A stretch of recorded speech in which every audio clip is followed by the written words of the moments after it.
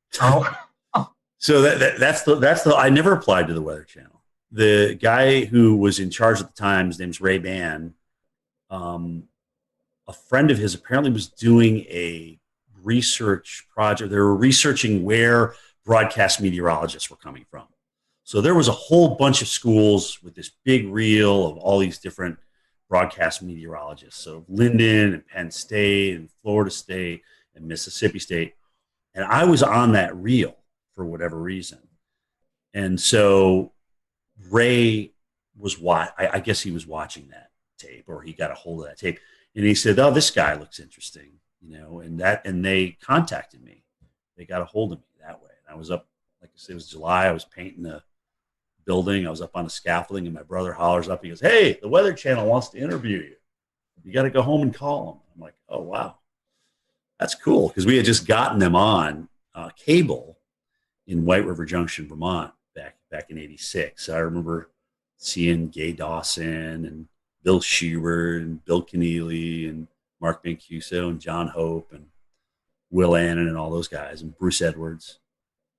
So it was interesting because I went down there for an interview, and a couple of them were there. I got to meet a couple of them, and I was a little bit starstruck, frankly, because I have been watching these guys on TV, and they're doing what I want to do. So I had a great interview with Ray, and I had no idea what was going to happen. Got back, and a couple of days later he called and he says, "You got the job. You got the job. When can you start? Can you be down here in a week?" And I said, "Yeah. I'll drive into Vermont to Atlanta. No air conditioning. It was a little Mercury Capri with a T-top. And like an idiot, I go down there during the worst heat wave in North Carolina that year. It's 106 degrees. I'm just like ready to faint." We'll return to Best of the Carolina Weather Group in a moment. Now your Carolina weather forecast. Here are today's forecast high temperatures for North Carolina. Here are the forecast lows for tonight for North Carolina. Here are tomorrow's forecast high temperatures. And here's forecast rainfall across North Carolina tomorrow. Here are the forecast highs for the day after tomorrow.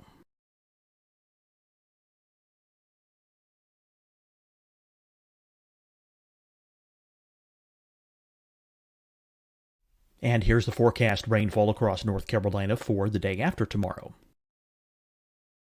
This is the total rainfall forecast across North Carolina for the next 3 days. Here's the severe thunderstorm outlook for today from the Storm Prediction Center.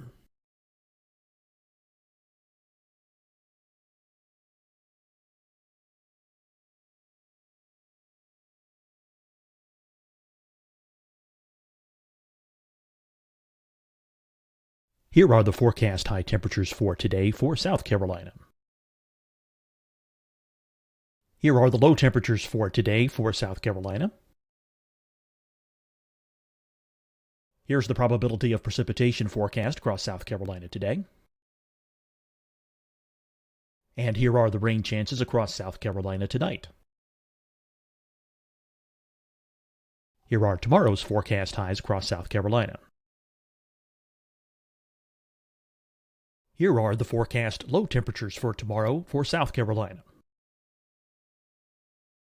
And here is the probability of precipitation across South Carolina tomorrow. Here's the precipitation chances across South Carolina tomorrow night. Here are the forecast highs for the day after tomorrow in South Carolina. Here are the forecast low temperatures across South Carolina for the day after tomorrow. And here are the rain chances across South Carolina for the day after tomorrow. And South Carolina's probability of precipitation for that night. Here's the Storm Prediction Center's severe thunderstorm outlook across South Carolina for today through tonight. Here's the Storm Prediction Center's severe thunderstorm outlook across South Carolina for tomorrow and tomorrow night. And here's the Storm Prediction Center's severe thunderstorm outlook across South Carolina for the day after tomorrow through that night. Here's the severe thunderstorm outlook for today from the Storm Prediction Center.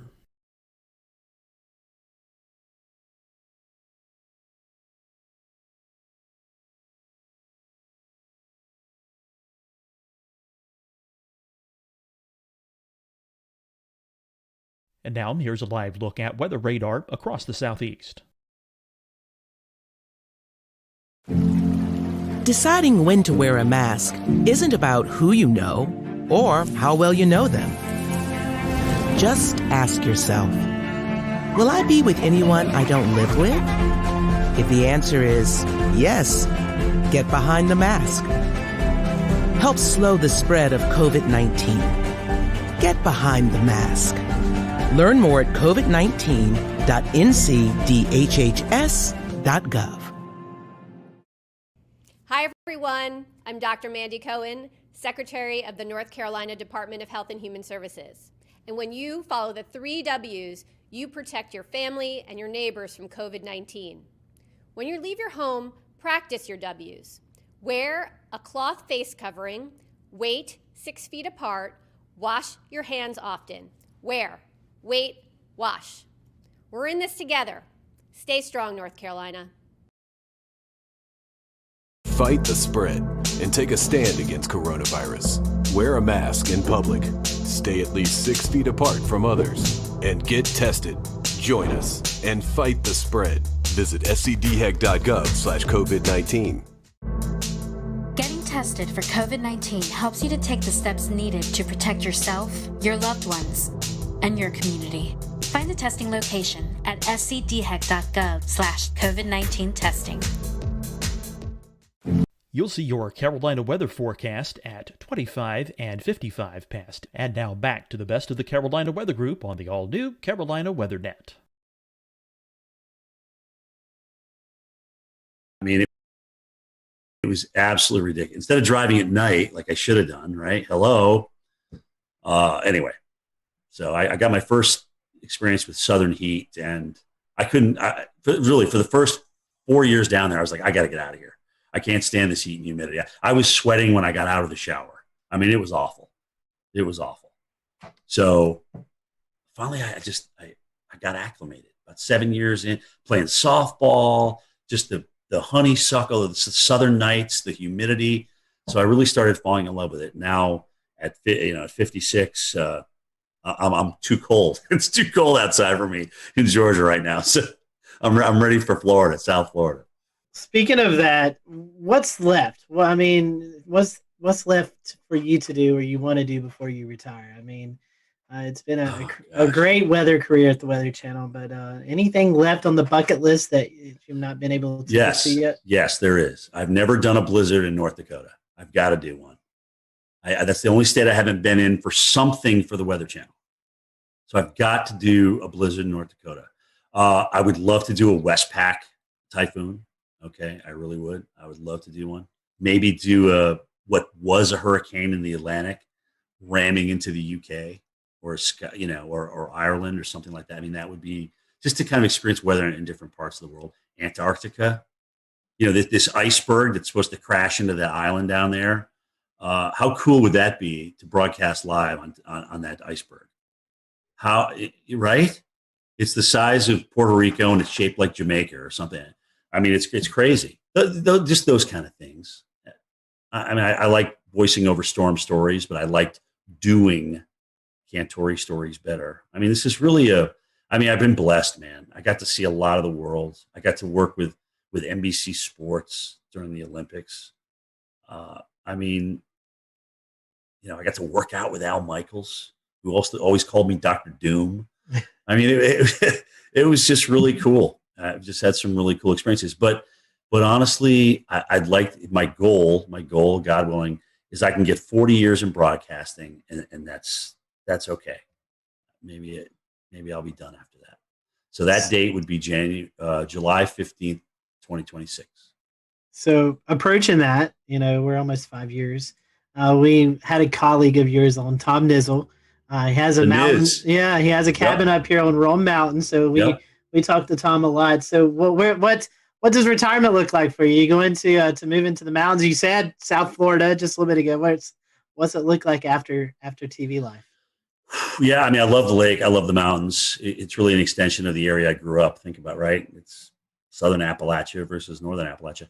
So I certainly see myself, and I'm a small town kid, guys. I'm not a big city kid by any stretch of the imagination.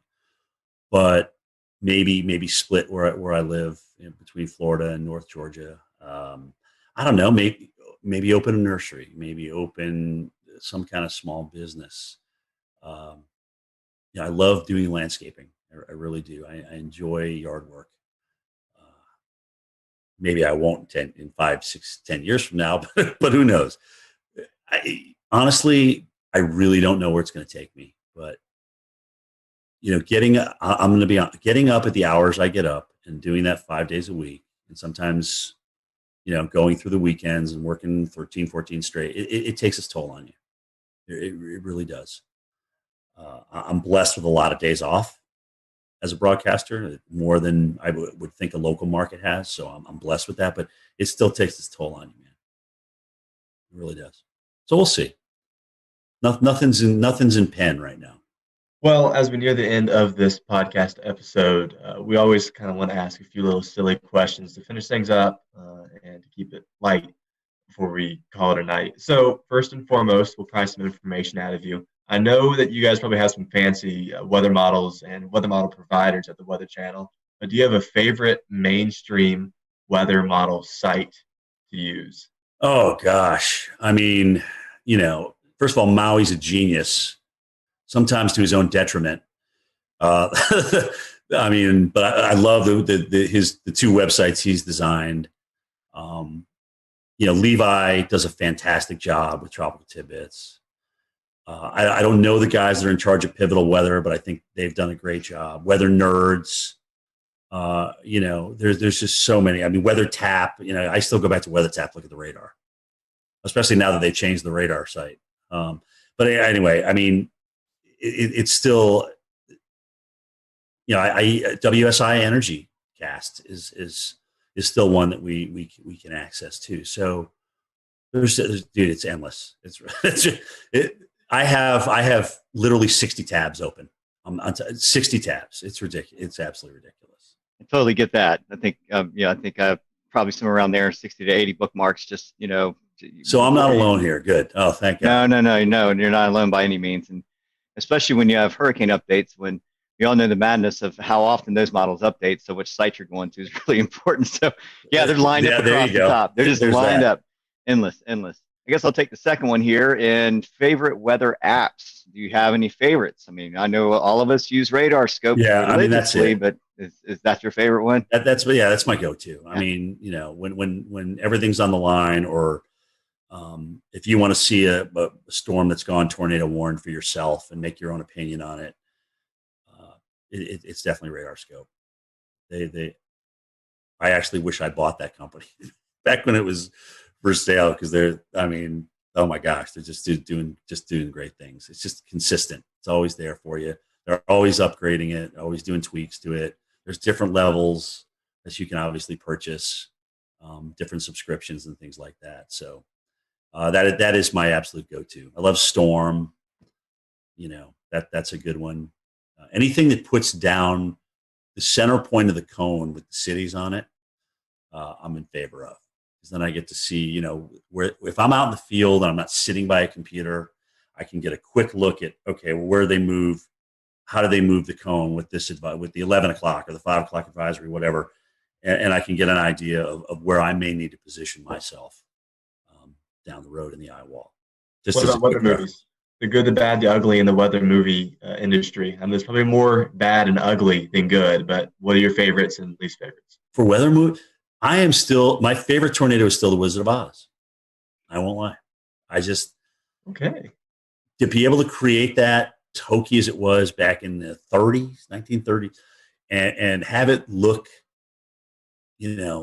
like a roping out tornado in the plains, it was just amazing to me. I feel the same way about that. I mean, it seemed like you look back and you're talking 1930s, film industry, and you're like, man, they actually did a pretty good job on that. Right. I mean, if they did one thing really that kind of, gave you some goosebumps, right? When you were a kid watching that. I mean, that was pretty intense. I remember I met Bill Paxton when he did the first Twister, because they premiered it in Atlanta. And I remember seeing him again at a Kentucky Derby that I was doing for NBC Sports. And he was telling me that he they were talking about a twist or two. Now, granted, he's not around to do it, which is incredibly sad. And he was he was the movie, in my opinion, but that's just me. Would I like to see another Twister out there? Sure. Because when you think of how many young people it influenced to get into our enterprise and maybe have a better understanding for what we do or look into what we do, I don't think you can lose from that. So I'd love to see another Twister. I agree. I don't think Sharknado cuts that. No, I didn't bring that up. I'm always a glass half full kind of guy. I didn't want to bash anybody, but that was a little ridiculous. Well, this last question, and promise it's not loaded. Do you listen to podcasts? I'm not gonna put my career in jeopody on this answer. Right. Exactly. Good. Do you listen to podcasts? And if you do you have a weather podcast that you enjoy listening to? Marshall does some good stuff with our Weather Geeks podcast, and occasionally I'll listen to his stuff. Of course, you guys, come on, you're killing it right now. Jennifer Watson, and occasionally she'll jump into a weather podcast as well. Weather Brains has always been great, and I know it's nice when you know the people that you're talking to a little bit, so you kind of know what to expect. Guys, honestly, anytime that we can educate people that are either interested in meteorology or even our own people that people probably didn't know the Reggie Jackson story before I brought it up tonight, and whether that furthers your weather education or not, no, but it's just something, if you've been watching me for a good chunk of my years, you know what is behind me when people come up to me in the field, kind of how I react now. So yeah, I mean, and I think it's good for the enterprise. It's just all good. It's good to talk about things. You know what? Sometimes subjects aren't great. The radar things is a touchy subject, right? I mean, but we got to talk about it because radar save lives. Early warning save lives. We know that. So yeah, it is. It's definitely another fun topic just because I think I can only speak to Evan and Peter, at least on our panel right here. We are avid TikTok followers, and I've seen you appear in a few TikToks with Stephanie. That's all Stephanie. That's all Stephanie. Trust me. That's it's funny. She goes, Cantore, just do this with me. Come on, just do it.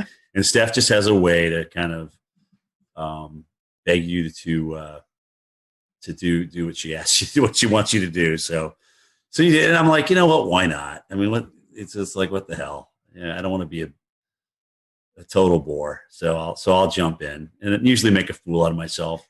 But you know what? I'm okay with that. Yeah. I'm okay. I can still sleep at night, and it's all good. So. All right. Well, my last question for you, and let's take weather out of it because I know you've made many trips to North and South Carolina. Yeah. Top 5 destinations to visit in the Carolinas. I mean, I know you've been in the Carolinas covering winter weather, tropical weather, but if you're just coming on vacation to North and South Carolina, what'd be your top 5 spots to visit? Oh, man. Well, I love, first of all, Greenville. Greenville is my number one. I mean, it's a hidden gem. Nobody knows about it. If I had to retire in Greenville, I would do it. Yes. Okay. Greenville, South Carolina. Love it. Absolutely love everything about that city. I got a lot of good friends up there too. So their Euphoria Festival they do every year is second to none. But behind that is Charleston. I love Charleston. It's the charm of that city, just being down in there, being in the thick of it, the history, the weather history. I mean, everything. It's just absolutely beautiful. Wilmington. I've seen them get the crap kicked out of them and come back and be this wonderful, wonderful town. I love Asheville. The Grove Park Inn. I've been there for the gingerbread contest. I mean, that is just unbelievable. It's just a beautiful historic place. The Biltmore, obviously, up there. I mean, holy cow. Gosh, where else have I been in the Carolina? I think it was Winston-Salem. Maybe or was it Hickory? I can't remember. I got a friend that I went. They had just like refurbished the downtown. I can't remember which one it was in, which one I was in, but I thought that was a pretty cool place. I live close to Hickory, and it's recently been redone. So there was Hickory. Yeah, I was about to say, you're kind of like, what? Where did this come from? Where did this come from? All right, who did I offend on this answer? No, you didn't offend anybody. You get your martial arts training here in Charleston. We all know that. Yeah, you did great. I'm in agreement with you on Charleston. It's my favorite place to go. Oh, it's beautiful. And Jay loves it too, right? Greenville's number one. Charleston's number two. It really is that, just like that. I tell people, I say downtown Greenville is the most underrated place to visit. It's a beautiful spot. Not a lot of people go. I mean, you can go out on a nice Friday or Saturday night and go eat dinner, welcome the river. It's a beautiful spot. Like I said, if somebody said, all right, Jim, you have to leave Atlanta, you have to go somewhere else, where would it be? It would be Greenville, South Carolina. I know our buddy Wes Grimes, who actually submitted a question earlier.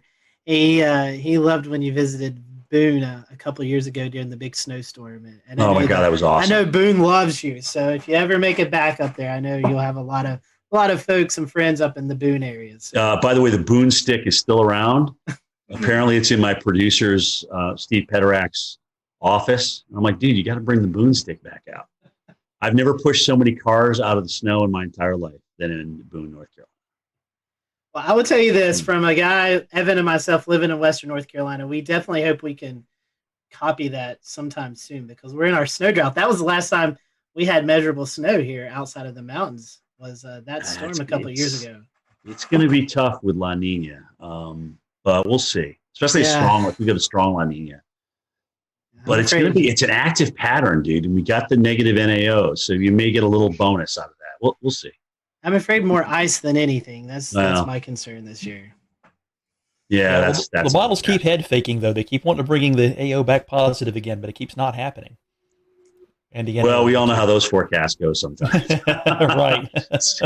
we've all been disappointed a few times. Look at that NAO. It's going to go so negative. Anyway, we'll see. We'll see what happens. Well, Jim, we certainly appreciate your time.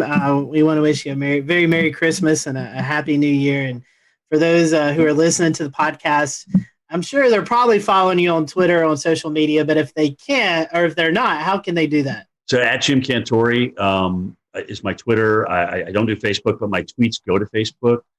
At Instagram, at Jim Cantore on Instagram. That's more of my personal life than sometimes I'll throw some weather on there. I have been lately, but that's personal's Instagram and weather is mostly Twitter. And that's me, man. We appreciate your time, and thank you guys for watching tonight. Yeah. We hope you have a great evening, and we'll see you back soon here on the Carolina Weather Group. Merry Christmas, guys. Thanks for having me.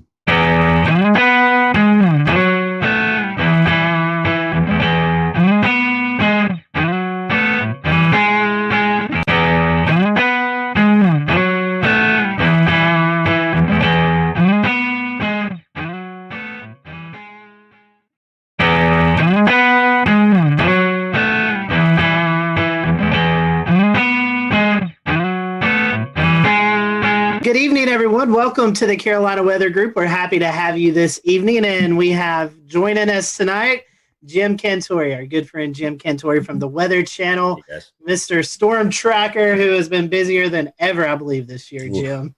It's been a busy year for you.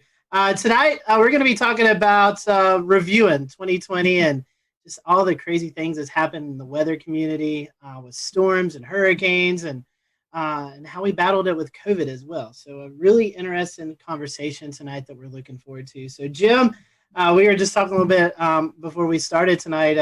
How are you doing? It's been a busy year. Are you getting any rest here recently? Yeah, I mean it's been good. Obviously it was quite a run in September, and then November, where we're usually just not doing much at all, was cranking up. And obviously it wasn't so much being in the field, but being in the studio, talking about the threats to Central America. But, then there was Ada, where I went and the system was far enough offshore where it didn't really affect us in Marco. And I said, guys, you sure you don't want me to stay? because there's a chance this could be coming back toward Florida. No, I'll just come home. So Thursday morning, here we go with the hurricane watches out for Tampa, and it's like, they had to fill in that one spot, right? Because it's the only spot that didn't get filled in for the whole Gulf and the whole East Coast. So yeah, with advisories this year, and so I went back out and got into Tampa, and that was the last landfall I did. There's certainly no rest for the weary in 2020. Jim, we've started a new Patreon since we last talked to you last December, and we've allowed some of our Patreon supporters to send in questions. So tonight, we would love to go ahead and start with a few, I think 3 odds and ends questions. They won't fit in anywhere, so we figured it's best to throw them here at the beginning where they don't match at all. So first and foremost, from an anonymous Patreon supporter, if you could point to a single piece of technology that has changed our field over the past 20 years, what would it be? I mean, it's got to be numerical weather prediction. I mean, as much as they're not perfect, and trust me, I just did a snowstorm in Pennsylvania that I wish I was in Binghamton, New York for. Okay. Anyway, as much as they're not perfect, I do think that they've helped us, and they've gotten us a much better idea of what we can do with, but the list is close. I mean, you look at the upgrade to NexRad and having radars available to us, and unless they get blown out like Lake Charles did during Laura, they're obviously very, very valuable. I mean, we can see tornado signatures, and we can see the winds. I came in for the Mississippi tornadoes, the twin EF4s there, and I mean, just to see the width. Here's the width of this thing. You're like scratching your head. It's like, is that right? Is that really like 1.5 miles wide or whatever? So the radar is certainly a close second. The new GOES and what we can do with GOES. There's just so many things that are available to us. And honestly, guys, social media wise, I think a lot of us are communicating with each other. A lot of us are getting to know each other better on Twitter and Facebook, especially Twitter. I really like Twitter for us because it's quick, it's to the point, and you kind of know now, if you follow certain people, where they stand and where they're going to go with what they're thinking. And I will say, for me, certainly being a veteran, to learn from you guys, from the younger generation, of stuff that I didn't go to school for, but yet I'm going to school through you. I mean, I never even heard of PV streamers before Philip Pepin talked about them many, many moons ago. So it's like, wow, that's pretty cool, and it makes sense to me. So those would be my top 4 without question. All right, 2 more. Both of these coming from Wes Grime, and the first one's kind of an interesting one. So, is it possible? And he said he's heard this before as maybe a wives' tale. Is it possible to forecast low temperatures overnight using the dew point in the evening if it's relatively tranquil weather? Yeah, that's what I did in college. That's what I did at Linden, because I would get look at the dew point and what it was going to be like the night before, and I'd be like, okay, well we're going to kind of settle back down toward that, all things being equal, and it was usually within about 10 degrees of what that dew point was. So it's part of the equation. It's not all of it, but I thought it was part of the equation. It's a neat little forecasting tip. Yeah. And last but not least, a favorite topic of yours, when you go out and you go storm chasing, how do you end up in the right place at the right time?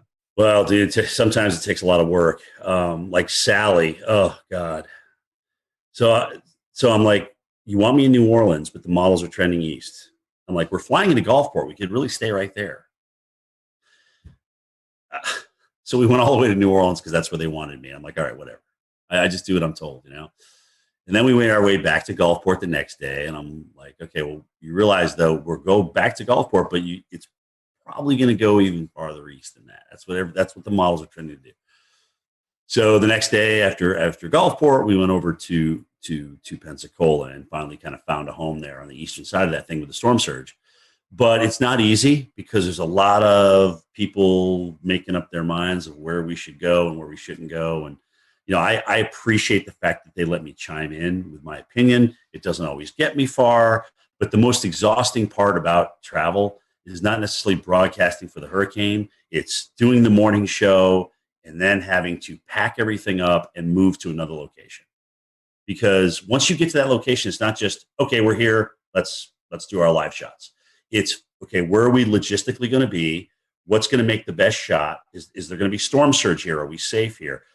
Is my cameraman going to be protected throughout the live shot? So there's all these logistical things that come into play. So by this point now, it's 6 o'clock at night, and you're exhausted because you've been up since 3, and now you got to get ready to do the whole thing again the next morning. So every time we move on a day we do live shots, it just exponentially wears you out. But I appreciate the fact that they do give me a say in my locations, but it is up to me to get my team in a good spot. Like where we at the Golden Nugget for, oh God, what was it? Beta? I don't even remember the damn name of the storm. What was the Mississippi one that crushed them? You guys jump in. Delta. Okay, Delta. I knew it was a Greek name. I just can't remember which one. So Delta. I'm like, this is going to be a great shot, because the water's going to come right in here, and this is just going to be a great shot. So that allows us to get there and really set that up and make sure we had higher ground and get our cars up there and things like that. So it takes a lot of work. What you don't see behind the scenes, I think, is just as important, if not more, than what you see on camera. And Jim, this one's coming from me, man. I'll tell you what.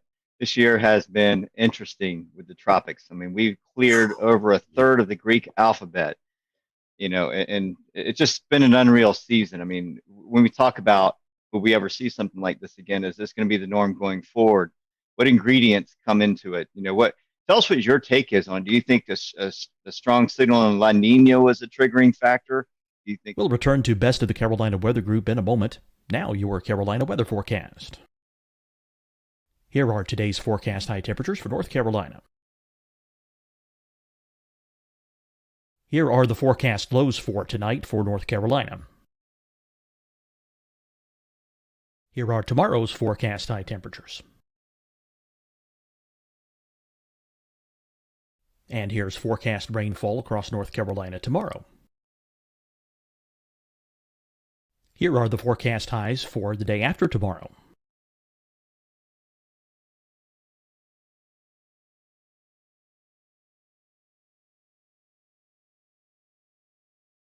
And here's the forecast rainfall across North Carolina for the day after tomorrow. This is the total rainfall forecast across North Carolina for the next 3 days. Here's the severe thunderstorm outlook for today from the Storm Prediction Center.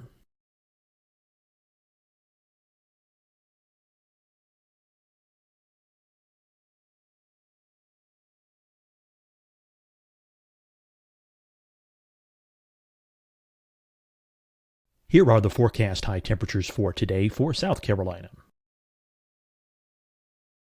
Here are the low temperatures for today for South Carolina. Here's the probability of precipitation forecast across South Carolina today. And here are the rain chances across South Carolina tonight. Here are tomorrow's forecast highs across South Carolina. Here are the forecast low temperatures for tomorrow for South Carolina. And here is the probability of precipitation across South Carolina tomorrow. Here's the precipitation chances across South Carolina tomorrow night. Here are the forecast highs for the day after tomorrow in South Carolina. Here are the forecast low temperatures across South Carolina for the day after tomorrow. And here are the rain chances across South Carolina for the day after tomorrow.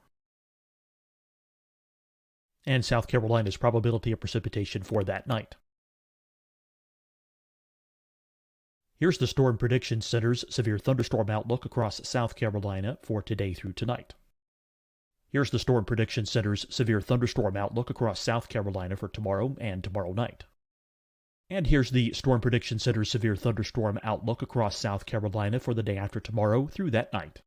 Here's the severe thunderstorm outlook for today from the Storm Prediction Center.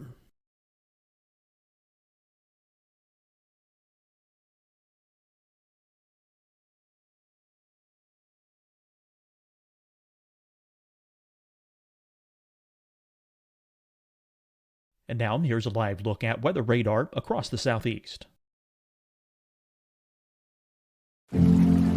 Deciding when to wear a mask isn't about who you know or how well you know them. Just ask yourself, will I be with anyone I don't live with?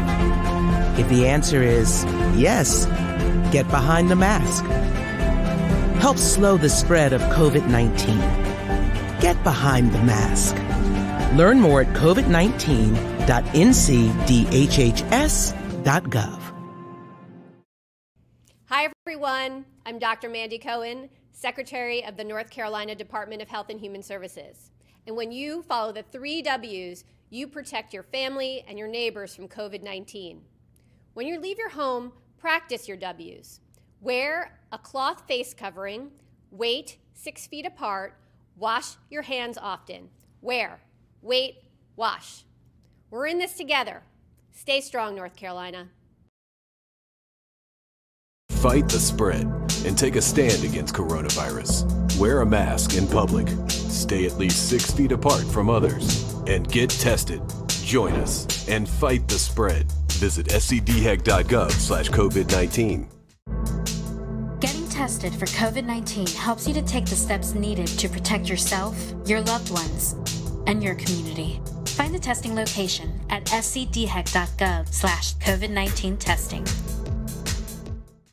You'll see your Carolina weather forecast at 25 and 55 past. And now back to the best of the Carolina Weather Group on the all-new Carolina Weather Net.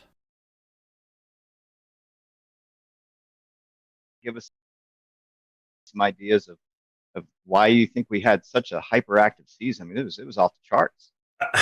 You know, if somebody would have told me we were going to have 30 storms this year, I would have been like, no, I mean, we're going to have an above average season, but that's a pretty bold forecast. I think you hit the nail on the head. I mean, La Nina, you know, certainly coming in and when it did, getting into the mid to strong range. So what that tends to do is just, you know, cut the shear, and the whole basin was warm. There was plenty of warm water.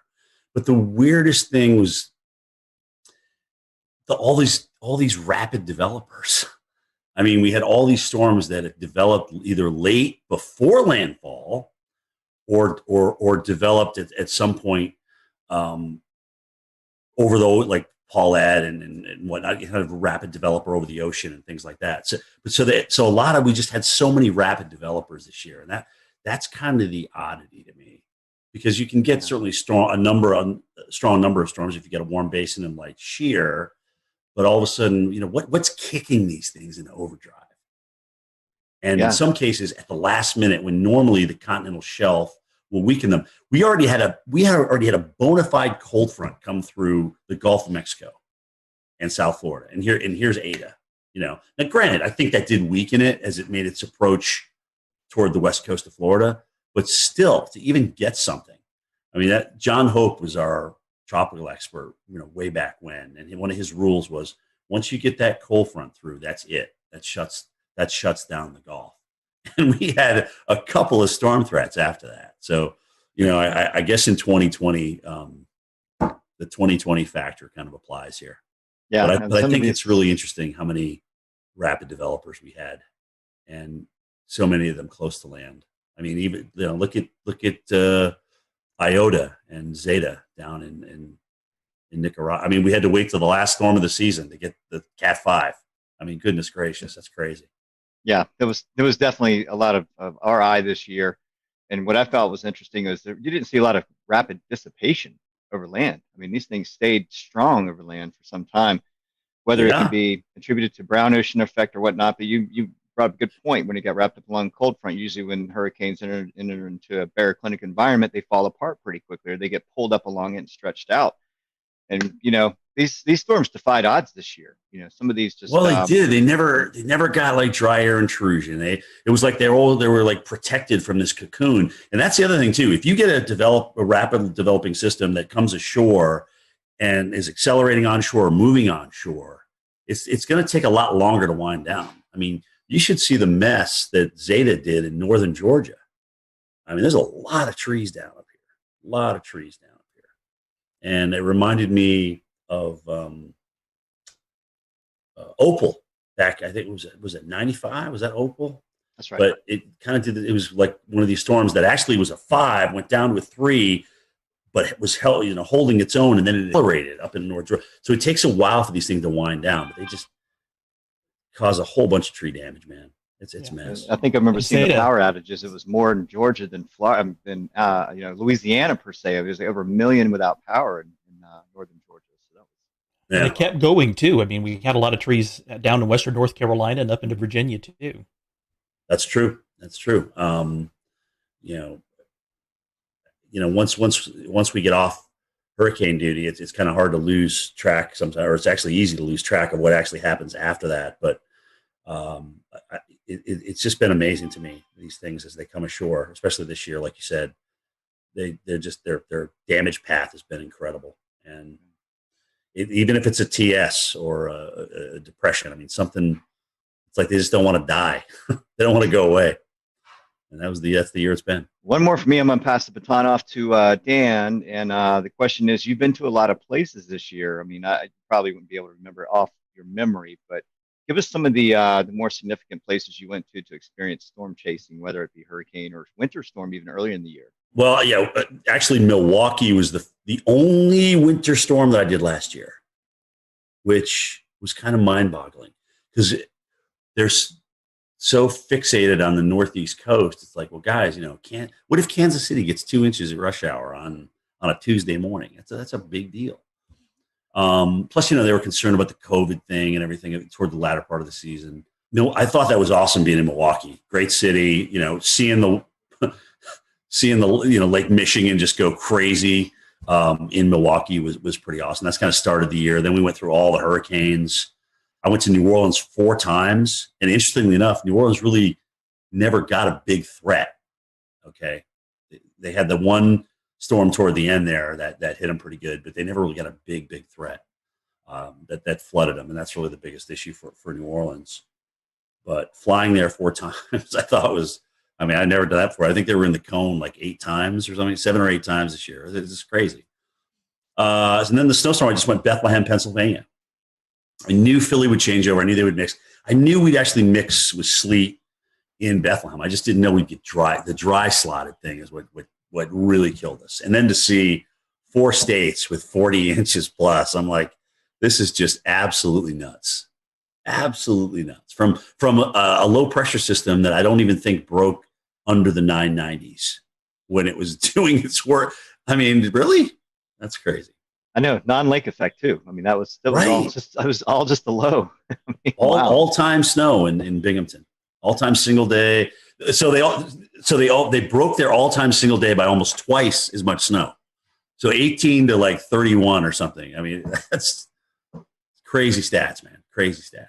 Speaking of some of the hurricanes this year, we want to, of course, mention Hurricane Isaias is the Carolinas' kind of biggest hurricane of the year. I was there in Wilmington myself for the storm, and you were over in Wrightsville Beach there, Jim.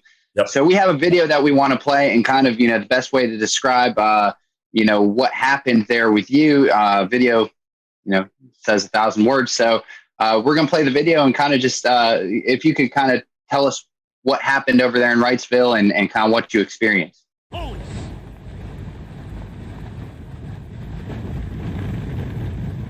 Well, I should remind everybody of kind of the new norm in broadcasting as we're doing this. So we used to come out at the tops and bottoms of the hour, even in a hurricane, and give everybody an update on what's changed.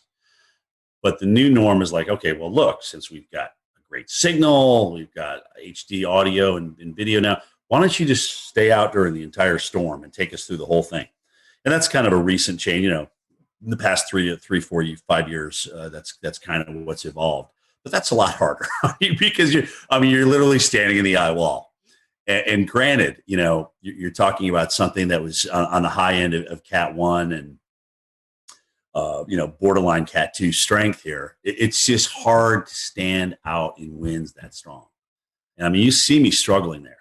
And the only other time I had to take a knee was Isaac in New Orleans, because I know we had a weather group out there. They were measuring winds like 90, 94 miles an hour through those two buildings. And this was very similar to that. And it's just hard to stand there. I mean, you're literally, guys, you go to the gym, you do squats or you do leg presses and things like that. It's hard to hold a press for that length of time. And so I just had to drop down for a second. I mean, the audio wasn't that great. You've got raindrops splatting on the hood of your jacket, so that's making it difficult to hear back at the Weather Channel. So you're just trying to put a couple of words together, a sentence together or two to kind of get you to the next thing. And I'm just trying to remember all the facts that I know, about the storm itself. And of course, you're trying to say the name. I mean, Isa, yes. I mean, goodness gracious, it took me about 3 days into that just to learn how to say it right. So that was a tough storm. I mean, it was, those winds were up there, 80, 90 miles per hour coming around the side of that building. And it was just tough to stand through it. But again, it's like, take us through the eye wall. That's my job. That's what they're asking me to do. I'm gonna do it to the best of my ability. The good news that I didn't get hit by anything. The good news, the wind was essentially coming off the water, and whatever was being blown off the top of the building was being blown inland and not down at me at ground level. I probably should have had a helmet on. Frankly, I definitely should have had a helmet on for that storm. Well, Jim, we've all faced the coronavirus pandemic. Yeah, I know, 2020. So how has this pandemic affect your job? Well, I mean, first of all, you got to wear a mask everywhere you go. And, people still come out and want to meet you and take pictures with you and things like that. And, my producers Steve Pederak has had to police that the entire summer. It's where people get so excited about taking a picture for whatever reason. I don't know why but they do. And then they're like, well, you got to stay 6 feet apart. We got to stay 6 feet apart. And I got to put my mask up and things like that. Sometimes somebody will come around the corner. You don't have your mask on. You're just taking a breath, looking at weather data, and they'll just grab a picture without saying anything to you.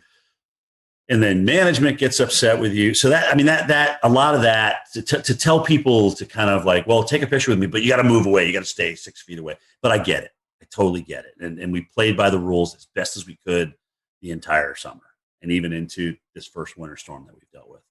But that certainly made it more difficult. You got to get more rations because restaurants and things aren't opening. They're closing down a lot earlier. Some of them never even are open. So we got to make sure we can eat for 3, 4, 5, 6 days. We know we're going to lose power, so it's going to be hot in the rooms and things like that. You just got to the pre-planning was a lot different. We had to make sure everything was buttoned up in terms of being able to eat, being able to follow the COVID guidelines. Remind people that, look, at the shelter that you went to last time may not be the one that you go to this time because they're only taking half the people. All right. You may have to go and be bused farther north. And people that were in the surge zone, it was like, how do you convince people? Oh gosh. Okay. Look, it's one thing asking me to evacuate. I know this shelter. I've been there before. It's okay. But now I don't really feel like going on a bus and being shipped to northern Mississippi or northern Louisiana to get out of harm's way. So that took some convincing for folks. But I think the fact that if there was one good thing, if you can call this good, the fact that Louisiana and Mississippi were kind of in the bullseye and were dealing with this so many times, they kind of had the system down. So they just put it back in motion every time we got a new storm. So we didn't have to test so many different areas. That area dealt with some of the worst storms, but they really had it down. That's a very good point. Yeah. Wow, nice. That's the one silver lining. Well, Jim, we're talking about COVID, and I think pre-COVID, this has lost, in my opinion, a lot of attention. And I guess, with as crazy the years has been, but we had a pretty active early spring severe weather season.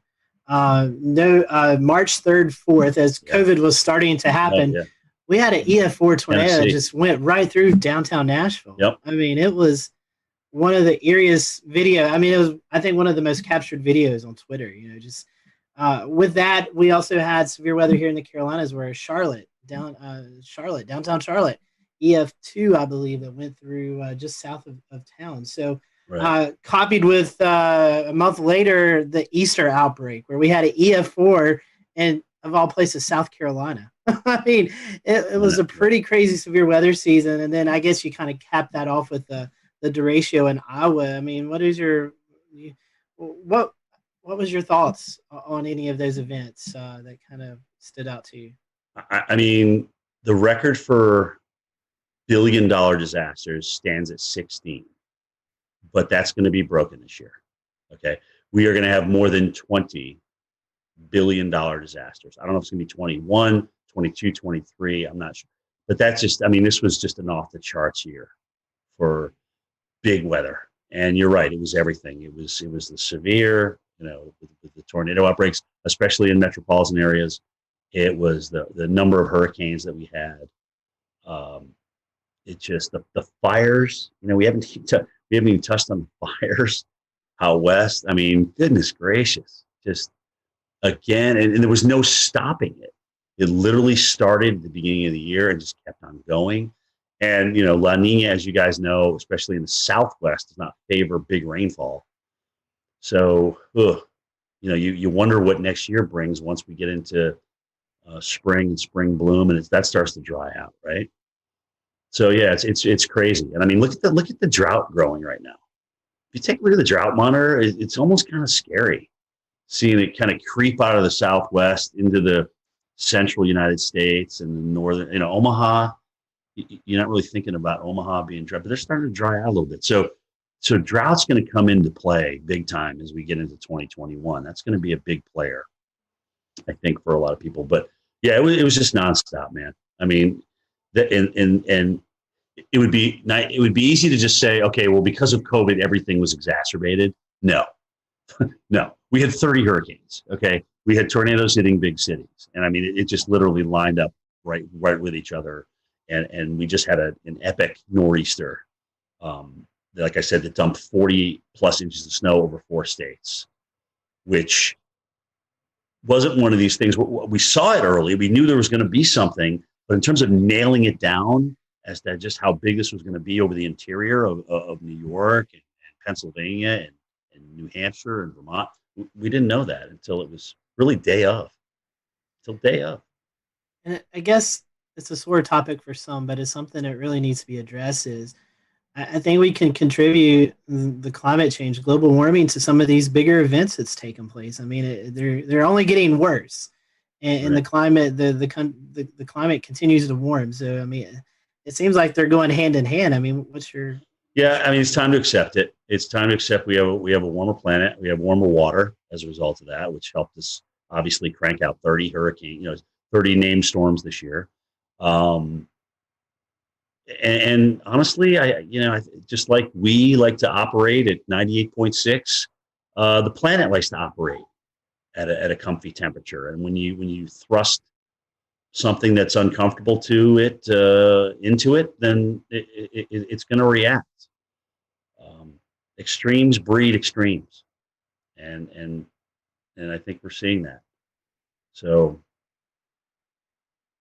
I mean, here it is. I mean, now that saying that we're not going to have 30 hurricanes every year, we're not going to burn 5 million acres in California every year. But I think these are the kind of things that we can expect, and you kind of wonder what's next, right? I mean, when we come out of this drought that we may get into here, do we flood everywhere? I mean, you wonder if you're just going to flood everywhere to get out of it. Because it's always like yin and yang. But it's happening like one right after the other. It's almost like you go from drought to deluge, or deluge to drought. It's just crazy. Another thing to tie on to that, as of this taping, December 22nd, the Carolinas, Greensboro, North Carolina, is 1.2 inches, I believe, from being the wettest season on record. So the opposite of the dryness, the drought. And quite frankly, we've not really had a major tropical system that's moved through the area that's dumped 6, 8, 10 inches of rain that we can see from landfalling tropical systems. So think about that. As dry as it is over a huge chunk of the West and now building into the central U.S., the Southeast and Florida has been absolutely soaked. And, the Northeast is probably going to come out of drought before we end 2020. When you count the snow and the rain they're about to have with this next system on Christmas Eve and Christmas Day, I mean, they're probably going to come out of drought. And that was getting to exceptional.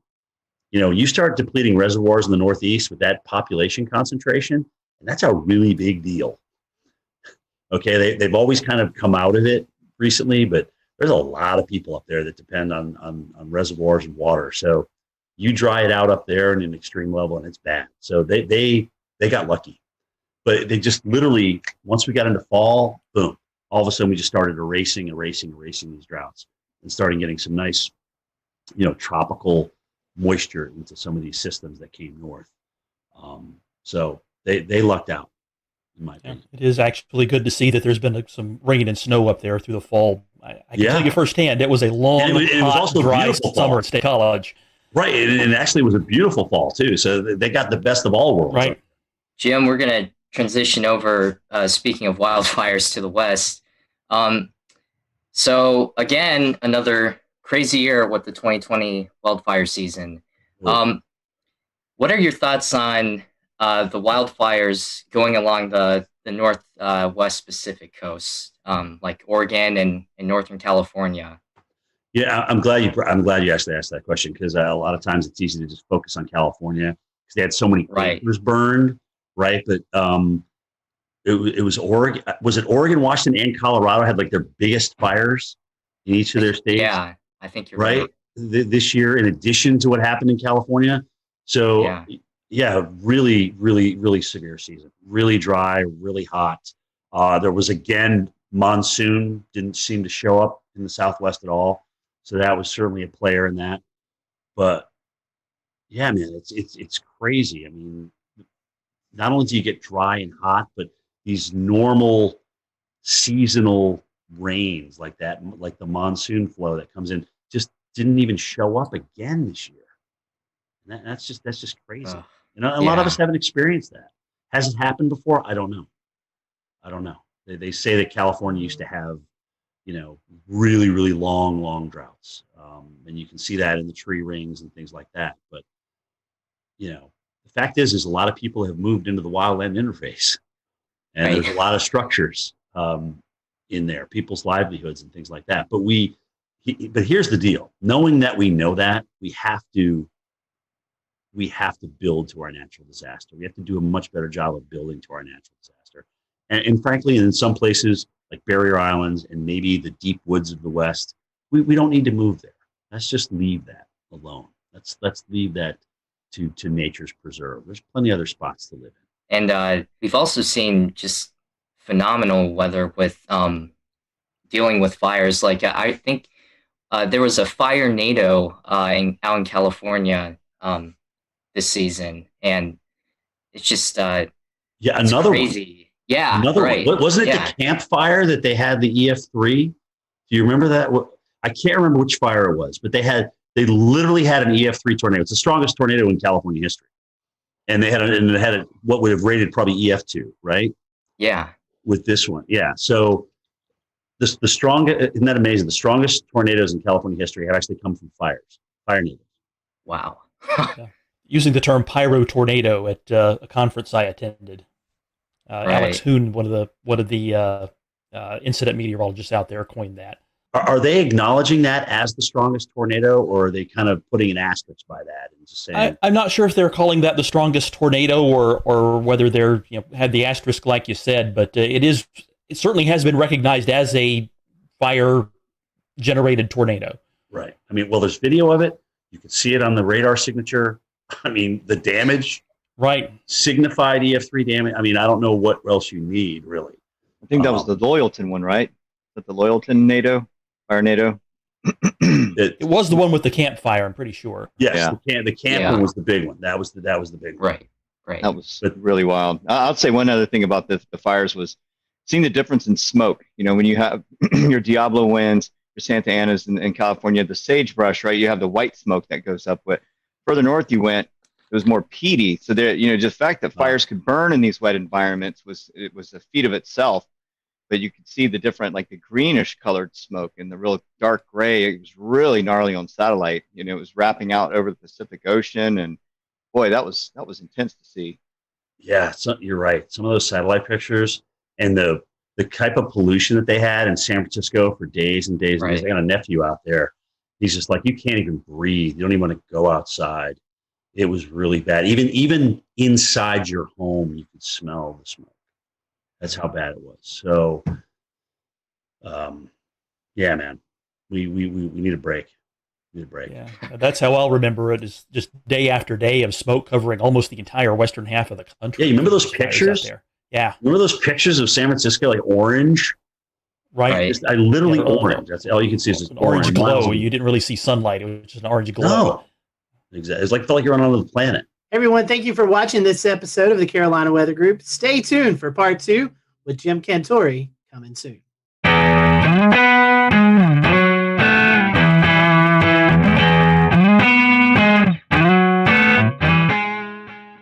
Good evening and welcome to an all-new Carolina Weather Group for this Wednesday, July 28th, 2021. I'm James Brierton here in Charlotte. We have a great show for you this week. It's a brand new episode featuring North Carolina state climatologist Dr. Kathy Dello. And you're going to hear it coming up in just a moment. I want to let you know ahead of time that there is a bonus part to tonight's episode. If you want to hear even more of the conversation, it is available for free, and you can find our whole chat with her on the audio podcast feed of the Carolina Weather Group. That's on Apple Podcasts, Spotify, or wherever it is you get podcasts. That's where part 2 of tonight's episode will be. But first, let's get on to part 1 here. We'll return to Best of the Carolina Weather Group in a moment. Now your Carolina weather forecast. Here are today's forecast high temperatures for North Carolina. Here are the forecast lows for tonight for North Carolina.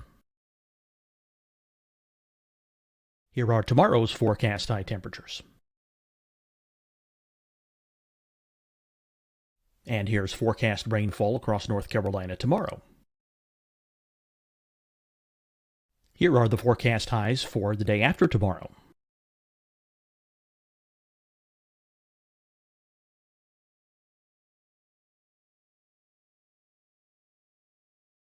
And here's the forecast rainfall across North Carolina for the day after tomorrow. This is the total rainfall forecast across North Carolina for the next 3 days. Here's the severe thunderstorm outlook for today from the Storm Prediction Center.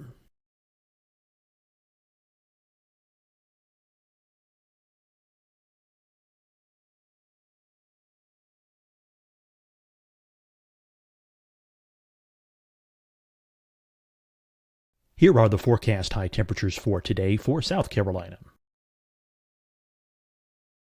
Here are the low temperatures for today for South Carolina. Here's the probability of precipitation forecast across South Carolina today. And here are the rain chances across South Carolina tonight. Here are tomorrow's forecast highs across South Carolina. Here are the forecast low temperatures for tomorrow for South Carolina. And here is the probability of precipitation across South Carolina tomorrow. Here's the precipitation chances across South Carolina tomorrow night. Here are the forecast highs for the day after tomorrow in South Carolina. Here are the forecast low temperatures across South Carolina for the day after tomorrow. And here are the rain chances across South Carolina for the day after tomorrow. And South Carolina's probability of precipitation for that night.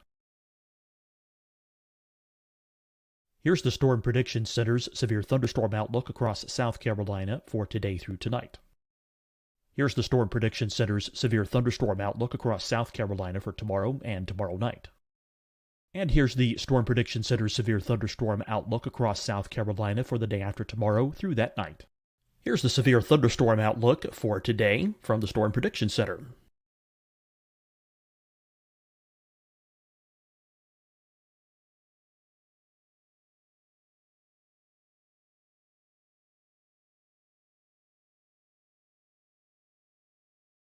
And now here's a live look at weather radar across the southeast.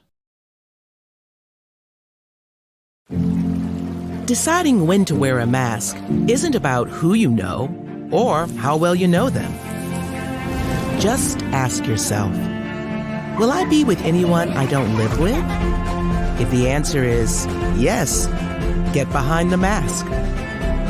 Help slow the spread of COVID-19. Get behind the mask.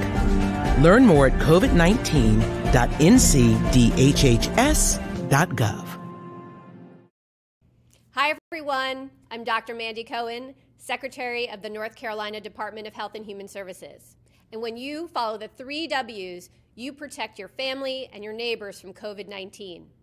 When you leave your home, practice your W's. Wear a cloth face covering, wait 6 feet apart, wash your hands often.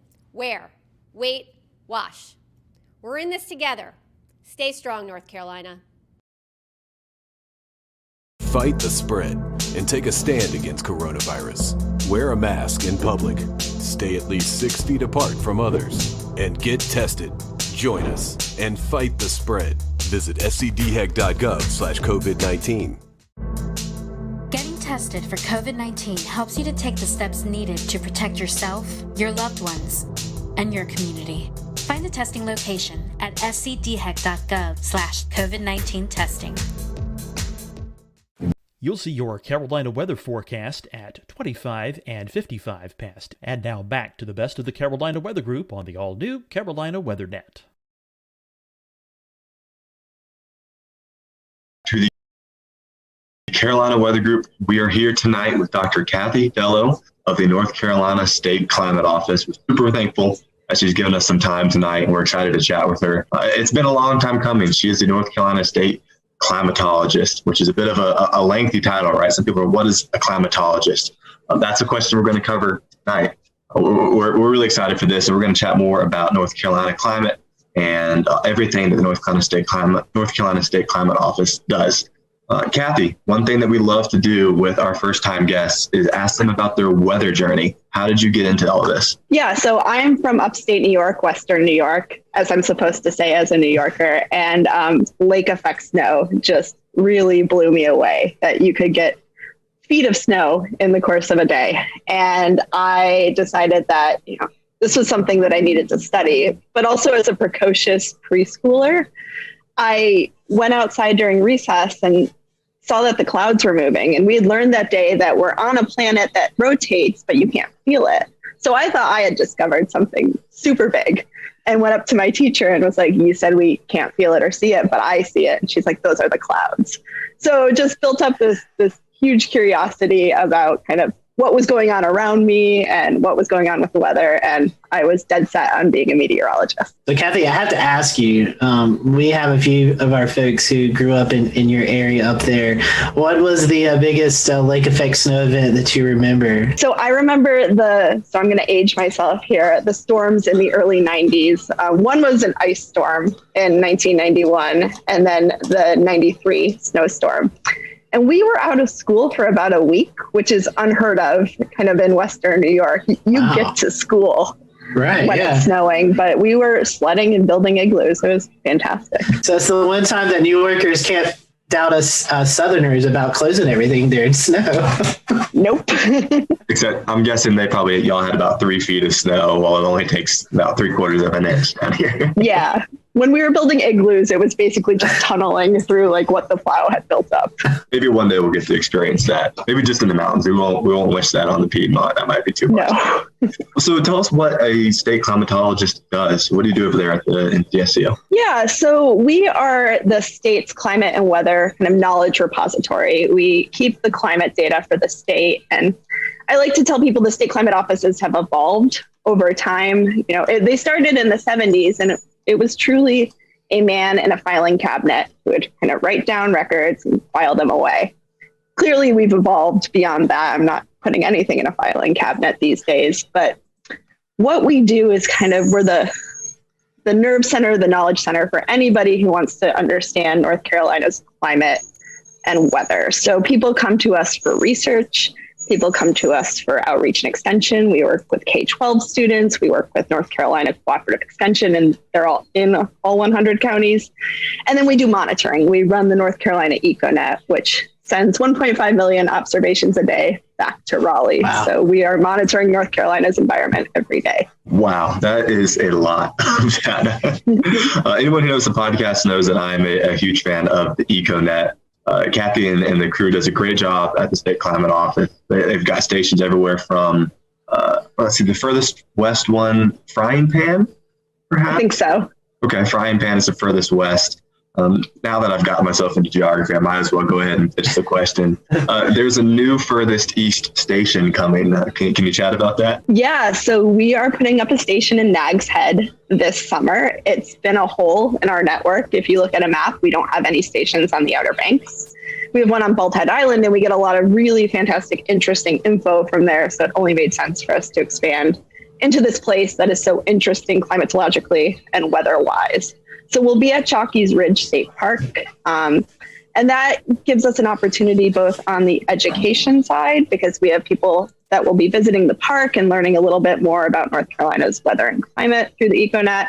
And then from a monitoring standpoint, we have stakeholders who have requested a site, especially ahead of hurricane season, to understand a little bit more about their local weather. Kathy, we call this like a Mesonet program, and several states have those, but tell us what goes into put one of those weather stations there. I mean, what are all instruments? What all are you observing, taking in data? What does that look like? Yeah, so it is a 10-meter tower. So they're not small. So when we were thinking about the Outer Banks, it had to be in a place where it wasn't going to be next to a $1 million beach house, obviously.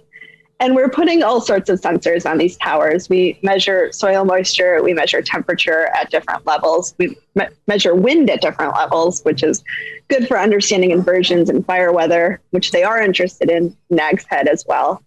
We're measuring solar radiation, precipitation through an impact sensor and a rain gauge. Really, we have all the bells and whistles except for cameras, which our colleagues in New York State have. Yeah, those stations are amazing. The amount of data, 1.5 million. Holy cow, I can't imagine what you guys must have to go through to sort that, QC it every day. That is a lot of algorithms, I'm sure. Yeah, and it does get QC'd every day, and it catches most of the big errors. Sometimes things slip through, and Evan, you've caught some stuff before, and folks email us, and we love that because it's always great to have another set of eyes checking your work. But it's a ton of data, and it gets ingested into the State Climate Office every 5 minutes, except for Mount Mitchell, which comes in every 15 minutes. Oh, interesting. I did not know that. That's good. Yeah, we don't have cell service up at Mount Mitchell, so we have to use an old modem. Interesting. Huh. I realize that. Well, with the online products that you'll have, I know there's a big overhaul earlier this year to introduce a bunch of new web products, one of which is Cardinal. Can you chat a little bit about some of the stuff that you released earlier in the year? Yeah, so going back to how the state climate offices have evolved, it's no longer Kathy sitting with her filing cabinet of observations. We have all these data coming in from our network, from NOAA, from USGS, and we want to think of a way to serve it up to North Carolinians in a way that's accessible for them to access and use and kind of repurpose for their needs. So we had a system called Kronos. It was developed in 2003. So Kronos was old enough to vote by 2021. And no online system needs to be around for 18 years. And if you looked into Kronos, the code started to get a little bit wacky. So we decided to start from scratch. And we went to North Carolina Cooperative Extension and said, what do you need from us? What would make your job easier when you can't always, call up the folks at the State Climate Office and get the data that you need? So they talked about some online tools that would be really helpful, a kind of three-pronged approach for getting the data. We have Station Scout, which is a way to just kind of quickly look at the data and plot some graphs. Cardinal, which is a way to get a lot of data. And then an API, which Evan, I know you've used, which is for more of our more advanced users. Yeah, I do like to pull more data than I probably should. And it's nice to be able to now. I really appreciate all the new products. It's super, super interesting. And one note for our podcast listeners, I don't know if anyone out there actually cares about grandfather mountain winds as much as I do, but I did just notice last night that a platform has been re-uploaded for the Grandfather Mountain weather station, which it's not technically part of the EcoNet, but it was part of Kronos, I guess, probably the way to say it. And it's fabulous. I'll tweet out a link on the Carolina Weather Group page, and you can find it on June 16th of 2021. Scotty, I guess I'll pass to you. I've been talking a lot.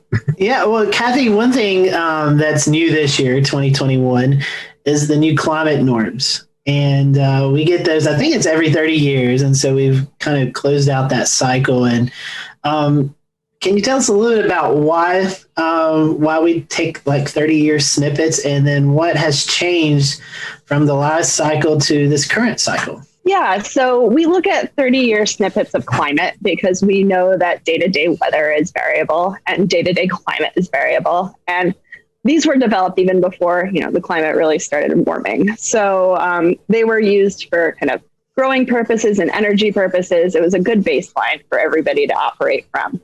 And they're updated every 10 years, and they're obviously still updated every 10 years. So we got the 91 to 2020 normals a couple months ago.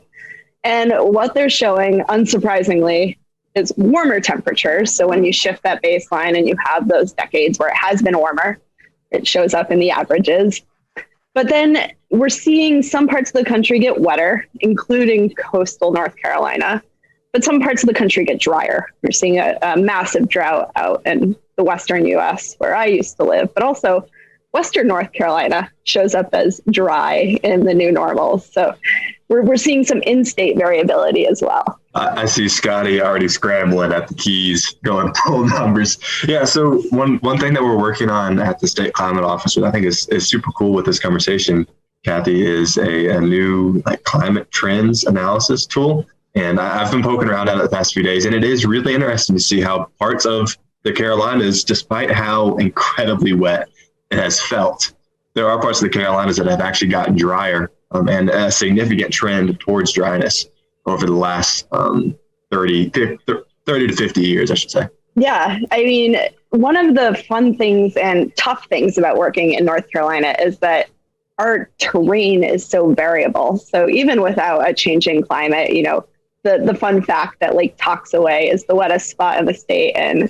Asheville's the driest spot, and they're so close to each other. We have all this internal variability going on within the state. And then obviously we've got our tropical systems. We get the direct hits on the coast in the east, but then we get these remnants that creep up from the Gulf hits in Western North Carolina. And we saw it last year kind of come at us from both ways. Yeah, I think many parts of West North Carolina are still recovering in a way from 2018. And that was an incredibly wet year. And it did set the stage for a series of wet months going through the rest of 2018, 2019, 2020. It just felt like it wouldn't let up there for a while. And now we find ourselves in a bit of a drier pattern. I think Mount Mitchell is actually having its driest year to date on record, which is pretty unusual considering they had 50 inches by this time in 2018. Yeah, it's amazing. We came off North Carolina's second wettest year on record in 2020. We had this really wet winter in Raleigh-Durham. It was the second wettest on record. Then we went to the driest spring at Raleigh-Durham Airport. And then the first 10 days of June have been extremely wet. So these swings between very wet and very dry, and farmers are telling us it's too wet to plant. And then when I can get in and plant, the soils are too dry and my crops are being compromised. So it's a big conundrum. Well, while we're on that topic, we, as of this taping in mid-June, you were talking about how dry it's been, especially in eastern North Carolina.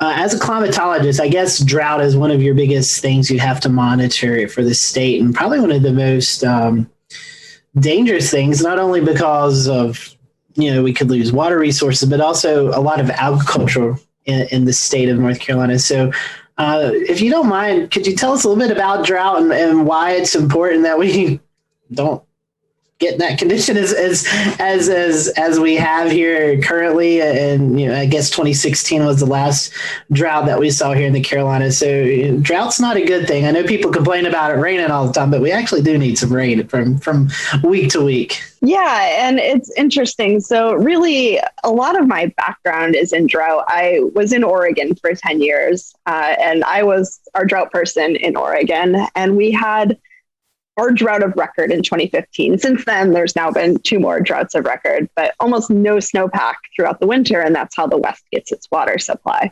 So I learned a whole lot about why drought matters to people, who needs the water, when people need water at different times, how different groups compete for water. It's incredibly fraught, and water is something that we all need to live. We can't just get by without it.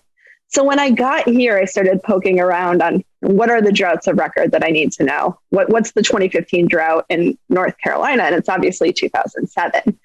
And it's scary when you learn that towns were close to running out of water. So Durham had less than 100 days of water supply. The city of Atlanta, who's this big southeast drought, had water restrictions in place. Falls Lake in Raleigh, it did not look like a lake at that point. So we have droughts in the southeast U.S., obviously, even if it's kind of not like the arid West. And, here we see more of these flash drought situations, which is what I would define what happened from winter to spring to kind of what's happening now in the summer. Really, really wet to really dry, flipping back and forth between these extremes. Whereas in the West, we've seen on the drought monitor that drought evolve over the past few months. And here, we grow a lot of crops in North Carolina. I just looked this up today. I don't remember why, but North Carolina is number 9 for crop growing expenditures in the country. So we still grow a lot of the country's food. We need water, obviously, to live. And some of the towns in North Carolina in the past few weeks issued some voluntary restrictions. So they weren't required, but maybe people should start to think about saving some water. And that also kind of leads into a tool that I use a lot from your website, and that's the Fire Danger, which I really enjoy that product and so glad that it's available. But those drought conditions also can lead to wildfires. And thankfully, during this drought spell, I don't recall of any major events happening. So correct me if I'm wrong with that, but I think we relatively got lucky during this dry span that we've not seen big fire events. Yeah, and people ask me what are the climate and weather events that keep me up at night.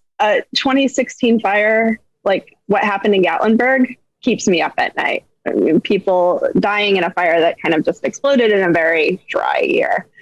We didn't have any fires that I know of in the past few weeks, but certainly the fire danger increases in these hot, dry periods. Yeah, it absolutely does. 2016 was a harrowing experience for those of us who live in the western part of the state, and as well as everyone who's involved in emergency management, the climatology office. It was not a good year. It was not a good fall. How about that?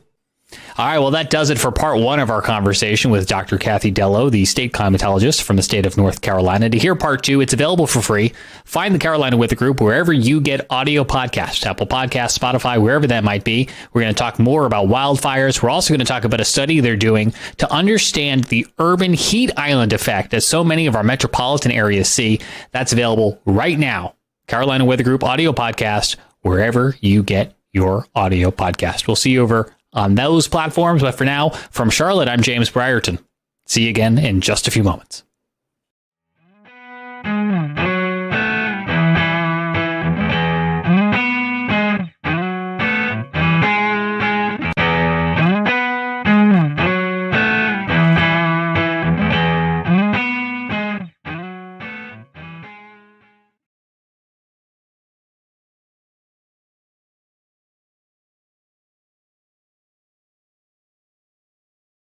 I'm James Brierton. A special edition of the Carolina Weather Group starts right now.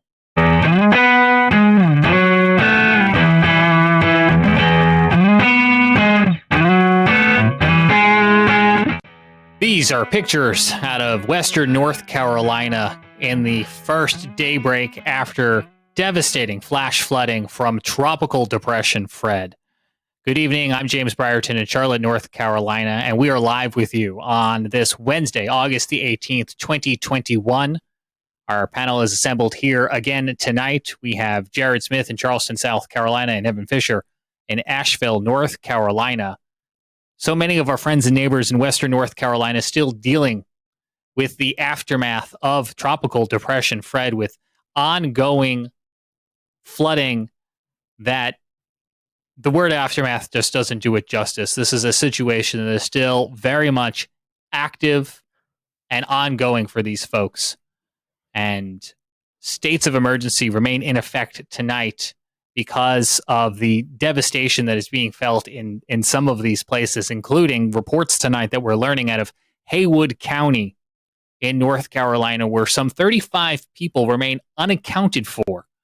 If you were with us last night during our live coverage, you'll remember that the National Weather Service and Emergency Management had issued a flash flood emergency, the highest and most severe of the flash flood bulletin tier, as the Pigeon River overflowed its banks, cresting at nearly 20 feet. And some incredible imagery that we'll show you in just a moment of what the town of Canton looks tonight. Let's start on that note and bring in Evan Fisher, who is in Asheville, the closest to the epicenter where this devastation, this flooding was seen in countless places across the mountains, Evan. Yeah, absolutely, James. This damage was widespread. Just about every community in the mountains and into the foothills saw swollen creeks and in many instances flooded roads, washed out bridges, and damage to homes and businesses. It was a very scary day across the region yesterday afternoon. As we got towards the mid to late afternoon hours, we saw the rain rates really pick up and go through the roof, and rivers swole and became unmanageable, and all these roads became suddenly impassable. Like you said, James, Haywood County, Canton, Clyde area, they were the hardest hit. That was truly the epicenter of this event, where nearly 10 inches of rain fell up on the mountain. And here you're looking at a photo from Canton, North Carolina. This is drone footage showing earlier, actually, I believe yesterday evening in Canton. I think they were taken today in the aftermath. These are some of the first daylight photos, I believe. Wow, that's incredible. The water was still that high. Yeah, I mean, you can see the water into buildings and businesses there in downtown Canton. Wow, that is an incredible shot right there. I hadn't even seen this one myself. So exactly, like you mentioned, James, the water all came rushing down off of the mountains to the west of Asheville into Canton and Clyde. That's what prompted the flash flood emergency and the evacuations in low-lying areas. Unfortunately, like you mentioned, we have 35 people still unaccounted for.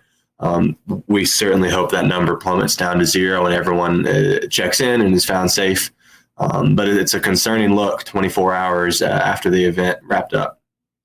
Yeah, the best case scenario is those 35 people sought higher grounds and just have yet to check in with family, friends, or officials. But that number is now up at this 9 o'clock hour from 30 earlier in the day. And so if you happen to leave town and have not yet checked in, they are looking to account for all of the residents here of the town of Canton. And we do thank the photographers at A Shot Above for allowing us to show you these pictures tonight, because pictures are unfortunately worth 1,000 words, and telling you that a river overflows banks is one thing, but to show you what that means for a town like Canton and other communities in Haywood County along the Pigeon River is absolutely breathtaking. And I think we saw that firsthand, Evan, with your viewing of some of these pictures for the first time. We did, absolutely. There were multiple swiftwater rescues throughout Haywood and Buncombe County and down towards Transylvania as well.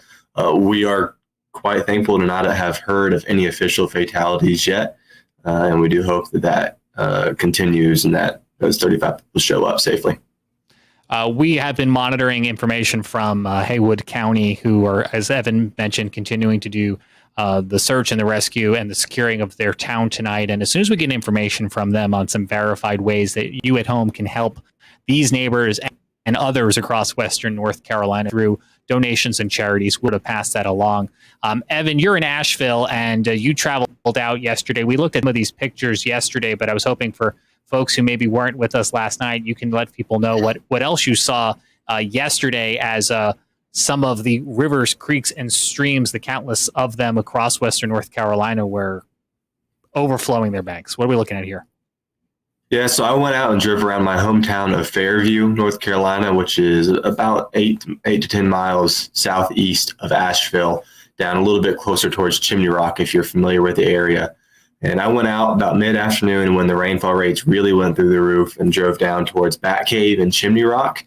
which is in the Hickory Nut Gorge, a very flood-prone area where water just funnels down through large crevices in the rocks, and it's more of a canyon than anything else.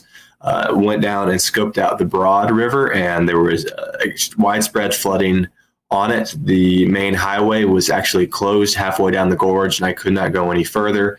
Water was lapping up into some homes right there along the main highway, Highway 74. Then I did circle back towards Fairview, my hometown, and by the time I got back, it was a totally different scene than when I left an hour and a half prior. When I left my home, I drove down roads that when I returned were fully submerged in 2 to 3 feet of water. The water had come roaring down off of the mountains and higher elevations, and truly Cane Creek, our local main waterway, had swollen up to a degree that I have not seen in my 8 years of living here. There was water where I've never seen water before. 2 of the 3 access points to the valley in which I live were cut off by flooding. It was very scary for a while watching the round after round of heavy rain come in, and knowing that so many neighbors and members of the community were going to be dealing with the cleanup for days and weeks following. Some additional pictures to share with folks tonight on this special edition of the Carolina Weather Group.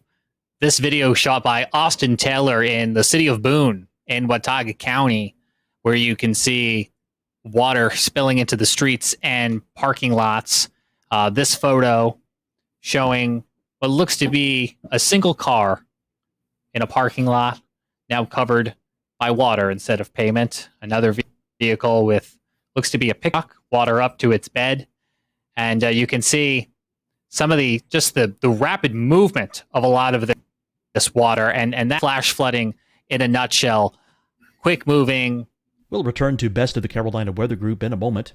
Now your Carolina weather forecast. Here are today's forecast high temperatures for North Carolina. Here are the forecast lows for tonight for North Carolina. Here are tomorrow's forecast high temperatures. And here's forecast rainfall across North Carolina tomorrow. Here are the forecast highs for the day after tomorrow.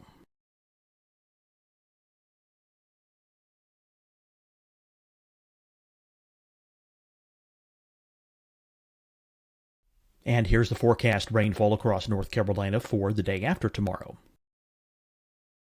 This is the total rainfall forecast across North Carolina for the next 3 days. Here's the severe thunderstorm outlook for today from the Storm Prediction Center.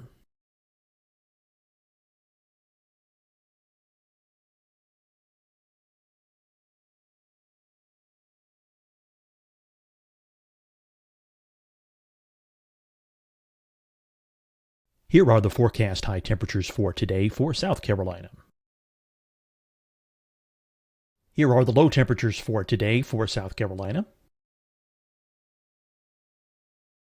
Here's the probability of precipitation forecast across South Carolina today. And here are the rain chances across South Carolina tonight. Here are tomorrow's forecast highs across South Carolina. Here are the forecast low temperatures for tomorrow for South Carolina. And here is the probability of precipitation across South Carolina tomorrow. Here's the precipitation chances across South Carolina tomorrow night. Here are the forecast highs for the day after tomorrow in South Carolina. Here are the forecast low temperatures across South Carolina for the day after tomorrow. And here are the rain chances across South Carolina for the day after tomorrow. And South Carolina's probability of precipitation for that night. Here's the Storm Prediction Center's severe thunderstorm outlook across South Carolina for today through tonight. Here's the Storm Prediction Center's severe thunderstorm outlook across South Carolina for tomorrow and tomorrow night. And here's the Storm Prediction Center's severe thunderstorm outlook across South Carolina for the day after tomorrow through that night. Here's the severe thunderstorm outlook for today from the Storm Prediction Center.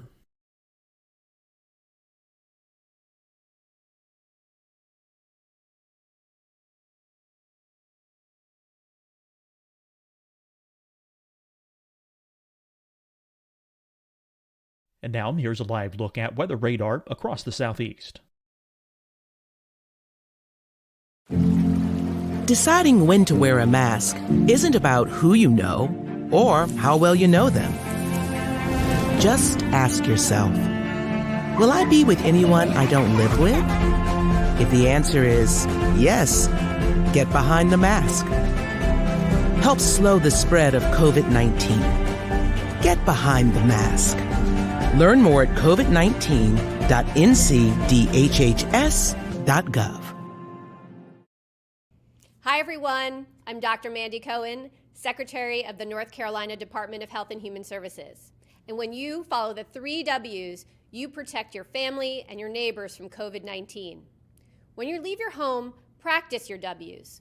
Wear a cloth face covering, wait 6 feet apart, wash your hands often. Wear, wait, wash. We're in this together. Stay strong, North Carolina. Fight the spread and take a stand against coronavirus. Wear a mask in public. Stay at least 6 feet apart from others. And get tested. Join us and fight the spread. Visit scdhec.gov/COVID-19. Getting tested for COVID-19 helps you to take the steps needed to protect yourself, your loved ones, and your community. Find the testing location at scdhec.gov/COVID-19 testing. You'll see your Carolina weather forecast at 25 and 55 past. And now back to the best of the Carolina Weather Group on the all-new Carolina Weather Net.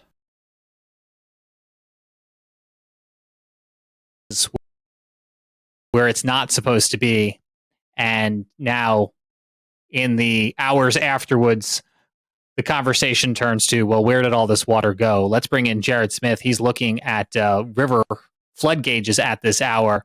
And Jared, this water is going to be running off through the water basin for the next couple of days.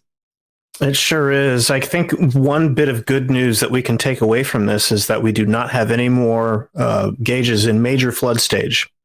That is some good news. Another bit of good news is that this is not going to go east. This is a lot of this rain fell away from the escarpment, and it is going to drain out west a little bit, maybe a little bit, more capacity for that. We still have some rivers in flood. That's going to be certainly an issue here. The French Broad River at Blantyre, I hope I got that right, it looks like its crest around 20.44 feet.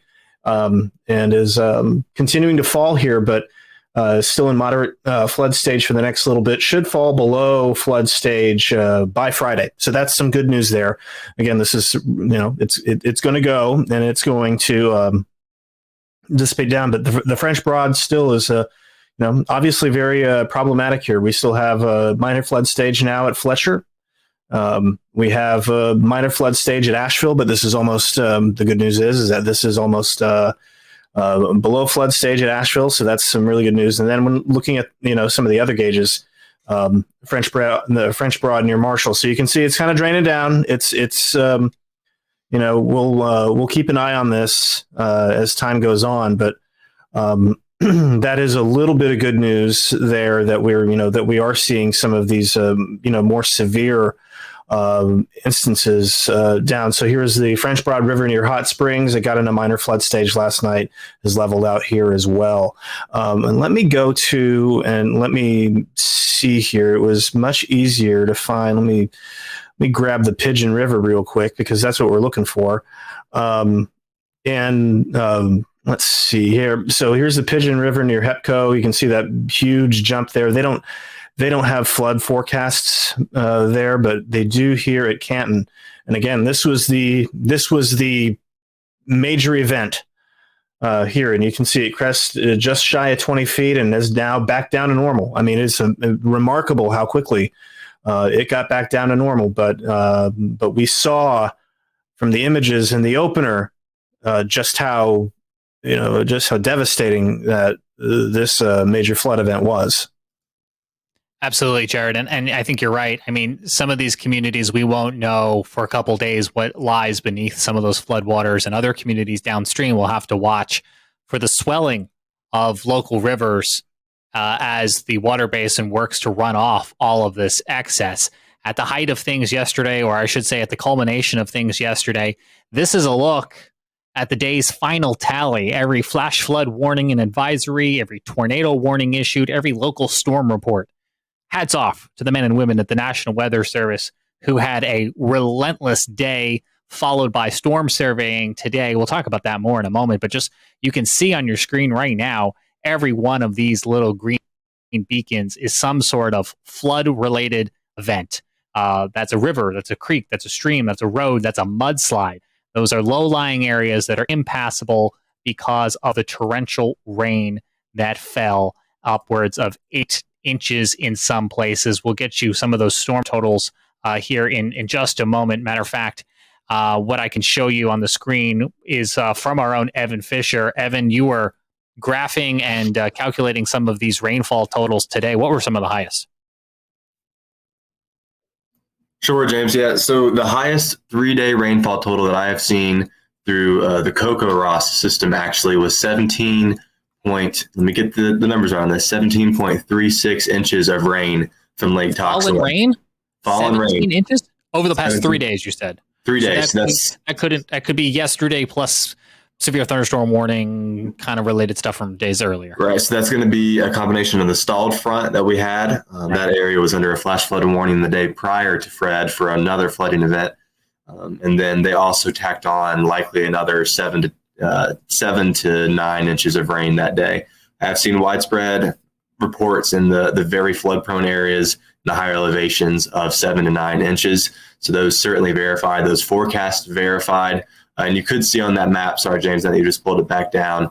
The highest totals were located right along what we call the Blue Ridge Escarpment, or the Eastern Continental Divide. And that is that area where the mountains first rise up out of the North and South Carolina, Piedmont and foothills. And they rise up, and that water, the low-level moisture, rises up the mountains and gets strained out, and all the rain really falls down onto those first mountains there. And that's why we saw so much flooding in through Canton and Clyde. We saw the water fall in the mountains just above those cities and flow down the Pigeon River.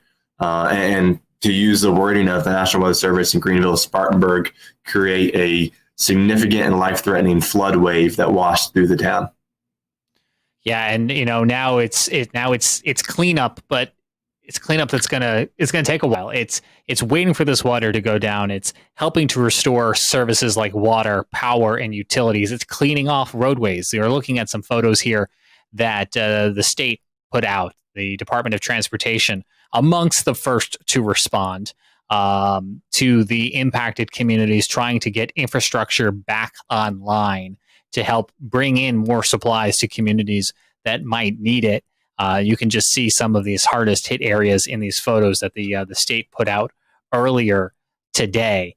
And as Evan mentioned, a lot of this by itself would have been impressive, but we had that stalled front across the Carolinas for days, which just brought scattered but strong to severe thunderstorms, as many of you will remember, and that took our soil and really saturated it. So then when Fred came in, we were already dealing with soil that was like a wet sponge, and that kind of culminated in the event that you're seeing on the screen here. The other thing that this day will be remembered for, especially depending on where you live, would be the convective severe weather we saw as a result of this storm.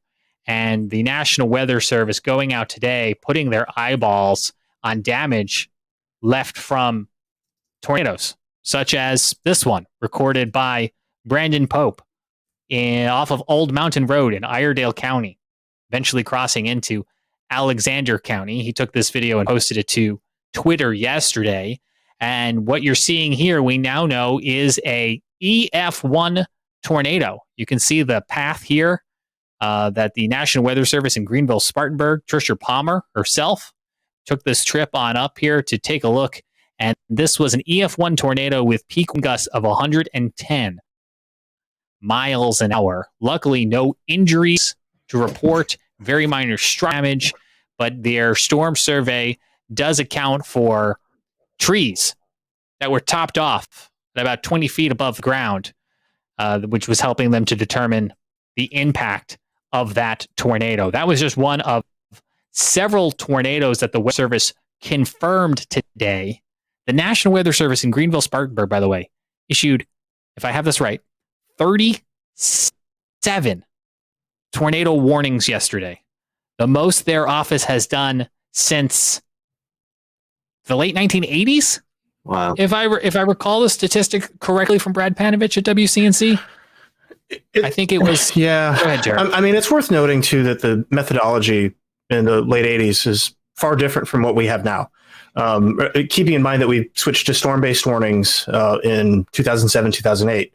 And so where you might have one warning covering a county, if you have two events, boom, you got two birds, one stone.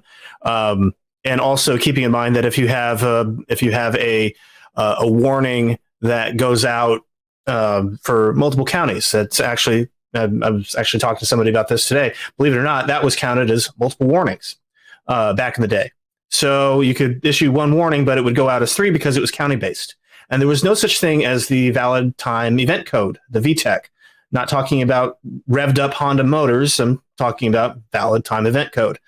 And what that does is it groups each event as one warning. And that just was not a thing. That was invented, that was a mid 2000s invention and rollout. So I'll want to use caution a little bit about that. But again, not to take away from the fact that they issued, they issued 69 tornado warnings across all of the National Weather Services in the Carolinas.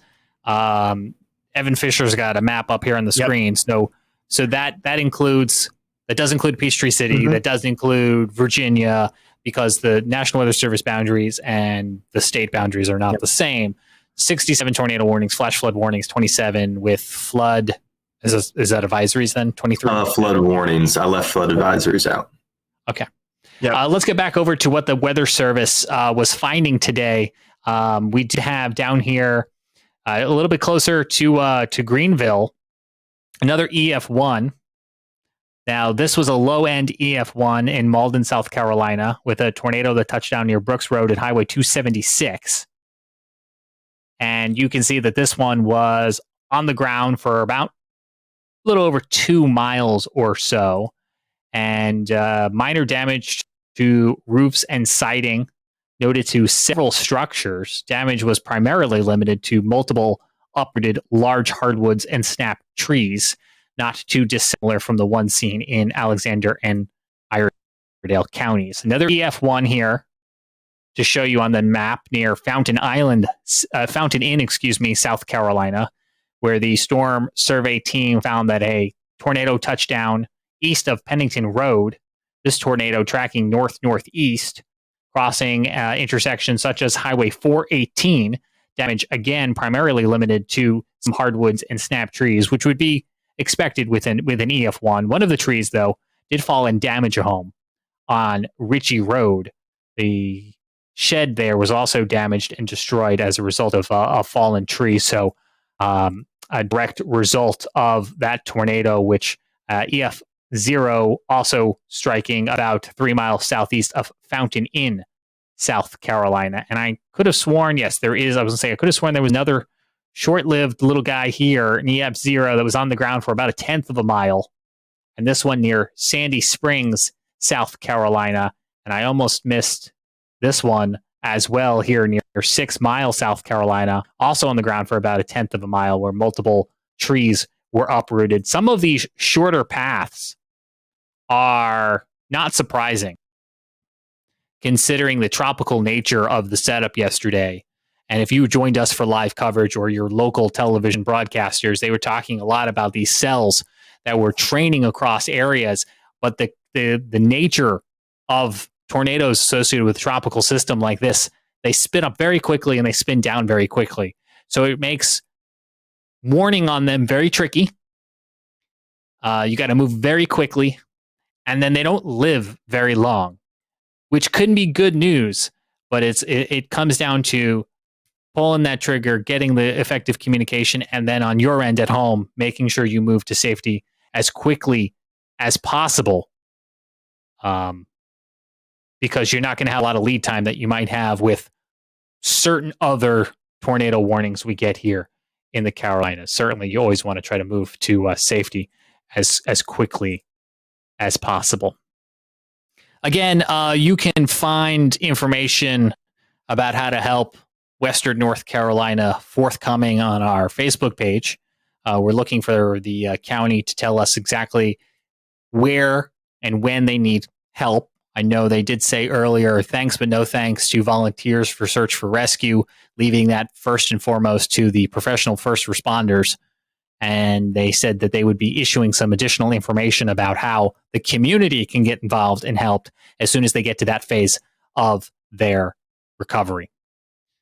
Jared, let's shift gears here now. As folks, we are in mid to late August and the tropical season is well underway. With Tropical Depression Fred now gone, what's next? So that's an interesting question. So and that's a question that is kind of shifting on us a little bit as we've gone through the day. First, Hurricane Grace, second hurricane of the season, is going to make a couple hops in Mexico, dissipate there. Not a concern for the Carolinas, certainly a concern for Mexico with heavy rain and potentially some strong winds. Right now, does not expect to become a major hurricane, thank goodness, but still a very rough go for the Yucatan Peninsula and then getting into mainland Mexico here. So there's your path for Grace. Again, well, very far south from the Carolinas, not a weather concern for us. Where it gets interesting is with Tropical Storm Henri. So last night, you may remember that we've been talking about Henri a little bit and how it was thinking about, it was going to curve out to sea.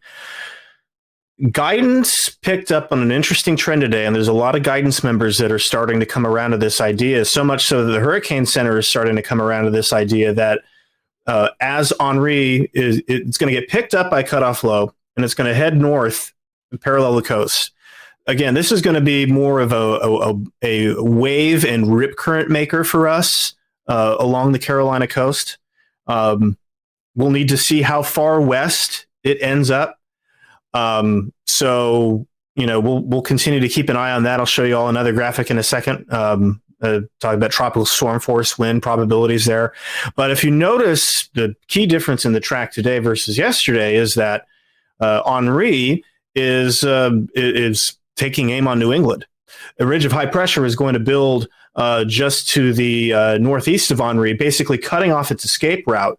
And so if you have plans, if you've got plans or business, I know that, Charlotte in particular, a lot of banking business, Charlotte to New York, that's a pretty common commute. You may be dealing with Tropical Storm Henri by this time, by next Monday. We'll see how this turns out. Again, there's a long way to go. There's certainly uncertainty around this. We have some guidance that's really strictly on board with it. We have some guidance that has not yet gotten on board with it. It's going to be an interesting situation for the Hurricane Center forecasters, to put it mildly. So again, and there's that reasonable arrival of tropical storm force winds. I'm going to put the probabilities up as well. So let me grab the probabilities real quick, and we'll look at this. So the tropical storm force wind speed probabilities here, taking a look at that, you've already got up to 50% along Cape Cod and out there on the coast of Massachusetts here. So certainly increasing confidence in the short term for potential tropical storm force impacts all the way there. But you will notice that there is a slight chance of tropical storm force winds possibly extending out to the Outer Banks as we get into later this weekend. So that'll be something to watch. Again, a lot is going to depend on the track. Still a lot of uncertainty as far as how west it gets. But that is, if you're on the Outer Banks, this is something that you're going to want to keep an eye on. Yeah, definitely. As we're coming into what is traditionally the peak of hurricane season, early to mid-September, we're going to be keeping a close eye on those outlooks from the National Hurricane Center to let us know what we should be expecting. So Outer Banks, we can't rule out the chance of some gusty winds and some rip currents along the Carolina coast. You're going to want to keep an eye eye on that. I did just get this number that I wanted to share with folks tonight. If you are in Haywood County and need assistance, the county has set up a hotline. This is for residents, business owners of Haywood County. They're not looking for you to call this number to ask about other people, but if you are in need of assistance from the county following the flooding there in Haywood County, that number, 828-356-2022. That's 828-356-2022. That's a Haywood County hotline for residents and business owners who do need assistance in that area after the flooding that we saw play out. This has been a very tiring last couple days, not just for people who are communicating the weather, but the people who are out there with boots on the ground, the first responders, those coming in afterwards, the National Weather Service. And it really just goes to show that the impact from a storm cannot always be judged by its category. This was a tropical depression, and its impacts are going to be with these folks for a really long time. There are a lot of factors that go into forecasting weather and purely categorizing them into neat little buckets. Well, there's a lot more to it than that. When you factor in things like saturated grounds, stalled fronts, and I think that's a lesson for all of us. Not a critique, but a lesson for all of us to remember. There's no such thing as just a tropical depression. Because all of the pictures and all of the stories and all the damage we told you about tonight are a culmination of factors that get triggered by a tropical depression. And I hope that we remember that in the future. So as people are planning for whatever the future may hold, here in this hurricane season or another, have that go bag. Have it ready. Put it together now and stick it on a closet. There's no harm in just having it. It's better to have it and not need it than need it and not have it. And I think I'm going to be revisiting mine too, because guys, I'll tell you, I wouldn't be ready if this rolled in here tomorrow. I've got some stuff stocked away either from being a weather nerd or from pandemic toilet paper hoarding, but I'm going to get really tired of eating canned black beans or whatever it is that's down there. And I think that's my upcoming weekend to-do list. Yeah. Best time to do it is now. And that's, aside from Henri potentially kicking up some waves, we've got nothing else out there. And there's a bunch of Saharan dust coming off. We may actually catch a little bit of a break. And that is a welcome reprieve. Yeah. That's a reprieve that we don't usually get in late August. So I will urge everybody, take advantage of this. Check your hurricane kits. Look at your evacuation routes. Get vaccinated. No time like the present. Do not deal with COVID. Don't try not to worry about COVID on top of trying to run away from a storm. You made up a good point on that yesterday, because the combination of vaccines and masks and everything else instantly, fearfully goes into politics. But if you need to evacuate and go to a shelter, these are going to be factors and considerations on how you plan, where you go, what you can do when you get there. And they were conversations that came up last year and will certainly have to be revisited again if and when we need them. Gentlemen, that's going to do it for this special edition of the Carolina Weather Group. We thank you all at home for tuning in tonight, whether you're watching with us on Facebook or YouTube, or maybe listening to the audio podcast. I don't want to leave you out, our podcast friends. I know you haven't been able to see these visuals that we've been showing you, but the audio podcast is an important mechanism for us because it's a place that during a state of emergency, we will turn to continue to deliver information about the weather. Not live, of course, because a podcast inherently isn't live, but it's a place that we can put forecast updates, weather updates in a means that doesn't require a ton of cellular data, doesn't require a ton of battery power, things that can be scarce during severe storms. So I would encourage you to find Carolina Weather Group wherever it is you get your audio podcasts so that you'll have yet another means to getting information. And we hope it's a part of a matrix of ways that you get information. And so as you're preparing those go kits, as we always say, please know a weather radio. Very important tool not to be overlooked. On behalf of Jared Smith, Evan Fisher, I'm James Brierton in Charlotte, North Carolina. That does it for this special edition of the Carolina Weather Group. We will see you again real soon.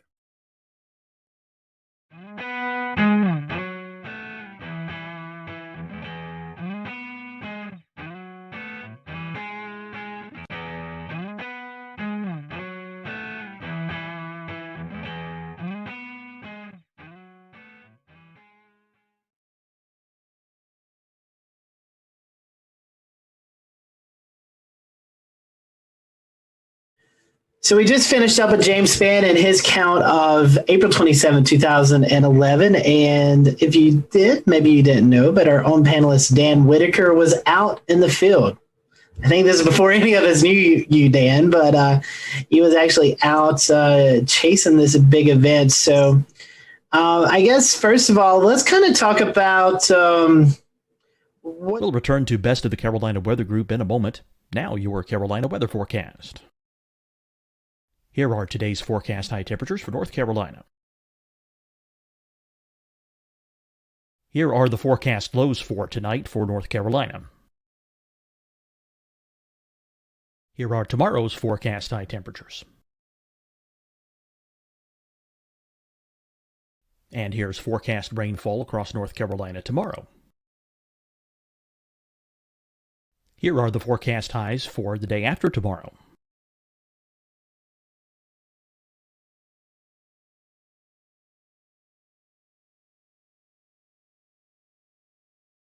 And here's the forecast rainfall across North Carolina for the day after tomorrow. This is the total rainfall forecast across North Carolina for the next 3 days. Here's the severe thunderstorm outlook for today from the Storm Prediction Center.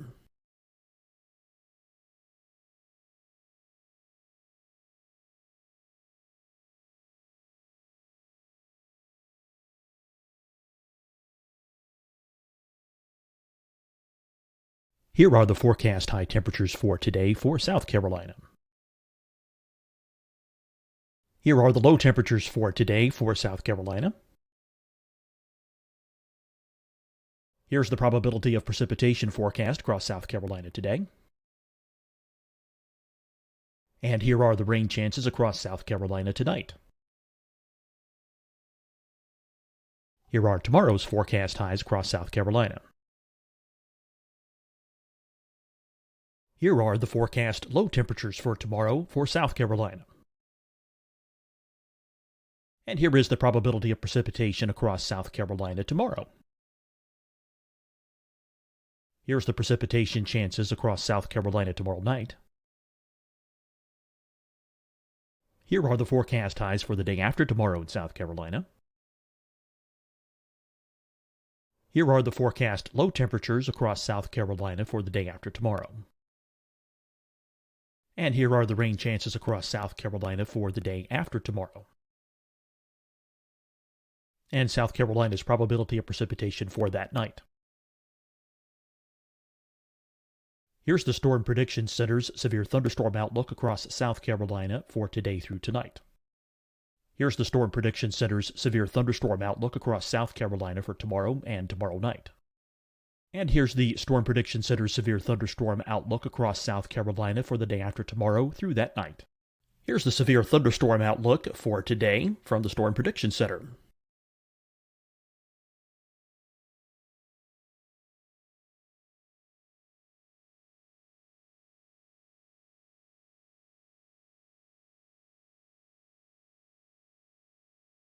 And now here's a live look at weather radar across the southeast. Deciding when to wear a mask isn't about who you know or how well you know them. Just ask yourself, will I be with anyone I don't live with? If the answer is yes, get behind the mask. Help slow the spread of COVID-19. Get behind the mask. Learn more at covid19.ncdhhs.gov. Hi, everyone. I'm Dr. Mandy Cohen, Secretary of the North Carolina Department of Health and Human Services. And when you follow the 3 W's, you protect your family and your neighbors from COVID-19. When you leave your home, practice your W's. Wear a cloth face covering, wait 6 feet apart, wash your hands often. Wear, wait, wash. We're in this together. Stay strong, North Carolina. Fight the spread and take a stand against coronavirus. Wear a mask in public. Stay at least 6 feet apart from others. And get tested. Join us and fight the spread. Visit scdhec.gov/COVID-19. Getting tested for COVID-19 helps you to take the steps needed to protect yourself, your loved ones, and your community. Find the testing location at scdhec.gov/COVID-19 testing. You'll see your Carolina weather forecast at 25 and 55 past. And now back to the best of the Carolina Weather Group on the all-new Carolina WeatherNet.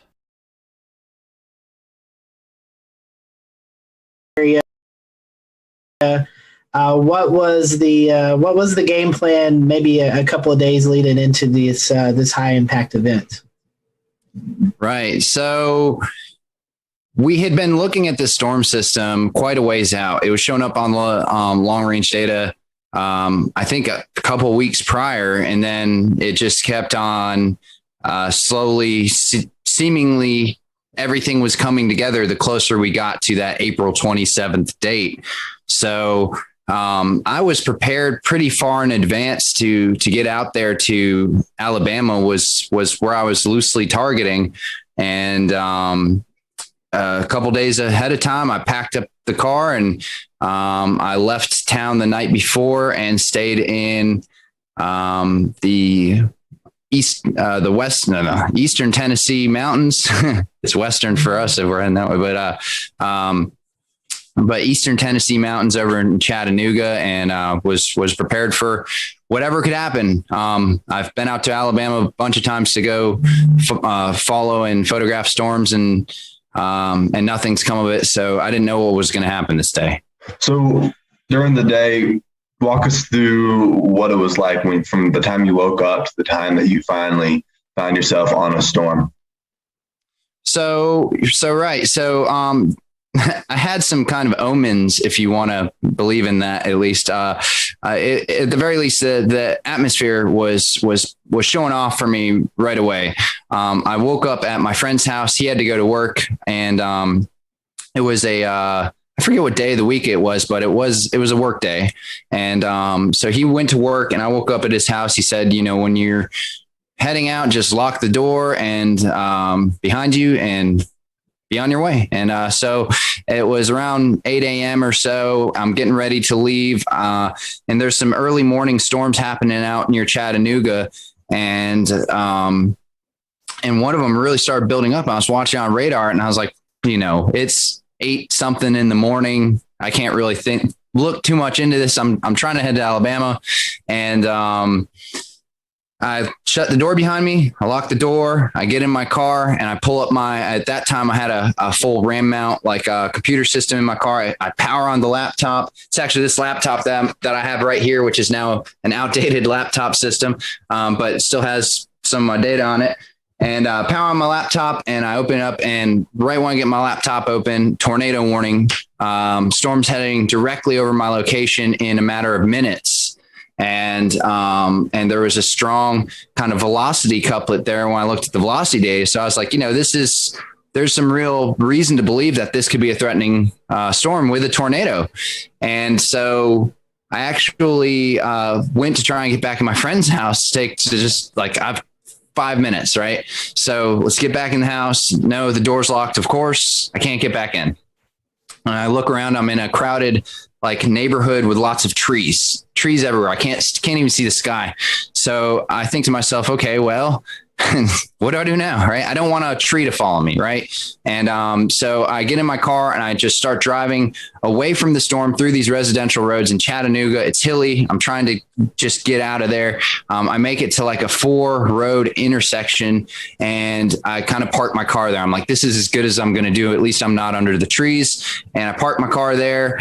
As some really intense wind started whipping across, horizontal, windblown rain, I would just guess at like 60, 70 miles an hour.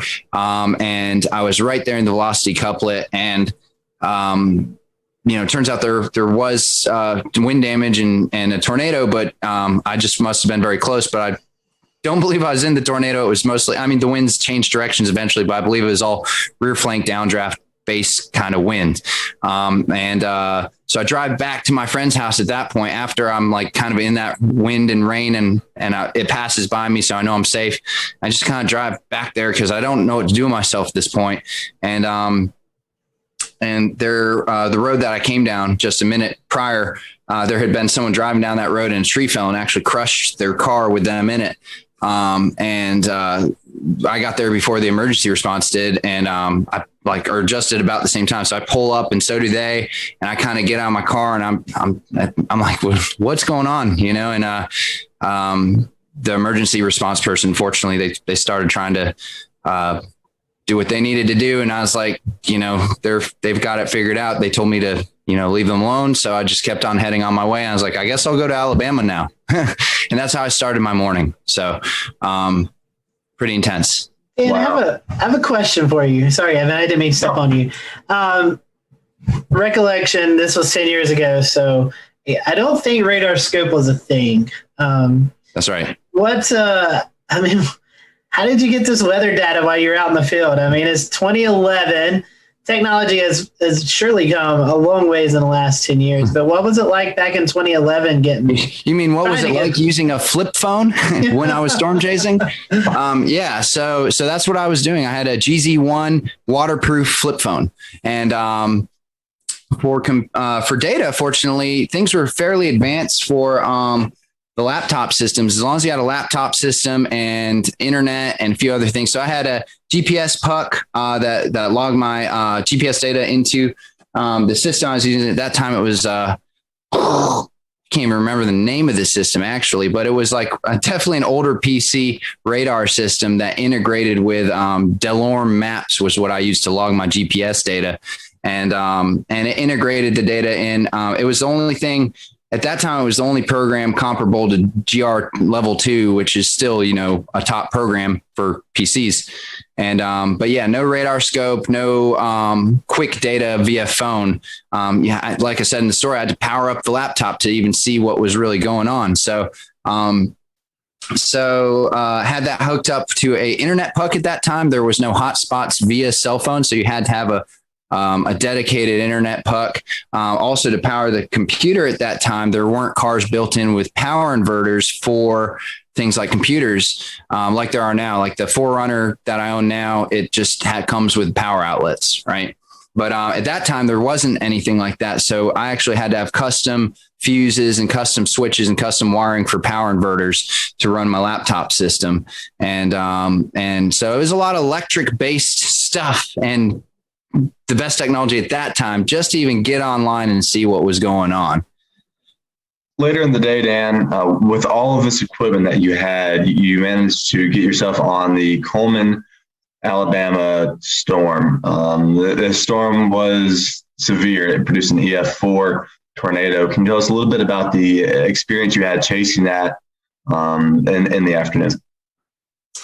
Right. So I made it to Alabama after my intense morning, and I'm kind of trying to figure out where to target for storms.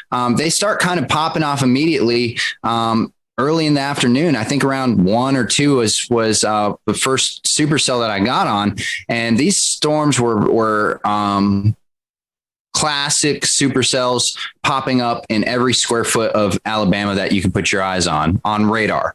So it's just these storms are popping up all over the place, and a lot of little kind of storms, but among the mix, a lot of major strong supercells were developing that were immediately severe warned, putting down things like hail, and a lot of them were starting to go tornado warned even early on in the day. So I chased I think it was 4 different supercells, which I believe all 4 of them or 3 of them were tornado warned before I even made it to Coleman. So I had this long, for those of you who aren't as familiar with how a storm chase would work, you see a storm kind of growing either visually or on radar. You know, the ingredients are there for that storm. Then once it grows to become a significant storm. And so you start targeting, you want to target the storm early and get to it before it basically becomes maybe, outdated, so to speak, where it's just overtaken by rain, the visuals are gone, maybe the tornado's gone too. So you want to, if you can be there at the birth of a storm and follow it through, that's ideal. Granted, these storms this day in Alabama were averaging speeds of 40 to 60 miles an hour. So it's kind of hard to stay with them, but that's why you hop around a little bit. So you would start at a storm. Here's the birth of a storm. Great. Let's see what it's going to do. It either outruns you or starts dissipating, and then you pop to the next one. So like I said, I was on, about 4 or 5 of these before I made it to Coleman. And that was a couple hours worth of chasing and driving. I'm starting to kind of almost wear down a little bit, because after you've seen 1 storm, 2 storm, 3 storm, you're like, are any of these going to produce visible tornadoes, or am I just driving under, low hanging clouds and rain and hail? And, so I'm driving towards, I guess this is where the story really starts, right? So I'm driving towards Coleman and into town because I saw a really nice hooked supercell that was heading towards Coleman, and it looked great on radar. It was starting to form a really nice hook, really nice velocity couplet. By nice, I mean strong and visually, from a radar standpoint, a strong and kind of pronounced feature that tends to mean that the storm's going to at least go tornado warned, if not produce a tornado. And like I said, the ingredients were there. This was a day that had been forecasted for a while. We knew that this was a significant day. It was a high risk by the Storm Prediction Center. They were predicting a tornado outbreak, and so we knew it was going to happen, or at least that's what we thought was going to happen. And anyways, the storm, as it's heading towards Coleman, I drive closer and it's the weirdest thing, because typically when I'm chasing storms, I kind of get in a position where I'm looking at the rotation part of the storm and the part of the wall cloud that is rotating and maybe going to put down a tornado. So I'm trying to be in that area, stay with that area. In this particular storm, I kind of just, as I'm driving into Coleman, I knew what storm I was going for, but I kind of look off to the side, and there in the far distance over a field is a tornado, and it's pretty far out. But I noticed it right away, and I'm like, all right, well, there you go. After 4 storms or so, and here it is. And it's there. I did it, I'm seeing a tornado right now. And this is what all my effort's been funneled to get here. And it wasn't just seeing a tornado. I need to kind of preface this. I'm a trained storm spotter at this time. I've got a couple years, 3 years of experience under my belt. I was very involved in wanting to try and collect data for historic reasons. I had 2 anemometers on my car. I was connected in to try and relay data back to the National Weather Service. And I was tracking all my movements. I was documenting everything with multiple cameras. So the idea was put myself into close proximity to these storms, get as much data as possible, and then see how I can use that and funnel that in for any sort of storm damage or research purposes. And as well as relay storm reports to help with the public, which is it's a cutesy thing to say. A lot of storm chasers say it, whatever. But in reality, for a day like April 27, 2011, it turns out that was absolutely necessary. Not only was that something that sounds good on paper, but the people like me who are out there relaying this information and broadcasting it live actually did save lives. It was that significant footage of these storms coming and hitting towns is what actually made people get into their storm shelters and go to safe places. So anyways, I'm driving into town. I see the tornado out above a field. I had been live streaming for a little bit at that point, but I had a live stream setup going on with a HD webcam, streaming to the site at that time called Chaser TV, which was in the 2010 to 2014 period. It was the hottest thing out there. The public knew to tune to Chaser TV, and the Storm Chaser show was hot, and people were thinking about storms and thinking about storm chasing. And so it had thousands and thousands of viewers that you could get access to if you streamed. And the cool thing about Chaser TV at the time too is they would pay per viewer, pay for pronounced amount of time and stuff like that. So you could actually, come out with a little bit of a paycheck at the end of it too. I start streaming this storm, and immediately I start getting over 1,000 viewers on Chaser TV. My location is in reference to the radar that everyone's looking at. Everyone sees, wow, he's right in this hook of the Coleman storm. And they start clicking on my stream, and sure enough, they're seeing a tornado. And so they start sharing it. It starts getting shared across social media, screenshotted, and immediately that tornado in live in real time is getting shared around, the fingers of the internet in 2011. And getting rebroadcasted and put in places where people could actually see this storm. So I was live streaming it. I was filming it with another camera. We'll play kind of the video of what that ended up looking like with my other camera.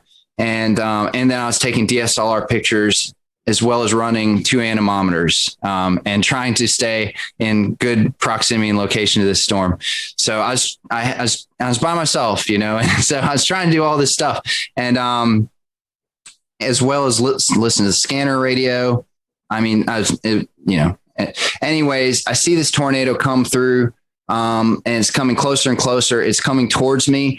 I'm trying to figure out, is this storm going to do something where it actually hits my location? Or so at one point, and you may see this in the video, where the tornado seems to get close enough to me where all of a sudden you can't really see the gray funnel anymore. Instead, you see just like a massive dirt.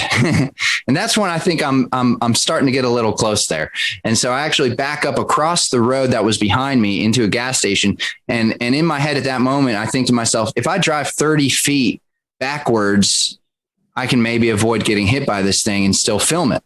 So that was my thinking. And I don't think I was that close, but I was in stone's throw. I mean, I was very close. And then it kind of continues going at an angle in front and away from me. And that's when it touches down fully. You can see it, the funnel reach the ground, and the tornado becomes very pronounced, very kind of like a very defined elephant trunk. And it's kind of, not this big, wide, massive, weird wedge that we would think about when we think about EF4s and very strong, violent tornadoes.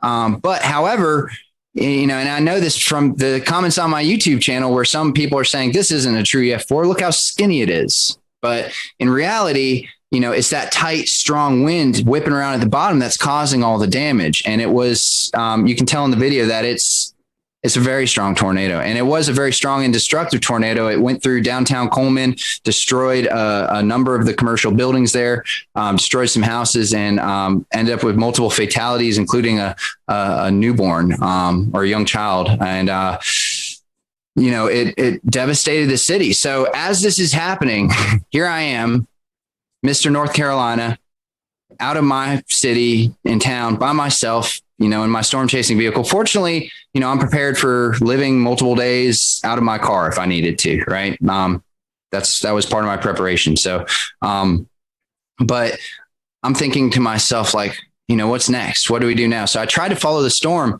and as I keep following it, the tornado gets wider and wider, eventually wedges out into this big kind of gray wedge tornado as it goes off in the distance. The road that I try and travel down is completely covered in trees, and there's there's hundreds of, I will share a picture of it. There's just hundreds of trees down, and you could have had a whole team of people with chainsaws and you would never have gotten through that road. So at that point, I know that my access to continue following this tornado is gone. The tornado is going 60 miles an hour anyways. So it's a lost cause at that point. So I drive back towards town. And here's where it really gets interesting, because this is where things started to really take a turn as far as the reality of the storm. All I could smell was trees and fresh wood. And as I look around through the woods as I'm driving back towards Coleman, the trees are stripped of their bark. They're just bare. It's just bare wood, forests of bare wood, and twisted trees and just devastation. And I'm driving back towards Coleman to try and figure out what's my next move. And I look at the radar on my computer, and there's another storm that's tornado warned and heading right towards Coleman. That is going to be there in 20 minutes, right? But what has just happened is a tornado just devastated Coleman, and at the same time, tornadoes were devastating Tuscaloosa and other. That's a well-known one, but there are, I think, 5 or 6 tornadoes on the ground at this very moment, and Alabama was in a mess. So Coleman was in a mess, and everybody got in their cars and drove out to the middle of the roads to try and get to their family members. Cell service was completely down at this point. I don't know if it's because cell towers were hit or if everyone was trying to use their cell phones at the same time, but there was zero cell service. You could not use it for anything. The only thing left was internet through my internet puck. So I was able to access radar data and message through some sort of messenger app I was using at that time. And I think email is what it is called. I was emailing people. So I drive back into town. The roads are crowded with people. People are kind of walking around confused. Everyone has their cell phone in their hand. Like, what is this? It's not doing anything. And they see that I'm a storm chaser. I have stormsquad.net on the side of my vehicle and stuff. They start coming up to my car and they're saying, what happened? We're trying to get in touch with our family members. We can't do it. We heard the town was hit. And I was able to actually give as many people as I could the information that I had, which was, there was a tornado. It hit part of town. There's another storm coming. You're going to want to find a place to take refuge. I had a CB radio in my car at that time with a speaker. I got on my CB radio and started driving around and saying there's another tornado warning coming, because nobody knew. And I drove around the town and yelled at people to find safe shelter. And that was really harrowing. Like, I don't know if that's the right word. There's no words to describe. I mean, it was very sobering. I mean, just like, I was focused. I was trying to, at that point, just go into like storm recovery mode. I'm now part of this Coleman community, right? So how do I help them? And that was not my last storm of the day. So I actually left Coleman and went and got on another supercell at that point, because there's nothing else I could do in Coleman that, short of, I warned everyone I could. The storm didn't hit there, so I left. I went out to go get to another storm and chased 2 more tornado warned supercells. Nothing really produced from those. And then the sun started going down, and still no cell service. But I have my radio police scanner and fire EMS scanner, and I'm hearing that reports that there are no gas stations and no gas available to the first responders. And I look at my gas tank at that moment. The sun was just starting to set. I look at my gas tank and I'm on less than a quarter of a tank. Hadn't anticipated on there not being any gas in the state of Alabama, right? And so with very little gas and a lot more storms, all tornado warned, heading my direction, and now it's dark out, I had to do what I now refer to as a kind of a intense game of avoid the tornado for the next few hours. I did it on zero gas. So what I had to do is I would drive out to somewhere where I thought was in between 2 supercells heading my way, because it was just groups of supercells just over and over and over again, all tornado warned. So I'd drive where I thought I was going to be in between the 2.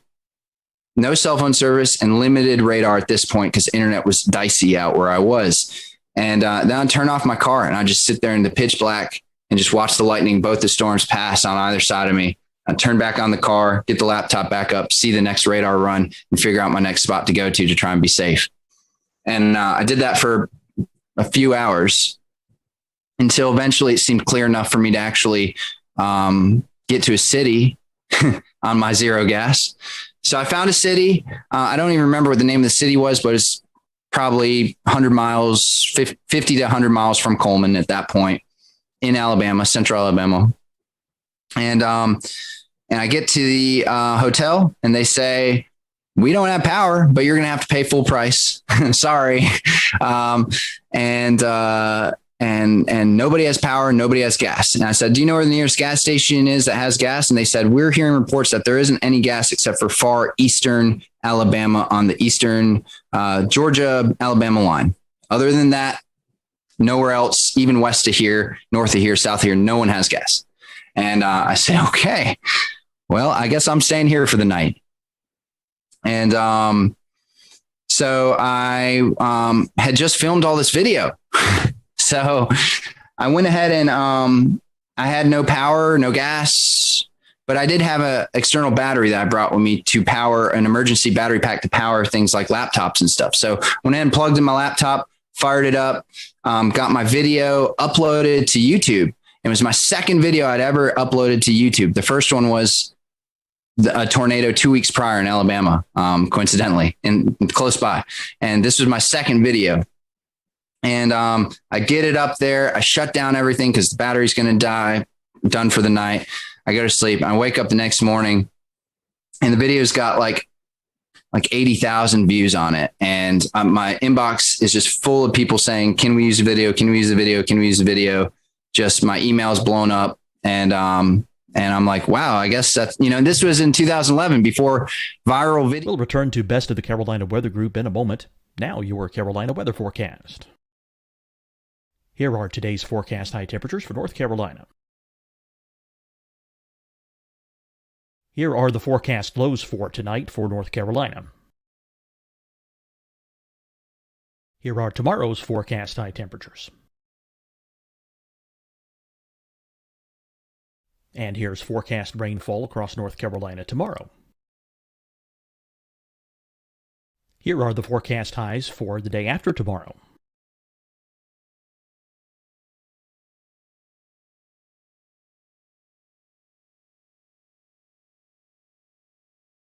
And here's the forecast rainfall across North Carolina for the day after tomorrow.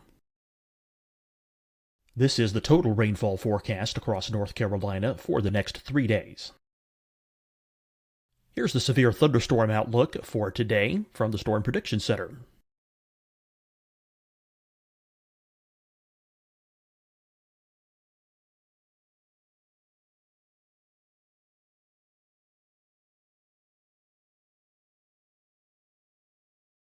Here are the forecast high temperatures for today for South Carolina. Here are the low temperatures for today for South Carolina. Here's the probability of precipitation forecast across South Carolina today. And here are the rain chances across South Carolina tonight. Here are tomorrow's forecast highs across South Carolina. Here are the forecast low temperatures for tomorrow for South Carolina. And here is the probability of precipitation across South Carolina tomorrow. Here's the precipitation chances across South Carolina tomorrow night. Here are the forecast highs for the day after tomorrow in South Carolina. Here are the forecast low temperatures across South Carolina for the day after tomorrow. And here are the rain chances across South Carolina for the day after tomorrow. And South Carolina's probability of precipitation for that night. Here's the Storm Prediction Center's severe thunderstorm outlook across South Carolina for today through tonight. Here's the Storm Prediction Center's severe thunderstorm outlook across South Carolina for tomorrow and tomorrow night. And here's the Storm Prediction Center's severe thunderstorm outlook across South Carolina for the day after tomorrow through that night. Here's the severe thunderstorm outlook for today from the Storm Prediction Center.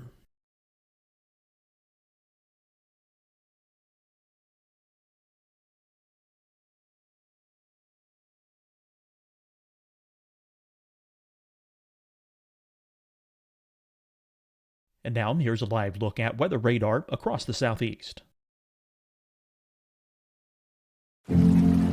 Deciding when to wear a mask isn't about who you know or how well you know them. Just ask yourself, will I be with anyone I don't live with? If the answer is yes, get behind the mask. Help slow the spread of COVID-19. Get behind the mask. Learn more at covid19.ncdhhs.gov. Hi, everyone. I'm Dr. Mandy Cohen, Secretary of the North Carolina Department of Health and Human Services. And when you follow the 3 W's, you protect your family and your neighbors from COVID-19. When you leave your home, practice your W's. Wear a cloth face covering, wait 6 feet apart, wash your hands often. Wear, wait, wash. We're in this together. Stay strong, North Carolina. Fight the spread and take a stand against coronavirus. Wear a mask in public. Stay at least 6 feet apart from others. And get tested. Join us and fight the spread. Visit scdhec.gov/COVID-19. Getting tested for COVID-19 helps you to take the steps needed to protect yourself, your loved ones, and your community. Find the testing location at scdhec.gov/COVID-19 testing. You'll see your Carolina weather forecast at 25 and 55 past. And now back to the best of the Carolina Weather Group on the all-new Carolina WeatherNet.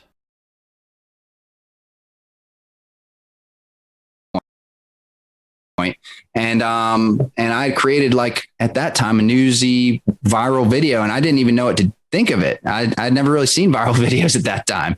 So I was like, well, that's interesting, and whatever. I mean, it's a historic day. So I knew that, my footage was, I'm glad people are seeing it, please share it, and ended up driving to a gas station that was about an hour and a half away from my hotel. And I didn't think I was going to make it.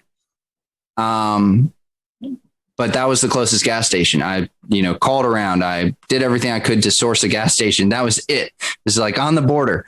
So I just drove that direction on no gas. I was on fumes the whole time. And I got to the gas station, and I'm literally like, you can hear the gas running out and the car sputtering and stuff. So I cut the car off in the line. There was a humongous line going out around the road, circling all around. Fire trucks are coming in, skirting in front of the public to get all the gas. EMS, they're coming in. It's the only gas station that had gas. And so I sit in the back of the line. There's maybe 50 cars in front of me. And I turn off my car, and I literally kept it in neutral and pushed the car most of the way to get to the gas tank, / rolled it part of the direction, and rolled it just down the hill with gravity. And I made it to a gas tank after about, I think it was about 2 hours of sitting there in line, and made it to a gas station and made it to the pump, and was able to get enough gas in the car, and drove back to North Carolina that morning. So I kind of just went through the story there. I mean, I don't know. There's of course more to be said, but that's kind of my experience being there right in central Alabama. I mean, the in and the out, at least the basic summary. So Dan, I'm curious. I've been storm chasing once, and the adrenaline rush you get as you see a tornado obviously peaks up, and then you kind of go into recovery mode, hoping that everyone's okay. Did you experience that adrenaline rush when you were witnessing this? Yeah. Definitely. During the Coleman tornado, it was when I first saw it, and for those first few minutes, especially, I couldn't believe what I was seeing, and that adrenaline really kicked in. Here I am. It's real. I'm on a tornado. This is a high risk day. These storms are explosive, and I knew that something bad could really happen. And so yeah, the adrenaline popped in at that moment. But it's the weirdest thing. One of the comments on my YouTube video is, why is there no screaming? Where's all the screaming? Where's all the yelling? This is like the calmest tornado video I've ever seen, besides Pico's Hank. And and it was just my adrenaline turned into straight focus. So after I kind of had an initial I was just 100% zoned in on my task. I mean, you could call it focus. You could also call it busy. I mean, navigating the anemometers, the laptop, the cameras, the live stream, and driving and parking and whatever, running, in my raw video of the tornado, there's me like zooming back and forth in front of the dash cam because I'm like, who knows what I'm doing? I'm probably setting a GoPro here and turning this thing that way. And I was very busy and very focused. So it just all turned into that. And then eventually, right near the end of the day, a lot of adrenaline and focus kind of wears down to just like, now I'm playing dodge the tornadoes at night. And that part was a little, I wish I could have been back in North Carolina at that point. Dan, real quick before we wrap, can you talk a little bit about the gravitas of watching the storm, the tornado as it came through Coleman, and afterwards understanding that while you were watching it, it killed 6 people? So, I've been at some devastating tornadoes before, but I think the thing that made this more real, and I've been at some killer tornadoes before. I think the thing that made this so real in this particular one is because a lot of people died this day in Alabama, and it was the total destruction of the state. Seeing the Coleman tornado, unless I had actually seen it hit the specific buildings and stuff, it was hard to make a direct connection to who died or how they died or where they died. I did end up seeing the commercial destruction downtown, and that was intense. Seeing that, because you're seeing people wandering around picking up bricks and trying to figure out what to do. It's like walking into a house that was just completely destroyed by like a group of toddlers, and I say that as a owner of a toddler. I have a 3-year-old, and sometimes you just walk into a room and you say, what happened? And you just pull your hair and you scratch your head and you say, I can't even figure out where to start. Everything's destroyed. And it was the same way watching these people trying to figure out what to do in downtown Coleman, just walking around devastated. And that was really sobering. But the thing that really affected me the most, honestly, was seeing people looking for their loved ones and not having a way to find out where their loved ones were. No cell phone reception, no communication, and being stuck in traffic, and another tornado warning that's coming. So these people are in a bad predicament, and only I knew what was going on. So I was in this really weird place of, nobody knows, and they're all unsafe, and they're all just trying to help their loved ones out. So that was probably the hardest part to be a part of, but the part that I'm most grateful that I was a part of, because I could help, but also because that's the reality of these big storm events is that's what's happening in these communities. And sometimes you don't see that on the news, or you don't know about that, but there's moments there where we're all just trying to look out for each other. And those are the hardest moments. Well, Dan, we certainly appreciate your time and reflecting back on this very somber event that took place on April 27th, 2011. So we thank you and James Spann for sharing their stories of this tragic day, and our thoughts and prayers are still with those folks who are reliving this 10 years later in the state of Alabama. For everyone here at the Carolina Weather Group, we hope you have a great evening, and we'll see you back here real soon.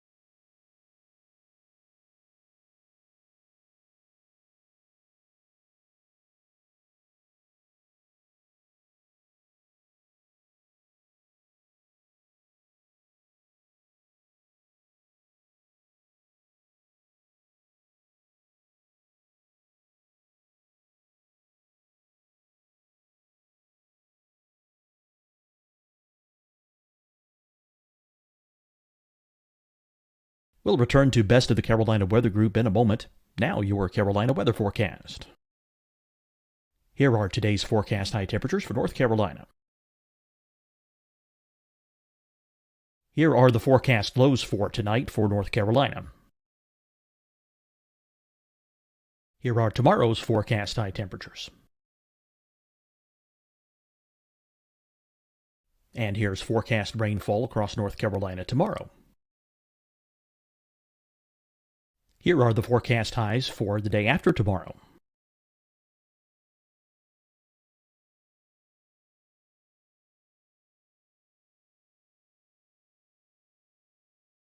And here's the forecast rainfall across North Carolina for the day after tomorrow. This is the total rainfall forecast across North Carolina for the next 3 days. Here's the severe thunderstorm outlook for today from the Storm Prediction Center.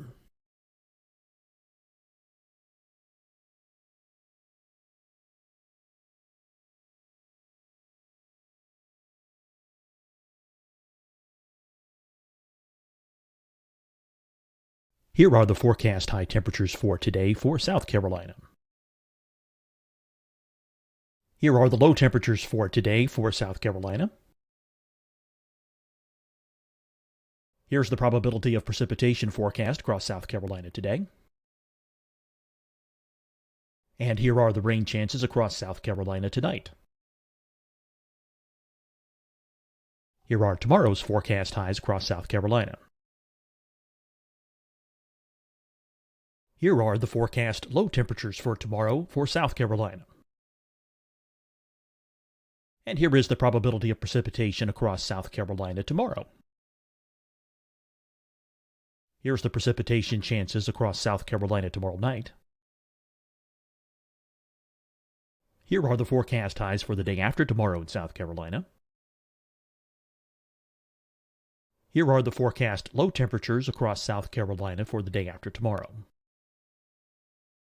And here are the rain chances across South Carolina for the day after tomorrow. And South Carolina's probability of precipitation for that night. Here's the Storm Prediction Center's severe thunderstorm outlook across South Carolina for today through tonight. Here's the Storm Prediction Center's severe thunderstorm outlook across South Carolina for tomorrow and tomorrow night. And here's the Storm Prediction Center's severe thunderstorm outlook across South Carolina for the day after tomorrow through that night. Here's the severe thunderstorm outlook for today from the Storm Prediction Center.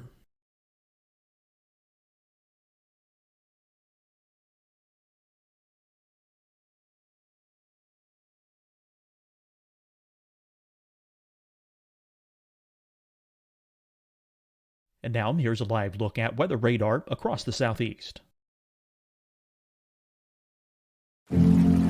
Deciding when to wear a mask isn't about who you know or how well you know them. Just ask yourself, will I be with anyone I don't live with? If the answer is yes, get behind the mask. Help slow the spread of COVID-19. Get behind the mask. Learn more at covid19.ncdhhs.gov. Hi, everyone. I'm Dr. Mandy Cohen, Secretary of the North Carolina Department of Health and Human Services. And when you follow the 3 W's, you protect your family and your neighbors from COVID-19. When you leave your home, practice your W's. Wear a cloth face covering, wait 6 feet apart, wash your hands often. Wear, wait, wash. We're in this together. Stay strong, North Carolina. Fight the spread and take a stand against coronavirus. Wear a mask in public. Stay at least 6 feet apart from others. And get tested. Join us and fight the spread. Visit scdhec.gov/COVID-19. Getting tested for COVID-19 helps you to take the steps needed to protect yourself, your loved ones, and your community. Find the testing location at scdhec.gov/COVID-19 testing. You'll see your Carolina weather forecast at 25 and 55 past. And now back to the Best of the Carolina Weather Group on the all-new Carolina WeatherNet.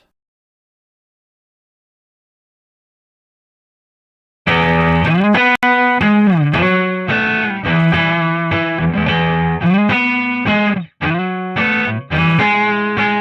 evening, everyone. Welcome to the Carolina Weather Group. This is the April 15th, 2020 edition of the Carolina Weather Group Get Together. If you're tuning in tonight to watch the April 16th, 2011 severe weather look back, sorry, we have a new one to talk about. As many of you know, we experienced quite a bit of a severe weather event over the Carolinas on Sunday night into Monday. So tonight, we are going to turn our attention to that. We have a whole host of guests on tonight. We have Rob Fowler on from Charleston, Ed Piotrowski on from Myrtle Beach, Shane Hilton on from New Bern, Brad Panovich on from Charlotte, Tim Buckley in Greensboro, Efren Afonte in Columbia, Kendra Kent in Greenville, South Carolina, and Brendan Goldner, a reporter at WCNC Charlotte. So we really want to say our thank you to them publicly because we put this together at the last minute. So we're very happy for everyone to kind of donate a little bit of time tonight to talk about this. We are live streaming, so if you have any questions or comments, we'd love to hear about you if you had experienced any of this storm throughout the past couple of days. So I'm going to toss it over to Brandon Goldner. Brandon, you've been out in the field reporting kind of the aftermath of the tornadoes. And something we've been talking about here on the Carolina Weather Group is the COVID-19 pandemic. And so we've talked about storm chasing and doing severe weather coverage from home. I know that you ran a little spot about the recovery efforts in COVID-19. I think we're going to dial that up, and then we'll toss it to Brandon and let him kind of give us a few of his remarks from his story. Brian Morris. You want to carry that one side? Is an essential worker. Go out that way. Let's take it to the van. He's cleaning up this Gastonia sunroom after a tree slammed into it. One of 5 emergencies his company, Custom US, had to go to. It was kind of unique in that they were all very large trees, and that doesn't happen as much. Well, it also doesn't happen as much cleaning up during a pandemic. Morris and his co-workers have to wear masks when going into people's homes. They also have to ask clients if they've been around anyone who's sick. We've been keeping the pace. Utility crews are also trying to keep the pace and restore power to nearly 39,000 customers. North Carolina Emergency Management Director Mike Sprayberry says the largest outages are in Mecklenburg, Anson, and Richmond counties. For families uprooted from their homes, the Red Cross's Robbie Sofoli says volunteers are helping them virtually, using platforms like FaceTime and Zoom to interview clients. We are an organization that really relies on interpersonal connections with our clients and really trying to provide compassion and care. And it's a little difficult to do that right now, but we're adapting and using some of those different digital platforms.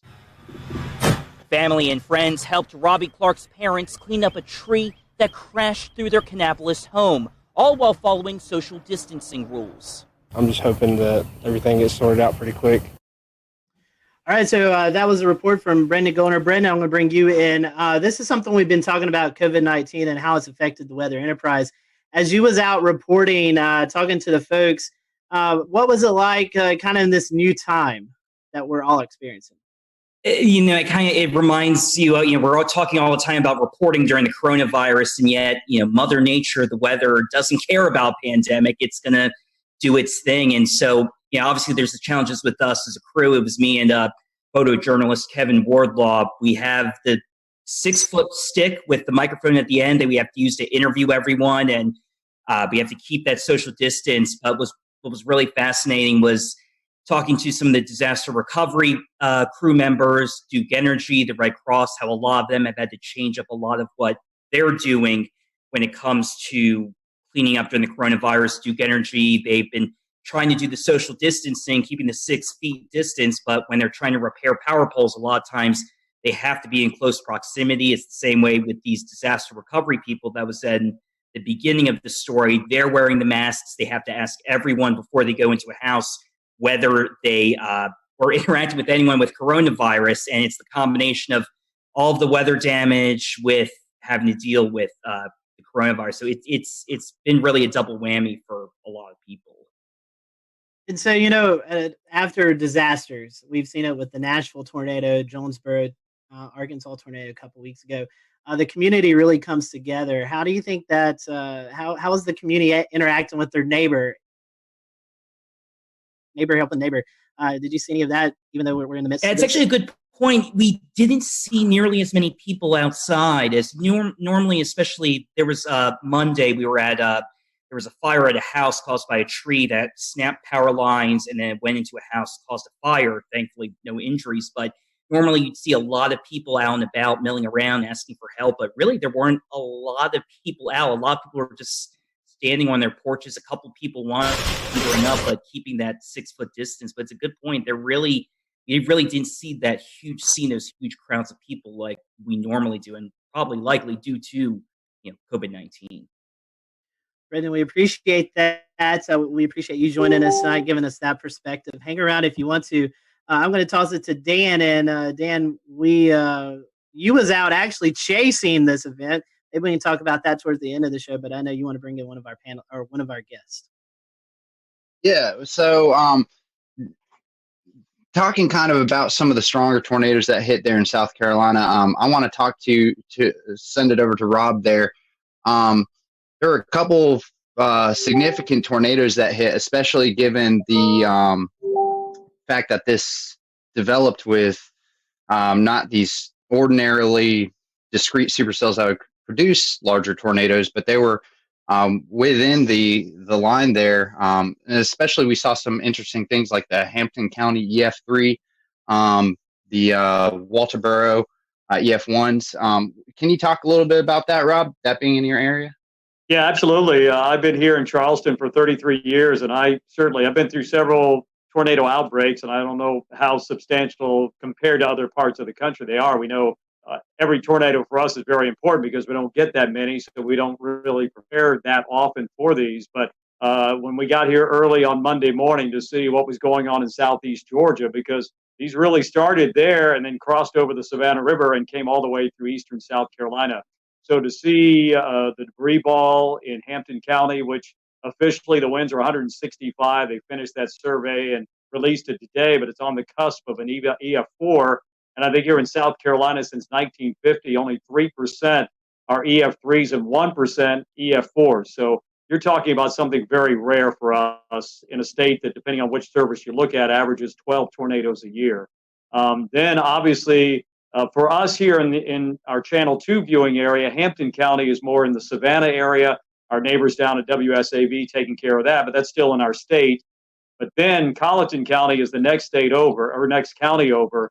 And then we really got concerned there, seeing what was going on in Hampton, transferred to Colleton County. Colleton County, that was released. There were 3 separate EF1 tornadoes there. One of them, 110 miles an hour, that if you saw the video, did damage at the Low Country Regional Airport. Unfortunately, we had 1 fatality there. A tree came through a house and killed a lady there. And then kept on moving into our more populated areas of Dorchester, Berkeley, and Charleston counties.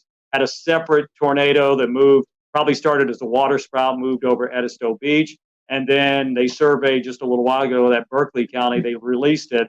And that was an EF2 with the winds of 120 miles an hour. So, and then came into Ed's territory up into Georgetown County. We kind of share that, and they already had confirmed tornadoes up there. And I know Shea, Weatherflow, you guys measured a wind gust of 114 miles an hour right there. So, Dan, to put it, I don't know. I'm still shaking my head. I'll put it that way. It was just something I've never seen before, and I've been through a lot of the hurricanes that produce tornadoes like Francis, but this was unbelievable. In Irma, we had 4 tornadoes in the Charleston area, but I think we're all still shaking our heads. Okay. Yeah, well, and I was watching very closely on radar as that Hampton County tornado started showing up on radar in CC, and also kind of the debris ball that was showing up there. I mean, that was a significant signature on radar that you just don't often see in the Carolinas at all. It's something you would generally see more in the deep south of Alabama, Mississippi, or in Oklahoma, Kansas, something along those lines. The damage report has it at least a half a mile of a width of that tornado. Fortunately, it seems like a lot of that did happen over rural areas, but that being one of the first tornadoes that happened in that early morning, did that kind of set a precedent for how you were responding to the other tornado warnings and potentially trying to get the message out to people who may have been asleep at this point, knowing that how huge these could be? Absolutely, Dan. I think here personally, myself, Josh Marthers, our morning meteorologist, he was on the air on News 2. I was manning Facebook Live for a long period of time. We know that's become a major way to get information out and get information in. But I think we were looking at that couplet, which was, we just don't get to see that on Velocity products very often here, and to see that continue to hold together all the way across the state. Absolutely. We were able to give warnings upstream.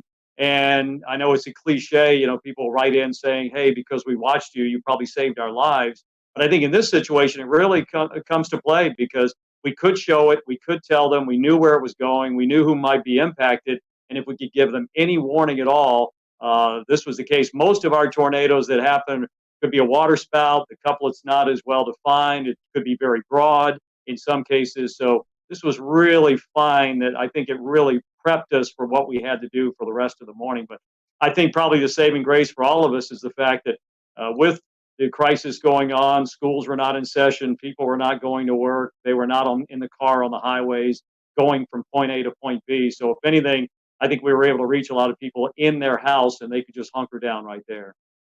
And Rob, also, I wanted to ask, how was your response with your audience this early in the morning? This is really early, right? A lot of folks just waking up. There's no commute, but we did get a couple of days of warning out for this event to start happening, right? So we kind of got the word out. But how do you feel folks responded to your?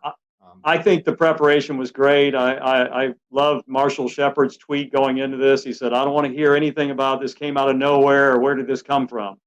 Because I think the warnings were there. SBC did a fantastic job, and we tried to disseminate that information here to our viewers that, we couldn't tell them exactly what was going to happen that Monday morning, but we knew that as time crunched a little bit, we felt more confident that something was going to happen and could potentially be a pretty significant outbreak. So I think our viewers were well prepared, and I haven't heard a single comment like, where did that come from? And I never knew that was coming. So I think they were listening, and hopefully we were getting the information to them as quickly and as succinctly as we possibly could. Efren, I'd love to hear your perspective on the Midlands, because unfortunately you guys saw the highest number of EF3s as well as an EF2 that passed real close to Orangeburg and even over I-26. How has the community responded to all of these tornadoes, and what kind of steps are y'all taking to recover? Well, the cleanup process right now has been incredible. There's been a lot of community help in this. And even with the coronavirus, in which a lot of people are taking heed to that warning, there was a very large presence of people helping out. Now, the EF3 tornadoes that came through part of the CSRA, the Low Country, into eventually our Southern Midlands community, those areas are very rural. And the fortunate thing was that we were already on the air at 4:30 in the morning. And there were a lot of storms that were crossing over the Savannah River into the upstate, but there was already a knowledge of all of our viewers, since we've been talking about it in earnest since Friday, that we're looking at the possibility of strong thunderstorms. That was the message on Friday. The message on Friday was like, there's very likely going to be a severe weather outbreak of some sort in the lower Mississippi River Valley. That message usually is taken with a grain of salt because it's not us. It's not even near us. And as we got into Saturday, our morning meteorologist, Danielle Miller, started emphasizing that we're looking at the possibility of strong to severe storms in South Carolina.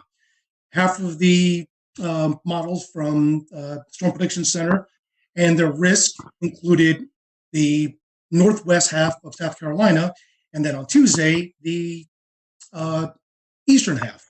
So the message was already out there. And by Sunday, it was a clear message that this is going to be an event that we're going to see storms on Sunday, probably late morning, that may be strong to severe, but at least the knowledge that there is going to be storms on Sunday, but that's only the first round.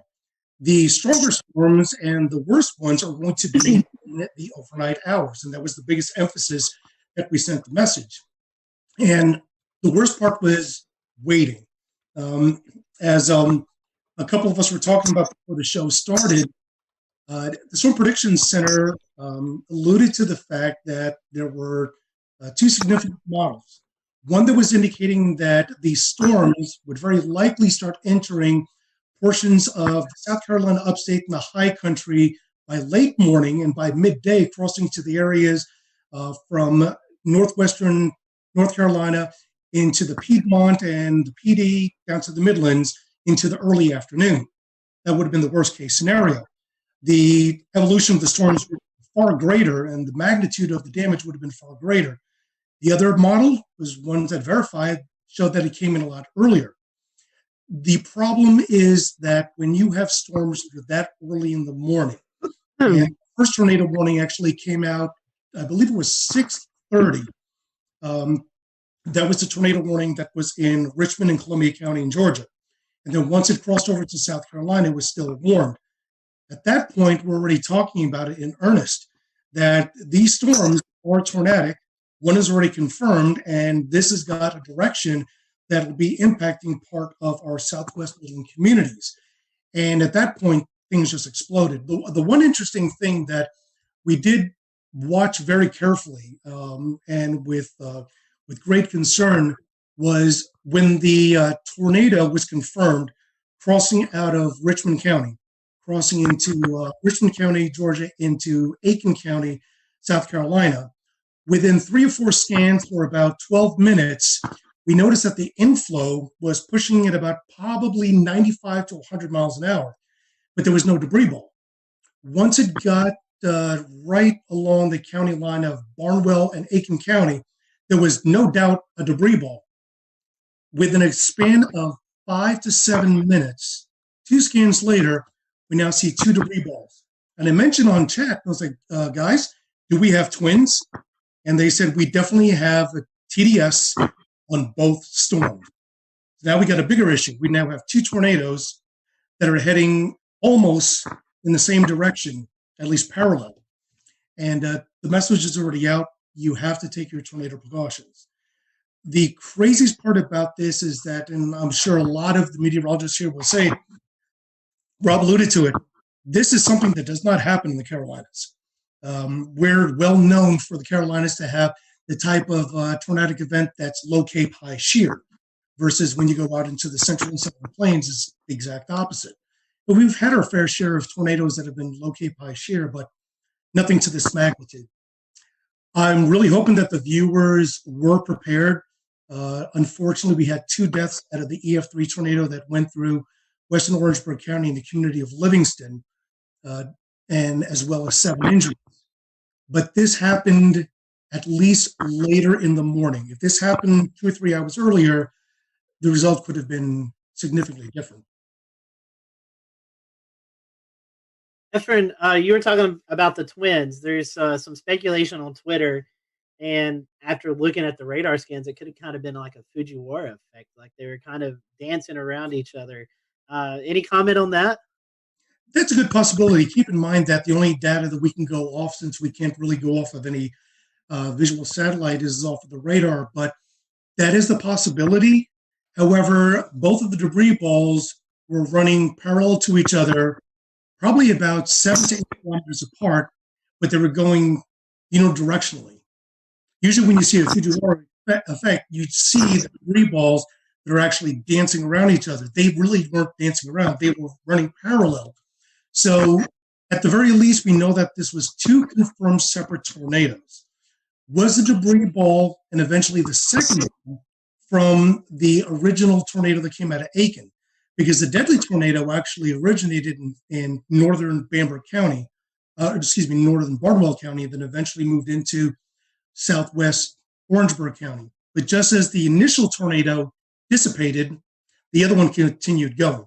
So I don't believe, in my best experience, that was the Fujiwara effect. It could have been, but I didn't see enough motion between the 2 TDSs to facilitate that idea. Yeah, definitely a busy morning for you guys. I want to bring in Kendra Kent. This is kind of where as the storm system moved in, it kind of hit her area first. Kendra, first of all, we hope we can see you or hear you. Sorry, Scotty. You're fine. We can hear you now. And I just want to ask you, I know you guys kind of started the live coverage first when these storms first moved in. Mm-hmm. Tell us a little bit about your morning and how things went there in the Greenville area. Well, I feel like I learned a lot from this particular outbreak. And can everybody hear me okay? Yes. Okay, good. Sorry you can't see me. I hooked up to a computer that doesn't have a camera, apparently. Anyway, no, we started the coverage a little after midnight. We had a rogue warning. It was essentially a shower that just started rotating. You could tell how much dynamically was going on in the atmosphere. I mean, it was just things were beginning to blow up. So I think I knew from about 12:30 in the morning that we were going to have a very, very long night. We ended up with an EF3 tornado, and as we were talking about earlier, that's incredibly rare in South Carolina, especially in the upstate. I feel like we get wedged in so much with cool air. It's so rare we can have all of this come together to produce such an event. And this was the biggest in the upstate, the strongest since 1994. It hit Seneca. We were on air with the storm as it moved into Stevens County, Georgia. And I had a unique experience with it because my parents live in Seneca. And that was probably the first time I had to cover a storm while I was slightly emotionally distraught. And I had Isaac Williams, who's also on here. You just can't, he's also without a video. But he was pointing out the TDS. And as soon as I saw that, I got that panicked feeling. I started breathing a little heavy. I thought, oh my gosh, how am I going to get through this? But we did. And luckily my parents were fine. But I'm sure many of you have been through that because we've all, many of us have lived in these areas for a long time and you get personally impacted by these storms. But what I learned the most is not to underestimate the timing of something. I feel like I didn't write this event off, but I wasn't necessarily expecting anything like this given the time it was coming in. 3 to 6 a.m. I mean, who expects an EF3 tornado to rip through the heart of your area at 3:30 in the morning? And mostly we get these QLCS lines that produce these brief EF0, EF1 tornadoes. That's what we're used to. And seeing something like that and tracking something like that was a true first for me. And, it was just a million different emotions all at once. That's for sure. Kendra, since you said Isaac's there, I'll pose this to both of you guys, both of y'all.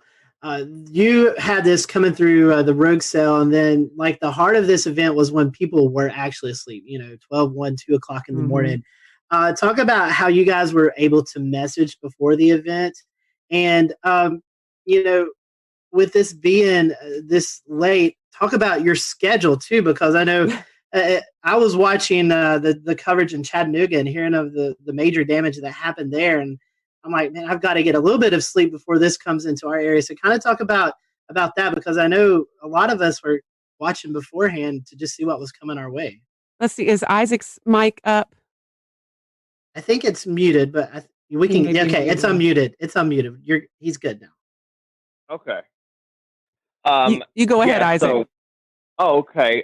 Thanks for having me briefly. I'm one of the morning people, so I'm like almost up past my bedtime here. But so just to kind of with the messaging and any rest. Unfortunately for me, I have plenty of interest in Mississippi and Alabama. That's where I'm from, and for whatever reason, a lot of people still ask me, about the weather there, and they depend on me, and that's great. So I didn't actually sleep going into this event. So that's not uncommon for me because I am a severe weather nut. But that being the case, in terms of messaging, we started talking about it, I think, on Wednesday. Just kind of highlighting the threat for storms. That gave people about 5.5 days, and of course we started ramping up, the wording a little bit more once we got to, Friday and Saturday. And, Kendra always, mentioned, like when I first was hired here, we do get a lot of wedge events, and we started that day in the 50s. And I'm like, back in my head, I thought, what if the wedge holds and, we're going to be seen as like hype people, and that's not what we want, but we don't want severe weather either. I think our message was pretty stern by Sunday morning when we got up and saw they had pulled that enhanced risk over a little bit into the upstate, which I've been here 3 years, not nearly as long as Kendra, but I think that's only my personal third enhanced risk here. So I knew that I see parameters, and parameters mean nothing unless you have a... We'll return to Best of the Carolina Weather Group in a moment. Now your Carolina weather forecast. Here are today's forecast high temperatures for North Carolina. Here are the forecast lows for tonight for North Carolina. Here are tomorrow's forecast high temperatures. And here's forecast rainfall across North Carolina tomorrow. Here are the forecast highs for the day after tomorrow.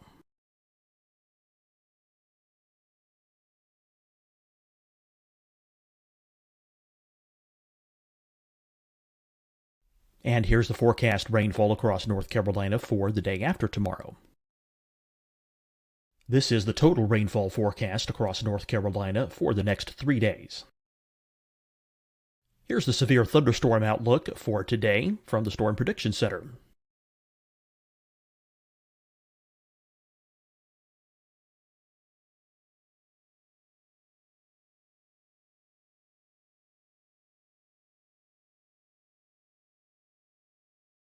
Here are the forecast high temperatures for today for South Carolina. Here are the low temperatures for today for South Carolina. Here's the probability of precipitation forecast across South Carolina today. And here are the rain chances across South Carolina tonight. Here are tomorrow's forecast highs across South Carolina. Here are the forecast low temperatures for tomorrow for South Carolina. And here is the probability of precipitation across South Carolina tomorrow. Here's the precipitation chances across South Carolina tomorrow night. Here are the forecast highs for the day after tomorrow in South Carolina. Here are the forecast low temperatures across South Carolina for the day after tomorrow. And here are the rain chances across South Carolina for the day after tomorrow. And South Carolina's probability of precipitation for that night. Here's the Storm Prediction Center's severe thunderstorm outlook across South Carolina for today through tonight. Here's the Storm Prediction Center's severe thunderstorm outlook across South Carolina for tomorrow and tomorrow night. And here's the Storm Prediction Center's severe thunderstorm outlook across South Carolina for the day after tomorrow through that night. Here's the severe thunderstorm outlook for today from the Storm Prediction Center.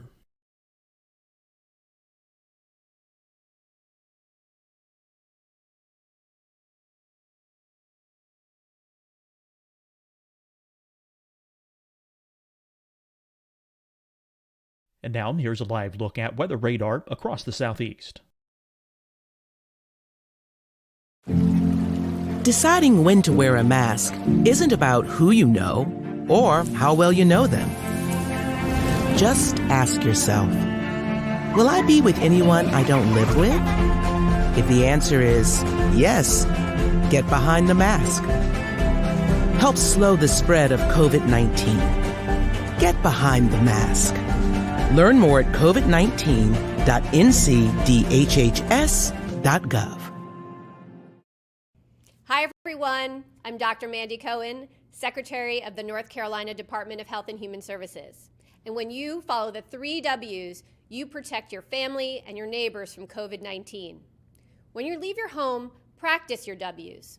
Wear a cloth face covering, wait 6 feet apart, wash your hands often. Wear, wait, wash. We're in this together. Stay strong, North Carolina.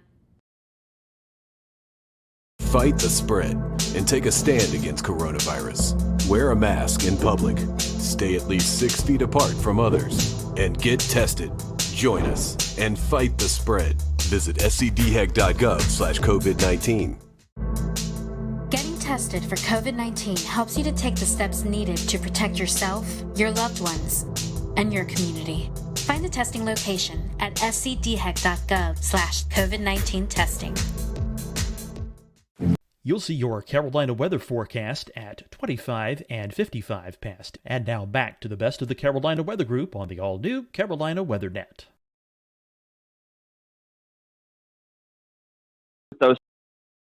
parameters that we had the potential to have something, fairly unusual happen. But I wouldn't have had I don't work weekends, so I don't even know if I would have said something about a strong tornado even the night before, just because it's just so rare to get them here. Yeah, and I think just given how late it was at night, and we knew this was likely going to be taking at least some linear form. Yeah, I wasn't expecting that either, and it really it caught us off guard. But to see a TDS like that move through our area, and I know the rest of you all saw that too as South Carolina meteorologists. I mean, just something you don't see every day, and it kind of takes your breath away. They're used to that in Alabama and Mississippi. We just don't get that stuff here. Yeah, and then right after that, right after the Seneca one had briefly lifted right over Clemson, we had the EF2, what ended up being an EF2, another TDS outside of Slater, which that's, almost in the 3,000 feet elevation, in the extreme northern part of Greenville County. That debunks the whole tornadoes can't happen in the mountains thing, Definitely. So we were watching that, Evan and I, because Evan doesn't live too far from the line there. One last question, and we'll come back to you guys later on in the show. But at the time, we didn't know how long the tornadoes were on the ground. But I think one of the tornadoes there in the Greenville, Pickens County area was on the ground for around 8 miles. So this were not also big tornadoes, but they're also long track tornadoes, something that we're not too accustomed to as well. Yeah, again, that was a huge shocker. But when you saw the signatures on radar, there was no doubt that was going to be a large tornado. And they even put that in the wording of the warning, which I was very happy about. I feel like that really brought people's attention up. And the thing you mentioned earlier too, these were happening at 3:30 in the morning, probably the worst time a tornado could hit. I mean, when people are in their deepest sleep, and all you can do as a broadcaster is beg people to wake up their kids, get their dog, whatever they need to do, get to their lowest level. And so I feel like this was one of the scariest nights for our viewers, hands down, and no less scary for the rest of the state, of course, but at least it was more toward daybreak for some of you guys. But yeah, for us, it was just the dead of night, and we were just hoping that people were heeding the warnings. Right. And for sure, with that, with the Seneca one, we were in a situation where the TDS was so strong, so fast. Like I don't want to say it came out of nowhere, but like that TDS appeared and it was like violent looking, like on the first scan that I saw. And we were dealing with the situation, like once it went past Clemson, I think we had debris fallout on CC. So we weren't positive that it actually wasn't still down because it still looked like, something could be there. You thought it was like debris being fanned out or whatever, but you weren't sure, even though the circulation looked a little weaker. But I'm like, we're not going to take any chances with it. Obviously the tornado warning was still in effect. And, that was another little unique challenge, is that I've never actually dealt with debris fallout before, where we said, okay, well, this signature is debris, and yet something similar was happening down the line. And we're like, well, this may be actually debris that's still being lofted, but the tornado's not still down. So it was a very unique situation. And again, Kendra keeps bringing this up. It was in the middle of the night at 3:30 in the morning, but I feel like people were wide awake and they were watching and they were prepared, which is good. All through the days, we were like, Kendra made a graphic, I think on Thursday, that said, what do you need to do? It was just like a simple little headline graphic, but it was like so informative about charging your batteries, keeping your phone on not silent if you sleep with it on do not disturb. I remember saying Friday morning, what you can do, you can, sleep with it on loud for one night, because it can help save your life. So it was a insane, again, I worked in Mississippi. I've dealt with, plenty of tornadoes in my day, but yet this is still a first for me as well.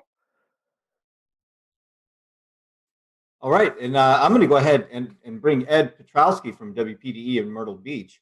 And Ed, we saw what looked like the tail end of this Hampton County tornado pop out all the way over at Murrells Inlet. Brad Panovich was nice enough to share a link with us. I'm going to pull it up here and share my screen. Let's see if we can get it to work here.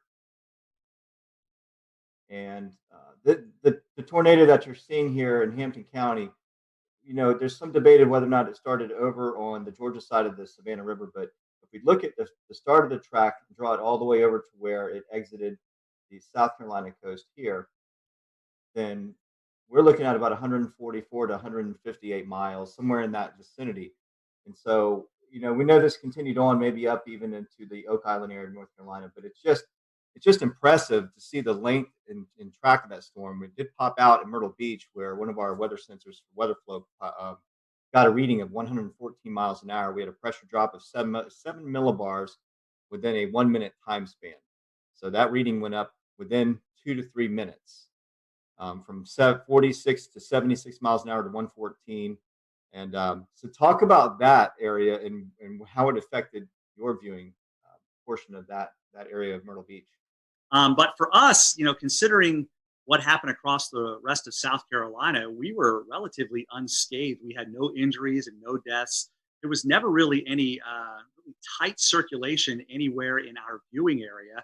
We were, of course, watching the ones that were over Orangeburg County and also down near Hampton County in the morning while we were on the air with our regular morning show at 5 o'clock in the morning.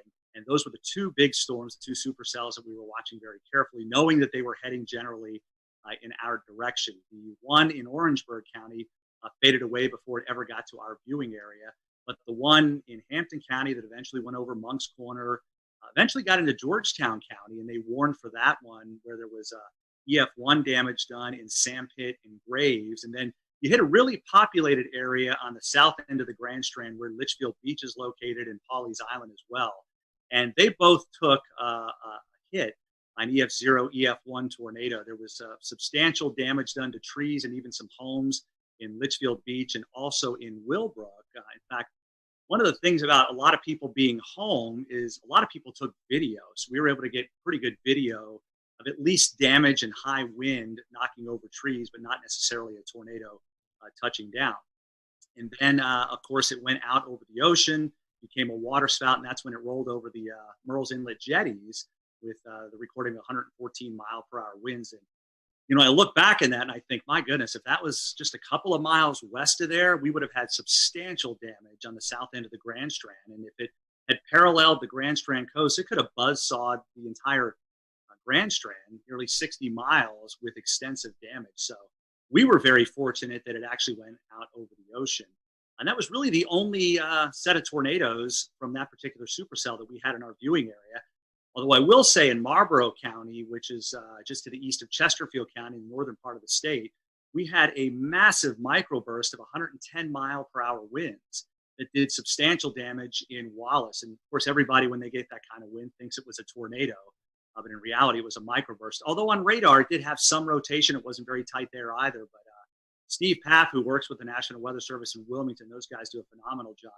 They went out and did the survey yesterday and were able to pinpoint where they had 80 to 110 mile per hour winds. And, typically for us, in the summertime, we get those pulse thunderstorms where we'll get 60, 70, maybe 80 mile per hour winds with a collapsing thunderstorm.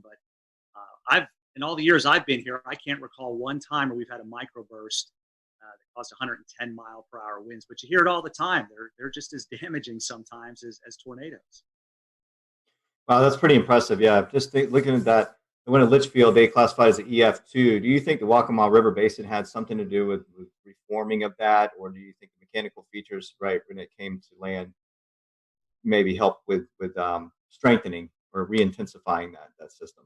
Yeah, there's a lot of, I don't know if you want to call it debate, but there's a lot of speculation out there that there could have been some sort of a influence of the ocean, the wind coming in off the ocean at that time, perhaps creating some sort of a boundary to help intensify the storm itself. But yeah, it was an EF0 over Litchfield Beach, and then it blew up to an EF2 when it went over the Murrells Inlet jetty. So it got pretty strong fairly quickly. And again, we were lucky that was over the ocean. Literally, the jetties are only a couple of 100 yards away from very populated areas of Garden City. And we had two different people that have homes there who have their home weather units, and they both registered 71 and 72 mile per hour winds respectively. So literally within a couple of 100 yards of where your unit is, we had those measurements. So you can see how tight the wind gradient was between Garden City and the actual jetties themselves. Hey, Ed, there was something, you always try to find something that will make you laugh in these sad times. And unfortunately, we had some sad times in the Carolinas, but there was a tweet going around of you doing your broadcast. I don't know. I've asked James about it if we can play it. But, Here it comes. all right, I'm going to let it play, and then I want you to talk about it. Your rain is located, and we'll zoom that out just a bit. And whoa! Oh! That was a close lightning strike. I don't know if you heard that at home, but I feel like I need to change a short. All right, I'm pulling the audio back down, but Scotty and Ed, the viewers at home heard it, even though we didn't hear it in our headsets. Ed, what's going through your head there? Well, we were in a sense just about ready to wind down. We were getting through this thing for the most part relatively unscathed. Our last severe thunderstorm warning was still in effect, but the storm was moving out of Horry County. And then there must have been a lightning strike within a couple hundred yards of the station, because it was this loud explosion that you knew what it was, but you're a human being. It freaked me out. And as you saw, I kind of ducked thinking something was going on, and then just used one of my classic lines, I need to change the shorts. Just one of those things. And that kind of went around the viewers. A lot of them had recorded it and were sending it to me, letting me know that they thought it was kind of funny. And it's something that, that they needed after a morning like that, being so stressed, and of course being stressed with COVID-19. It was a little light moment toward the end of the severe weather when we knew we didn't have any injuries, which was a good thing. And of course, nobody was killed. Always good to have a funny moment there. So I want to bring it up to Shane. Shane lives just north of the Myrtle Beach, Wilmington area. Shane, you guys kind of got in on the tail end as well, as the sun was already up. Talk to us about the New Bern, Greenville, North Carolina area and what you guys experienced.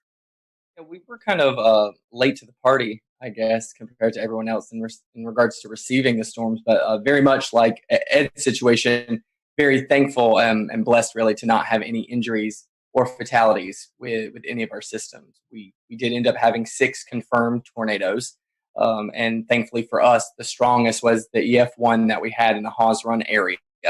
I believe I've been taking notes here just to make sure it was anywhere from roughly 100 to 110 mile per hour sustained winds. So for us, it was basically like that waiting game where you see the line coming. I was actually filling in for our morning meteorologist. He had a vacation day, but he got reeled back in right towards the end of it.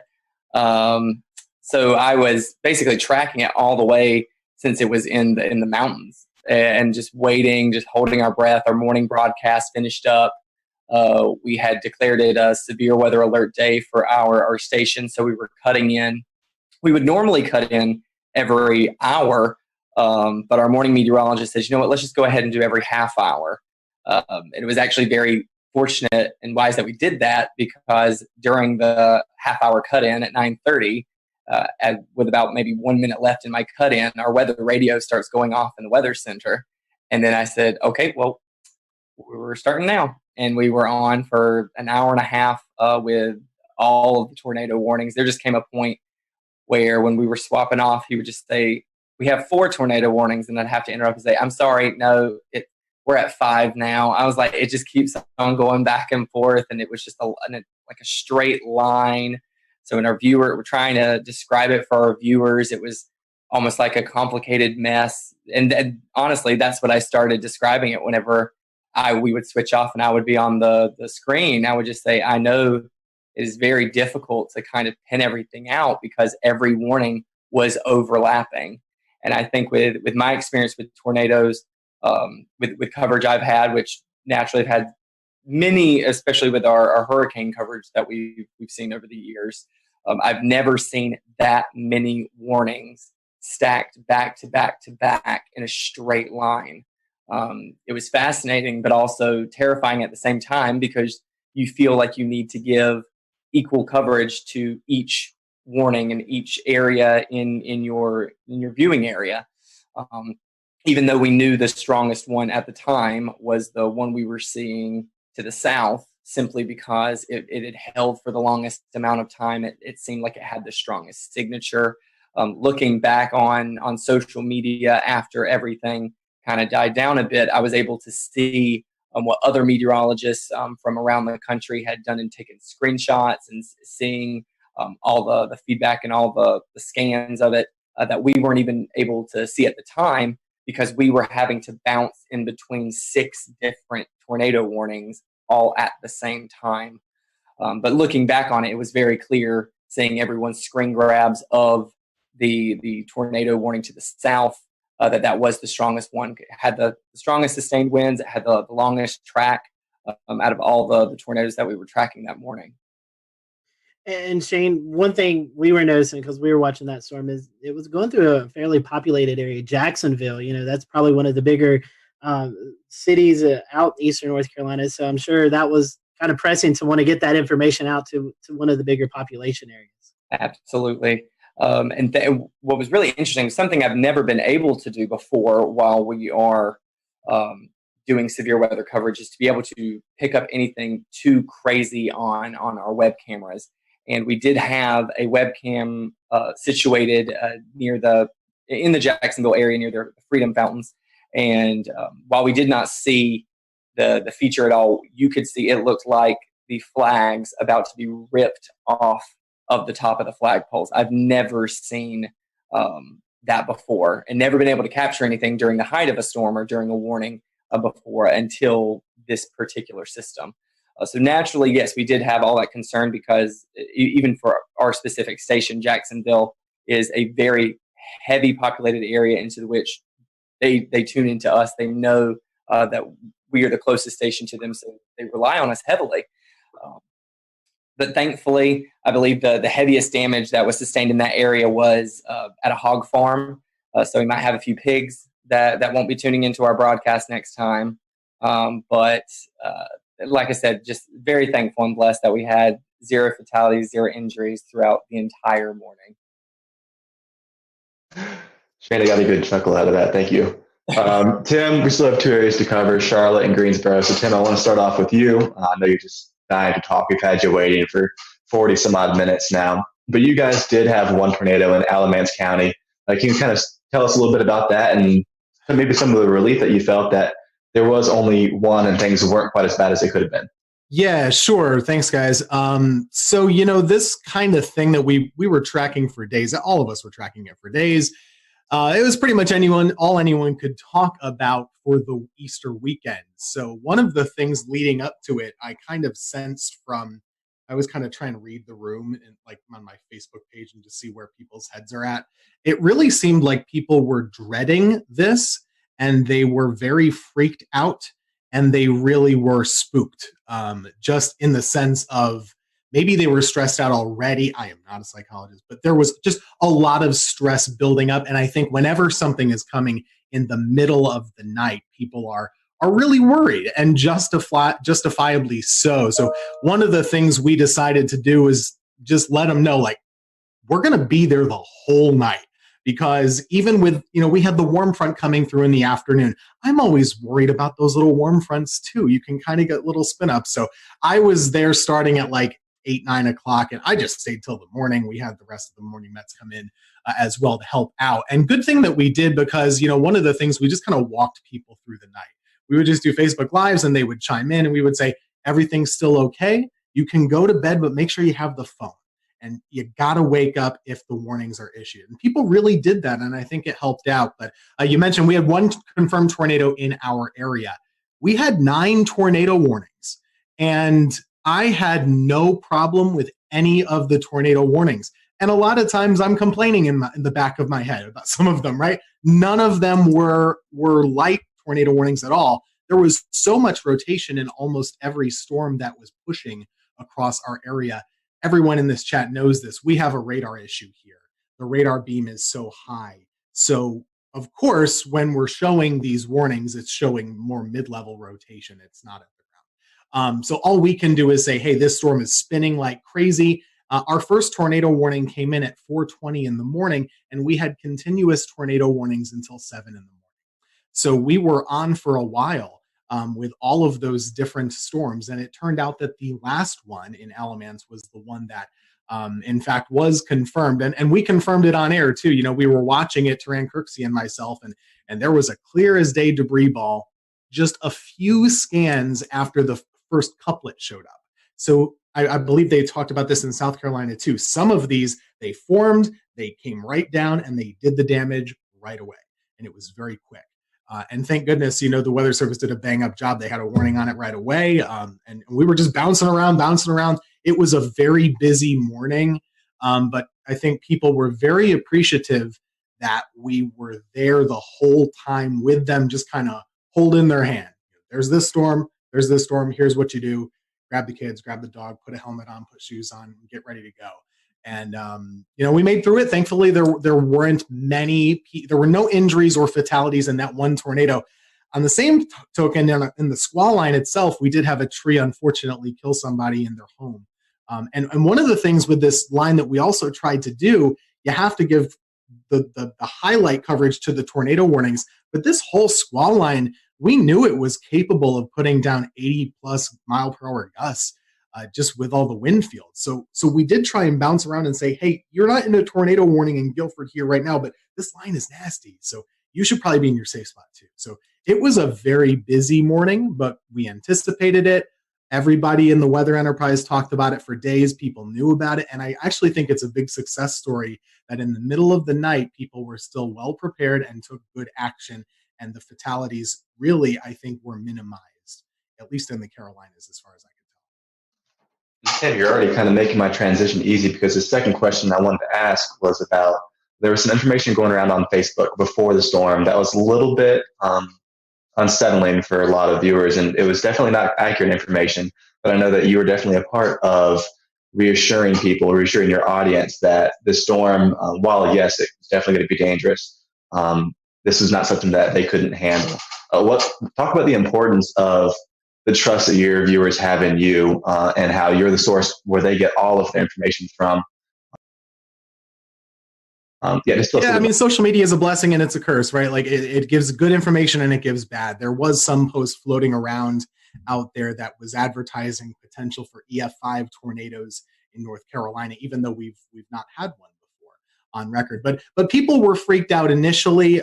We of course saw the damage in Mississippi and Alabama.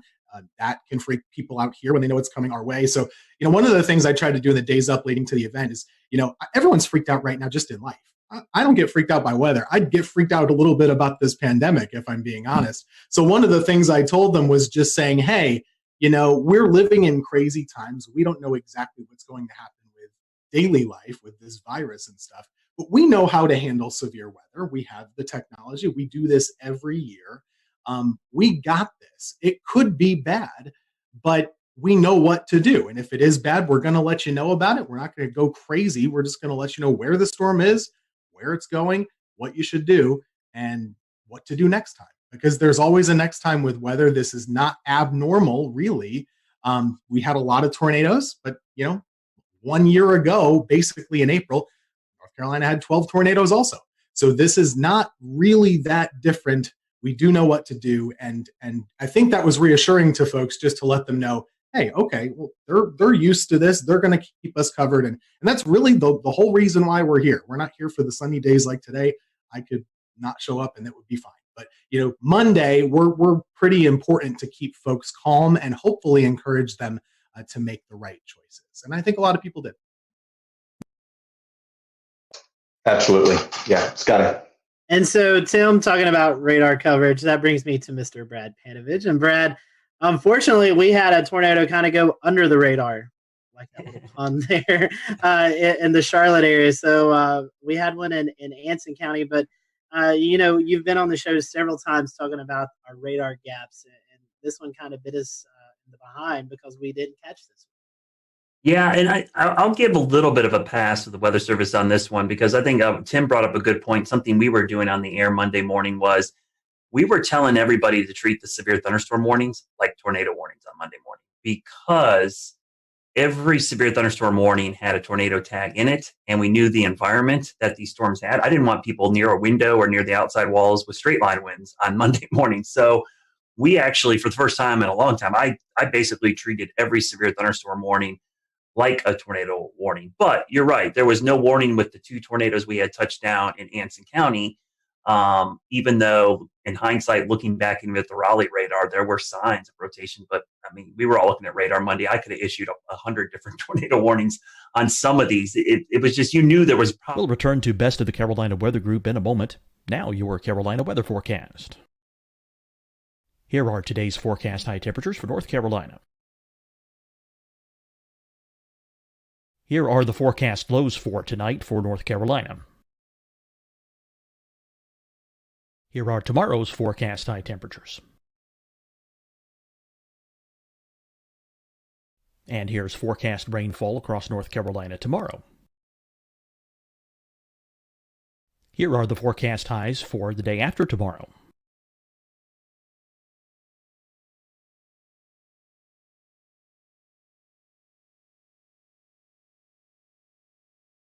And here's the forecast rainfall across North Carolina for the day after tomorrow. This is the total rainfall forecast across North Carolina for the next 3 days. Here's the severe thunderstorm outlook for today from the Storm Prediction Center.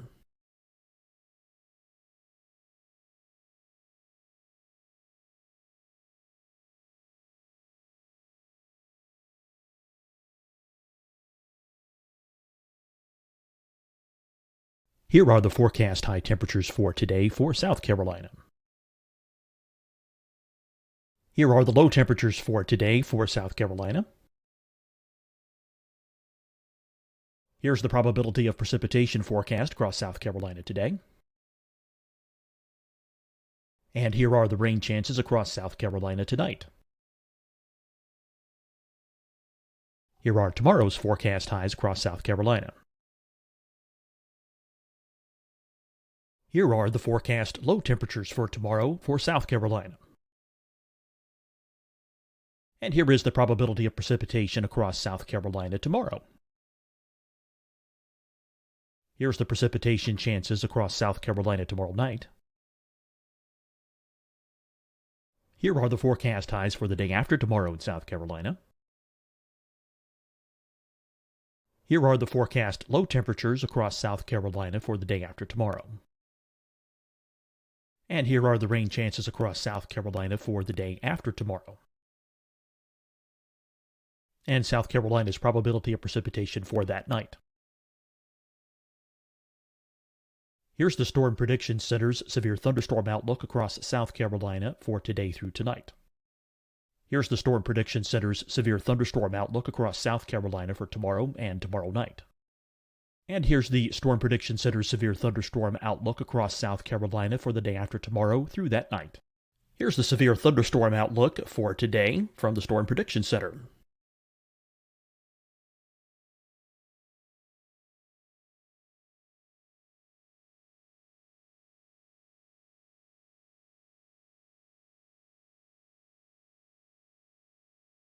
And now here's a live look at weather radar across the southeast. Deciding when to wear a mask isn't about who you know or how well you know them. Just ask yourself, will I be with anyone I don't live with? If the answer is yes, get behind the mask. Help slow the spread of COVID-19. Get behind the mask. Learn more at covid19.ncdhhs.gov. Hi, everyone. I'm Dr. Mandy Cohen, Secretary of the North Carolina Department of Health and Human Services. And when you follow the 3 W's, you protect your family and your neighbors from COVID-19. When you leave your home, practice your W's. Wear a cloth face covering, wait 6 feet apart, wash your hands often. Wear, wait, wash. We're in this together. Stay strong, North Carolina. Fight the spread and take a stand against coronavirus. Wear a mask in public. Stay at least 6 feet apart from others. And get tested. Join us and fight the spread. Visit scdhec.gov/COVID-19.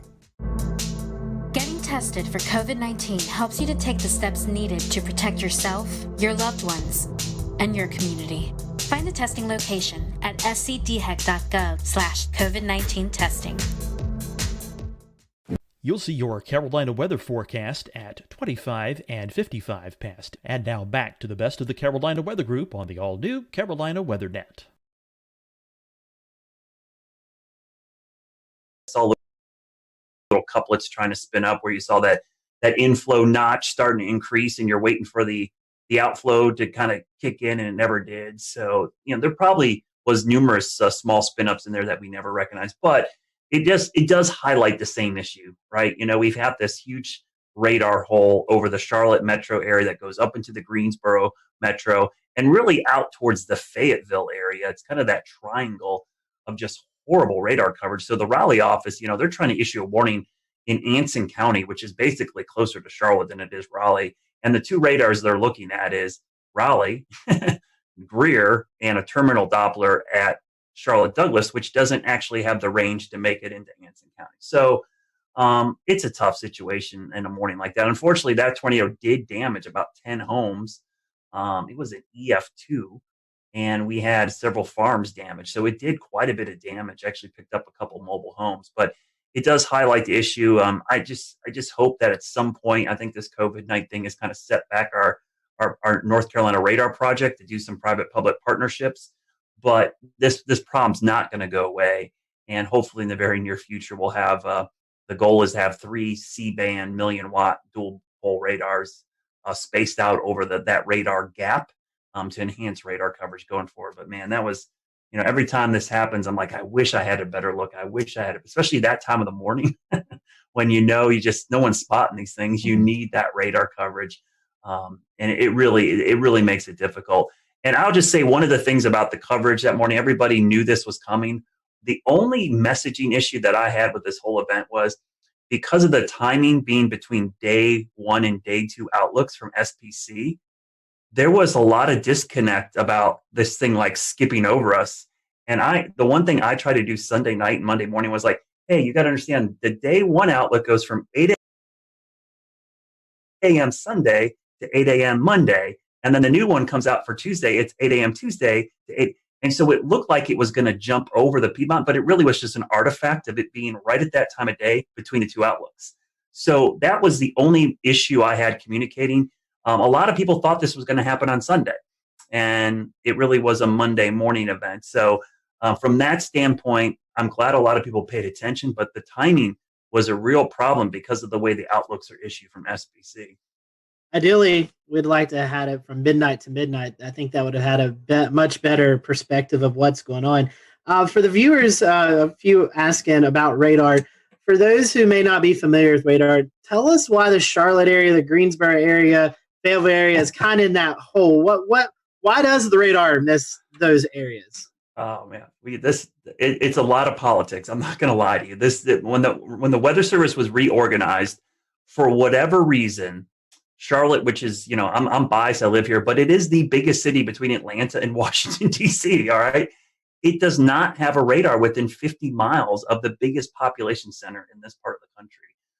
And that doesn't just affect us. It affects Tim up in Greensboro and Winston-Salem. It affects Hickory, Boone.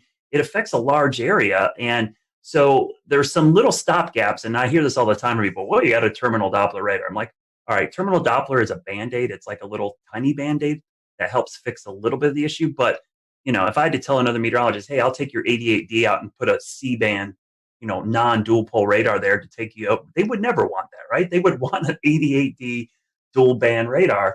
And so it's just a Band-Aid approach.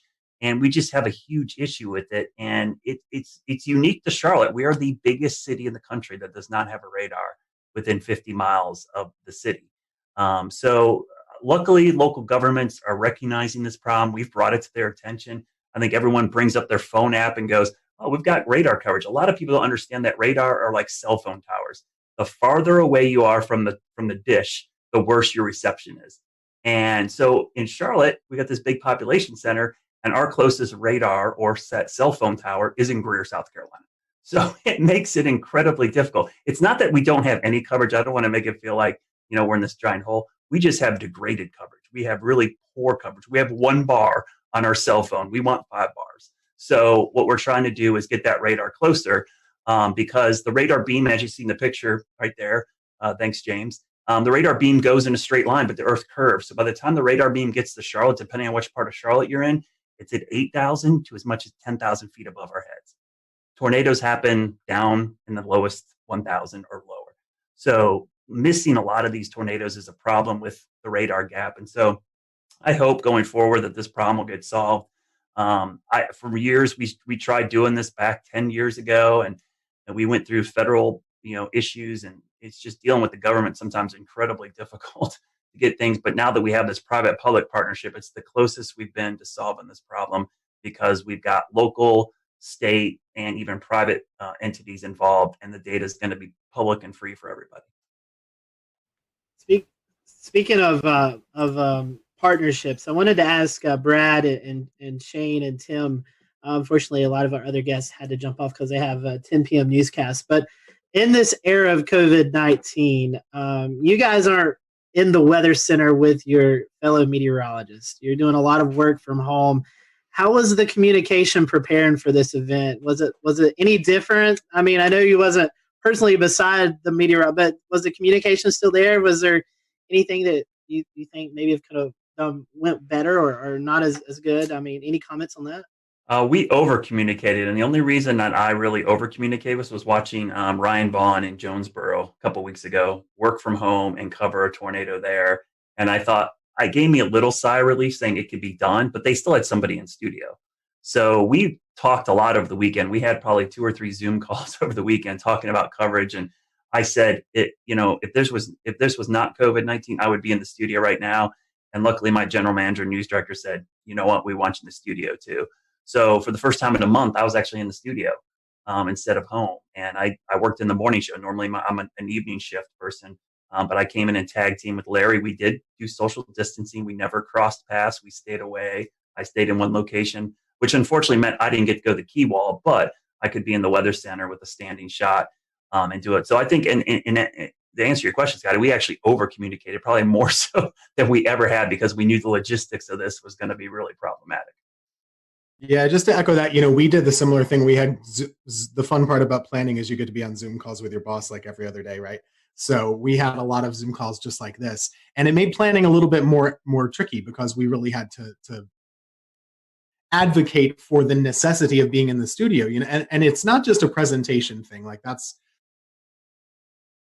somewhat cosmetic, but I don't have a generator at my house. None of the folks on our weather team do. So that was really the thing. What if? And we have 3 folks working, but it could sure happen that all of us lose power. So we really needed to be there. But when we were, I was at we have a separate room key wall. I was there. I didn't talk to anybody. You can see Ruben is and zooming. then in the studio, Taran Kirksey was there in front of a monitor wall with a computer with our graphics. And we had another meteorologist at home just doing like this and Facebook and stuff. So it really worked out well, but it was more planning and, just jumping through all the hoops that we all have to do just to go to the grocery store. Yeah, I think kind of just like adding on top of that, this situation has brought anything, it's teaching everyone, in a communication field how to communicate even more, or the importance of communicating more. In our case, we are still fully broadcasting from our station. We don't work from home. I typically will do noon shows twice a week, and then I do double shifts on the weekend, all of our morning and all of our evening shows. So I'm usually the only one in the station for the meteorologist on Saturdays and Sundays anyway. So I was closely monitoring it, and whenever I saw it on one of my weekday shifts, I think I had sent an email out and said, I think we should go ahead and just start having a plan in place. This is our first time trying it with social distancing, so I think it's even more important that we start planning further in advance. And I just think these are times like this where you do learn how crucial communication is between a team, and I think it really applies for all fields, not just our specific industry. We started it with an email chain. We did not do Zoom conference calls because I don't like my employer to know how many times I'm wearing pajamas when I'm on the call. So it is all on the phone only. But at the end of the day, you're keeping in touch with them. You are making sure that there's consistent points that are going to every single one at every level so that everyone is on the same page.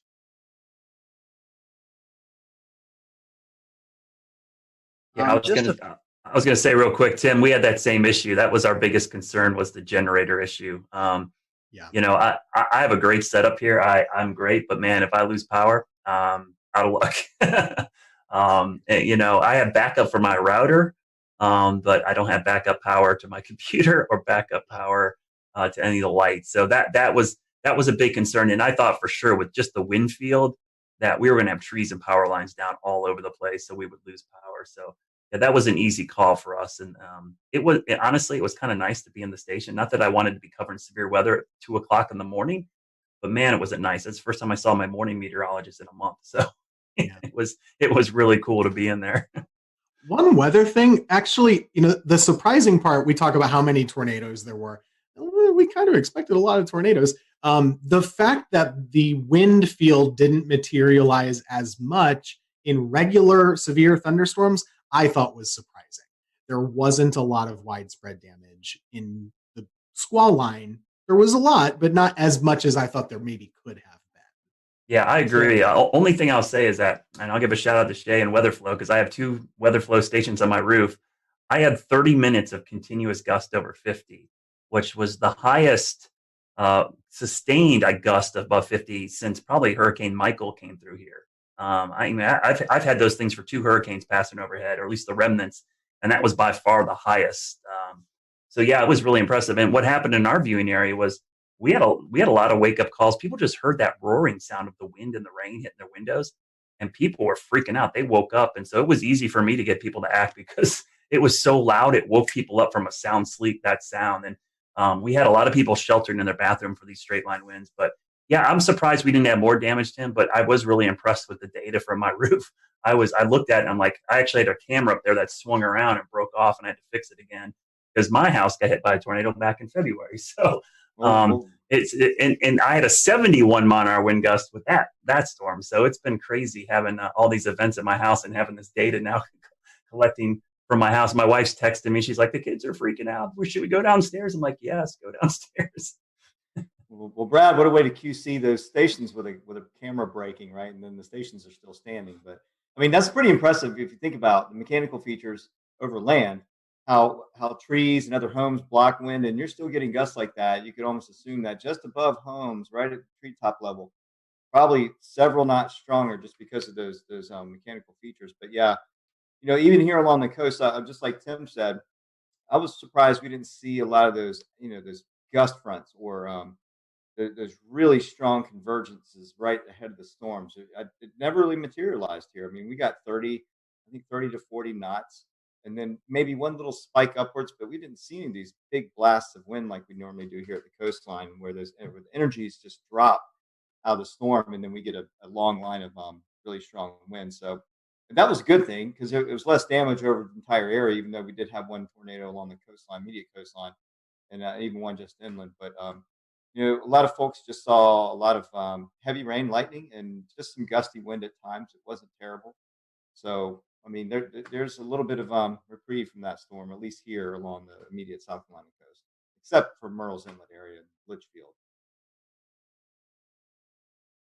Yeah, so today's date, I think, is kind of significant too. The initial thing we were going to air today was going to be about the 2011 tornado outbreak that everybody really thinks about when they think about the strongest storm system maybe they've lived through or seen. You know, we chose to do this instead because this was such a significant severe weather outbreak. Going kind of back to you, Brad, and anyone else who wants to talk about it, is there any sort of feedback that you're receiving from the public that this is going to be kind of the new thing in their heads as the biggest severe weather threat that they've seen? Or how do you think this compares as far as response to what we kind of saw on April 16th, 2011? I remember that April well because that is the highlight of that month. But there were 4 separate significant severe weather events back in April. We had a derecho, we had baseball-sized hail, and we had the tail end of the Tuscaloosa tornado outbreak actually affect the Carolinas, and then April 16th, which I remember that night because I stayed up all night long and watched that line of supercells. pass over Charlotte, not touch down, and then immediately as the sun came up, start spinning. But I think what helped us out on Monday, two things. One, COVID-19, everybody's home. They're sheltering in place already. But two was our tornado outbreak back in early February.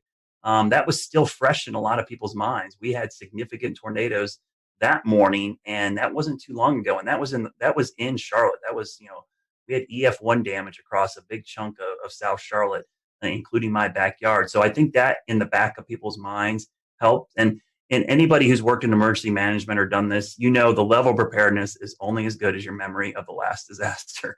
And in this case, having that last disaster kept people prepared. And so they were kind of ready for this. Yeah, for here, this one is not going to be remembered for years for most of the Piedmont area, and at least near the Triad, I wouldn't say, except for the folks who actually were in the tornado path in Alamance County. Just to add to this time of year, it's always very busy. 2 years ago today is the anniversary of the Greensboro tornado, which is still so fresh. We had a reporter do a story today. How is East Greensboro doing?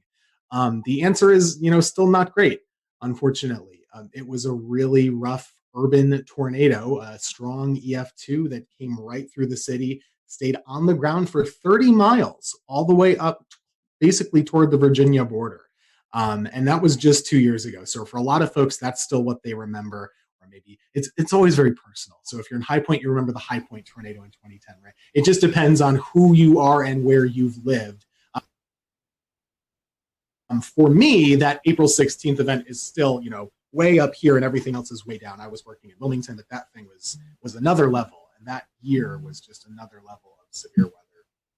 And I'll just add my own commentary to that. It was a year ago that we had a tornado outbreak here in the Carolinas. I don't even remember the number, but a year later, our thought is already bouncing back to 2011 and not a year ago. Yeah, that was 12, and it was Good Friday. I remember that very clearly. You're right. Scotty, I think that was the first time you sought shelter in your... I remember doing that, but I couldn't remember what date it was. Like, I forgot 2 years ago. I knew the Greensboro tornado, but I didn't know it was today's date. That's... Monday the 13th is my son's birthday. And I remember on his first birthday, we were doing severe weather coverage, and on his second birthday, we were doing severe weather coverage. Yeah, I was in the basement live on this show when that happened. So, yeah, crazy times. But anyways, guys, thank you so much for coming on. As Tim was talking about, I'll go ahead and kind of let the secret out of the bag. We pre-recorded the April 16, 2011 look back. So next week we're going to be airing that. So you'll see Tim back next week on our show.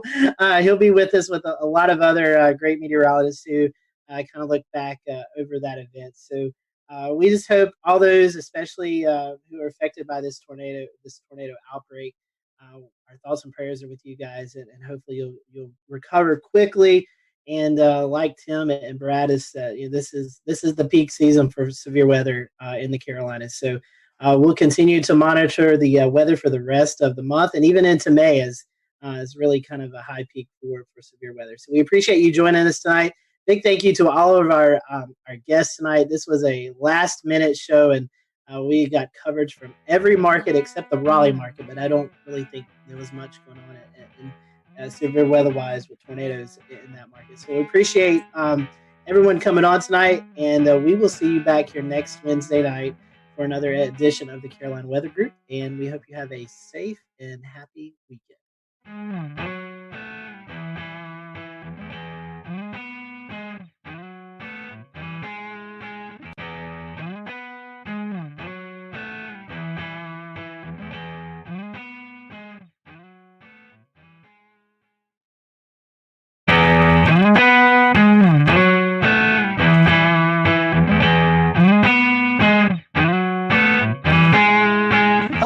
Welcome to the Carolina Weather Group. We're happy to have you this evening. Tonight we're going to be talking about the 9-year anniversary, April 16, 2011. If you live in North Carolina, anywhere around that time period, or even now, you remember the major tornado outbreak that occurred. And tonight we're going to be looking back at that event. We have with us tonight Mike Mays, Chief Meteorologist at WRAL. We also have with us Dan Whitaker, Jeremy Gilchrist. They were out in the field chasing these tornadoes, and so we're going to get their perspective. Also with us, we have Tim Buckley, who is the chief meteorologist at WFMY, but at the time was working in Wilmington, North Carolina at WWAY. And we have Gannon Medwick on with us, who is chief meteorologist at WECT in Wilmington, but at the time was working at WNCT in New Bern, North Carolina. And we have with us Jeff Orrock, and he is the meteorologist in charge at the NWS office in Wakefield, Virginia, but at the time he was also working at the NWS in Raleigh. So we have a big group of guests with us tonight. So looking forward to each and everyone's perspective of this event. I do want to hand it off to Mike first, kind of let him give a brief background of his recall of this event, because he has to run and get some things done. So Mike, I want to kick it off to you first, and tell us a little bit about your perspective. I know you was on the air during the event, so kind of talk to us about the lead up to the event and any memories during covering the tornado that you remember. First off, I'll apologize. We got our cleaning crew coming into the studio, so it's probably going to get loud because he's pushing his garbage can around.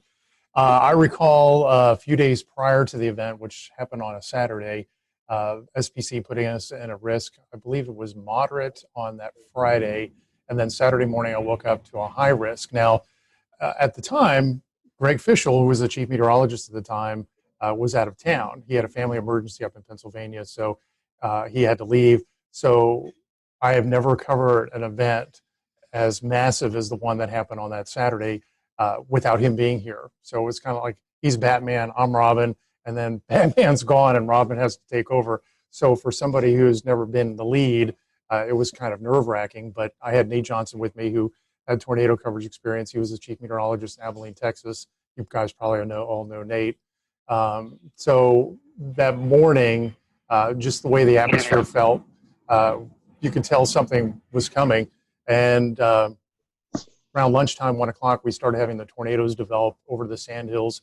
The first one, I believe, was in Sanford, had caused the damage to the Lowe's home improvement store there and tracked to the north and east. Now, I've been here in North Carolina since 1994. I've been in tornado coverage, but I've never had tornado coverage of long track tornadoes like the ones we saw that day. And at one point, we had 4 tornadoes on the ground, and Nate and I were juggling back and forth, where I was handling 2 tornadoes, he was handling 2. It was just an incredibly rough day, and I'm sure everybody here in this group has their own stories about what happened. The hardest part for me, I guess, was watching that tornado leave Sanford, and it was making a beeline to my house, to my neighborhood. I have family in town, and I was hoping and praying that they were watching the coverage on TV.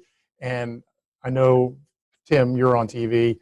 How do you get the point across to people that you know to take shelter? I couldn't stop and pick up the phone and say, hey, listen, a tornado's coming to the house. You need to take cover. So that's one thing that was upsetting to me. The tornado passed about 50 yards from my house. I damaged the subdivision right next to mine. I had some damage to some fencing. That was about it. I was very fortunate. And then after it passed my neighborhood, it was heading right here toward WREL. And I remember Nate Johnson yelling out loud to everybody in the studio, go to the basement, because it was at the time coming straight to the TV station, but at the last moment, it moved a little farther east and hit downtown instead of coming here. So it was a really, really rough day. And I thought after all was said and done, because we were on there from 2 in the afternoon to 11 o'clock at night nonstop. I mean, we had continuous coverage the whole time. And when it was done, I thought, okay, this is going to be the worst. This is the benchmark of the worst coverage of a storm that I'll have in my career. But then we had Florence, and it was just days upon days of coverage with that. But yeah, it was not the best. And Jeff, from a National Weather Service perspective, how did y'all prepare, and how were y'all getting the message out in the days ahead of the event?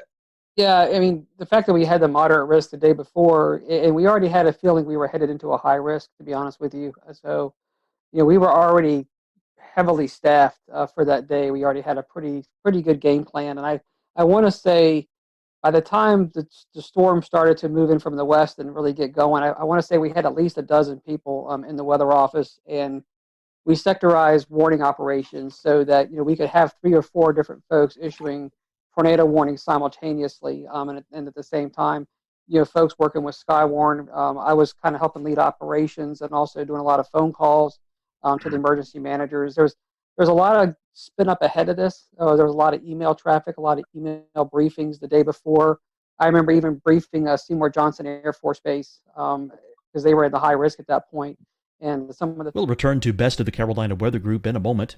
Now your Carolina weather forecast. Here are today's forecast high temperatures for North Carolina. Here are the forecast lows for tonight for North Carolina. Here are tomorrow's forecast high temperatures. And here's forecast rainfall across North Carolina tomorrow. Here are the forecast highs for the day after tomorrow.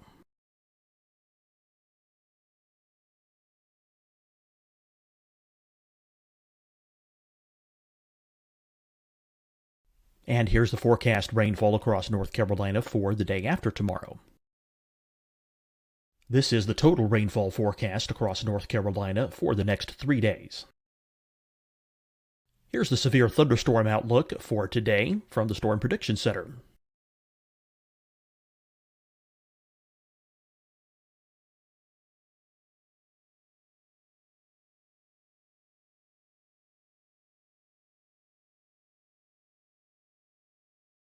Here are the forecast high temperatures for today for South Carolina. Here are the low temperatures for today for South Carolina. Here's the probability of precipitation forecast across South Carolina today.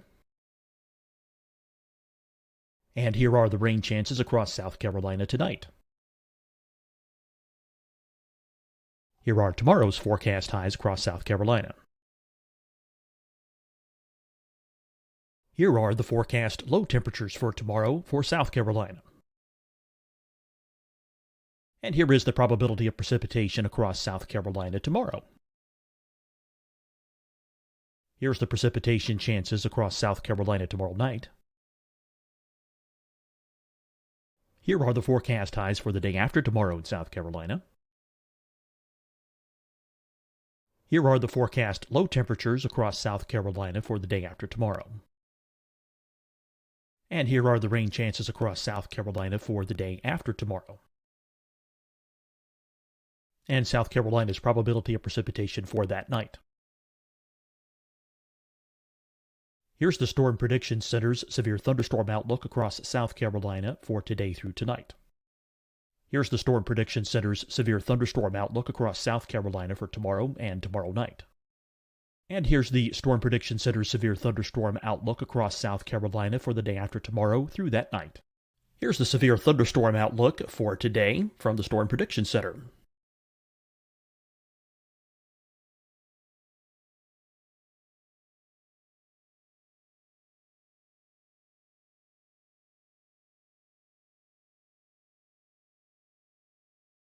And now here's a live look at weather radar across the southeast.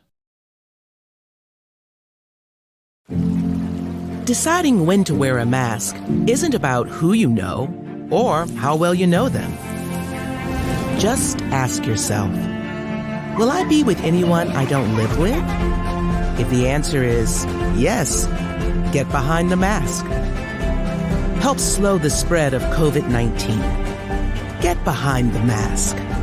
Learn more at covid19.ncdhhs.gov. Hi, everyone. I'm Dr. Mandy Cohen, Secretary of the North Carolina Department of Health and Human Services. And when you follow the 3 W's, you protect your family and your neighbors from COVID-19. When you leave your home, practice your W's. Wear a cloth face covering, wait 6 feet apart, wash your hands often. Wear, wait, wash. We're in this together. Stay strong, North Carolina. Fight the spread and take a stand against coronavirus. Wear a mask in public. Stay at least 6 feet apart from others. And get tested. Join us and fight the spread. Visit scdhec.gov/COVID-19.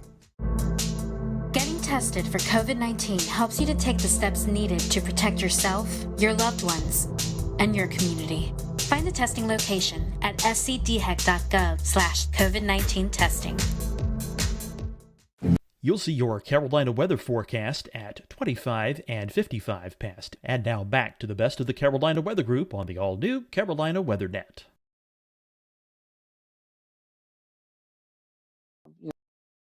In the east. So there was a lot of preparation for it. It's kind of one of those things where, like Mike was saying, everybody knew something bad was about to unfold. And I had been through Gerald, Texas, and the tornadoes out there. And so, going into this event, that was kind of in the back of my mind that, we're headed into something, pretty big. And I do remember talking with Wake County and trying to explain what does a high risk day mean. I mean, the way we taught this in Texas was that, someone's going to die today. I mean, these are going to be big, long track tornadoes. And, this is going to be some serious stuff.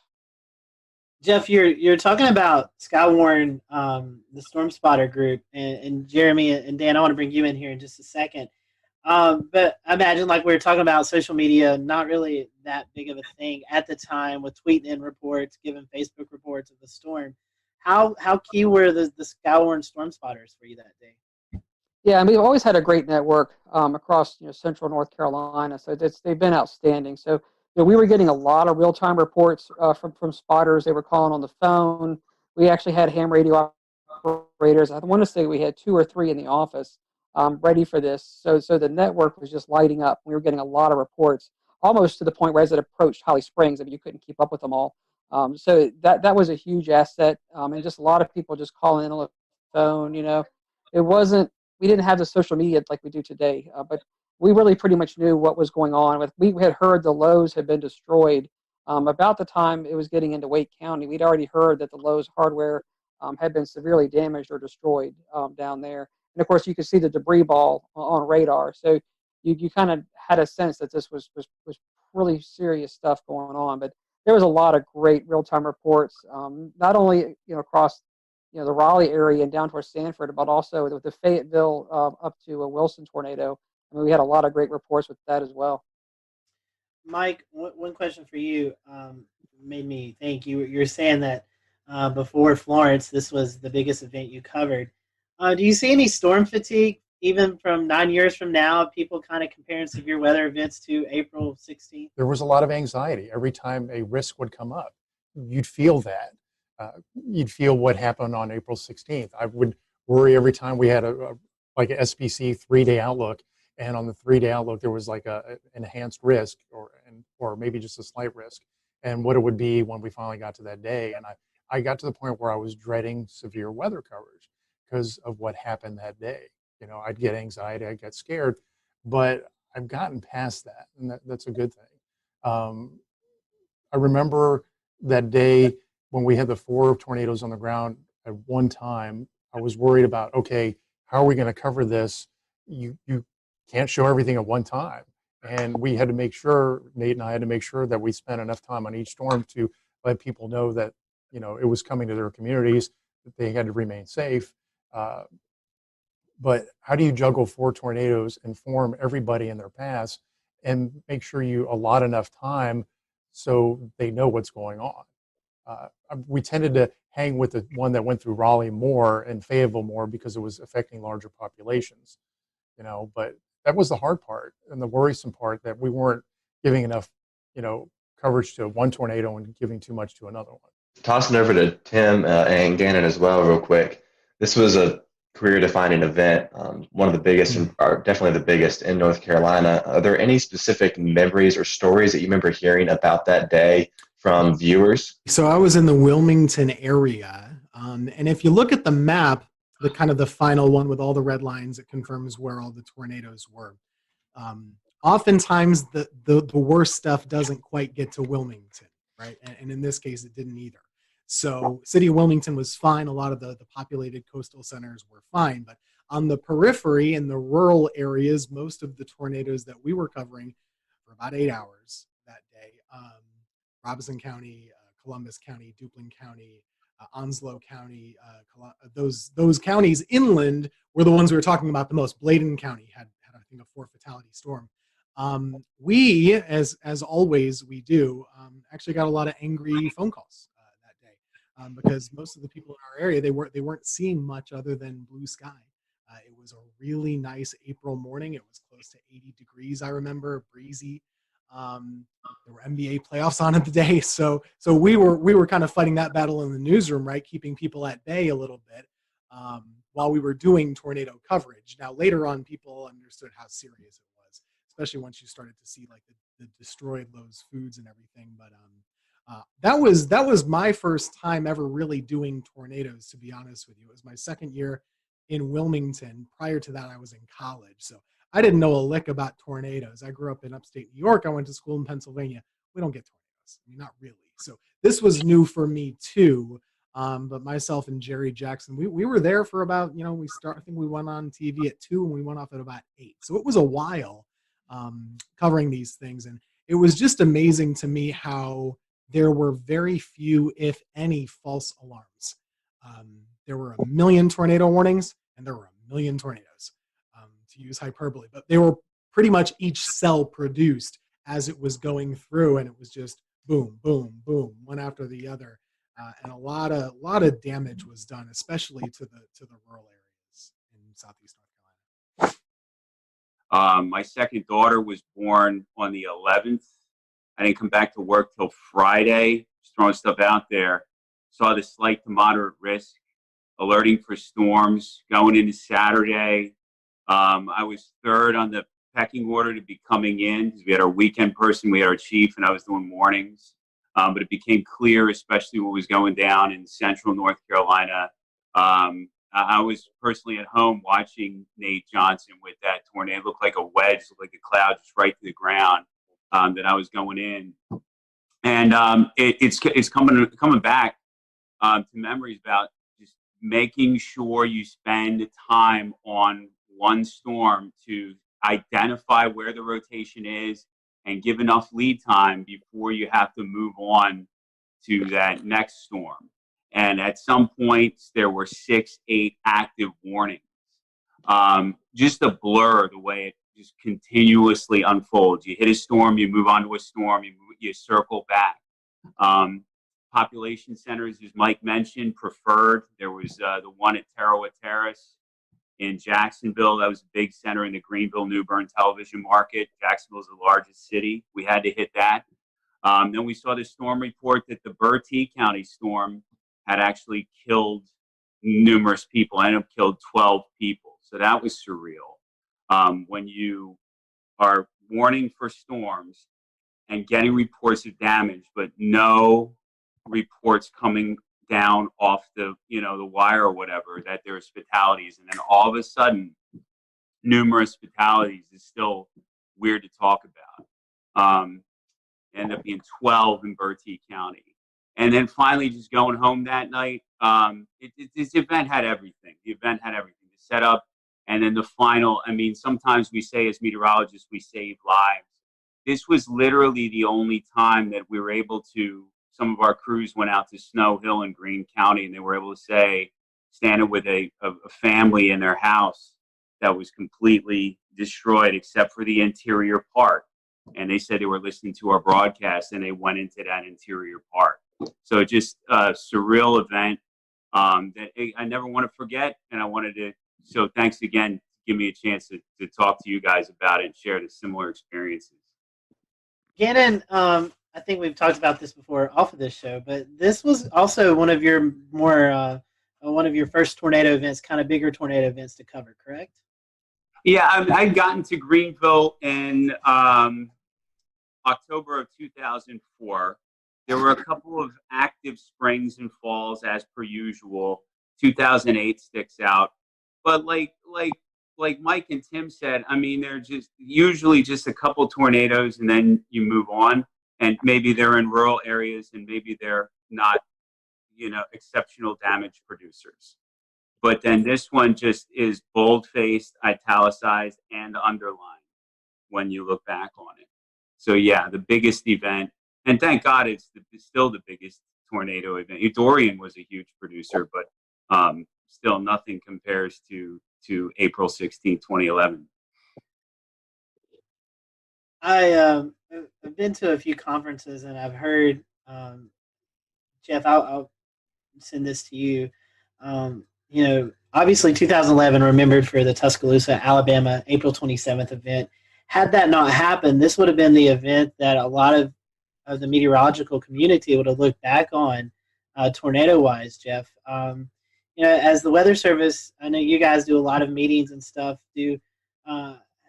Has this event kind of tailored some of your studies or some of your outlooks on stuff that you've, I guess, done case studies on this event to kind of find out the whys of what happened and how to better prepare for maybe the next setup we get like this? Yeah, I mean, there's no doubt this event, I mean, it still stands out, even though, like you're saying, the later event was even larger than this one. For our region, this is still, what our benchmark, storm. And, it even went up, not even just the Carolinas, eventually went up into Virginia and did a lot of damage up there too. So, it's been widely studied. It was before some of the newer technology came out with on the radar, even some of the new impact-based warnings. So we've actually gone back in and rerun cases like this with what we call the impact-based warnings, and we did use tornado emergency, but nowadays we even have more tags we can put into the warnings to kind of say, okay, it's radar confirmed on the ground before we even have spotter reports of anything on the ground. We can confirm it just using radar data. And so we've actually used cases like this and kind of run back through them with some of the new products and new ways that we issue tornado warnings, as well as some of the different dual pole products. So, we do go back in and kind of practice and relive some of these events like this, putting them more into, I'd say, the current time. So this is definitely a benchmark event. We also look at it from a standpoint of, staffing and how do you handle events like this, because they don't come around often.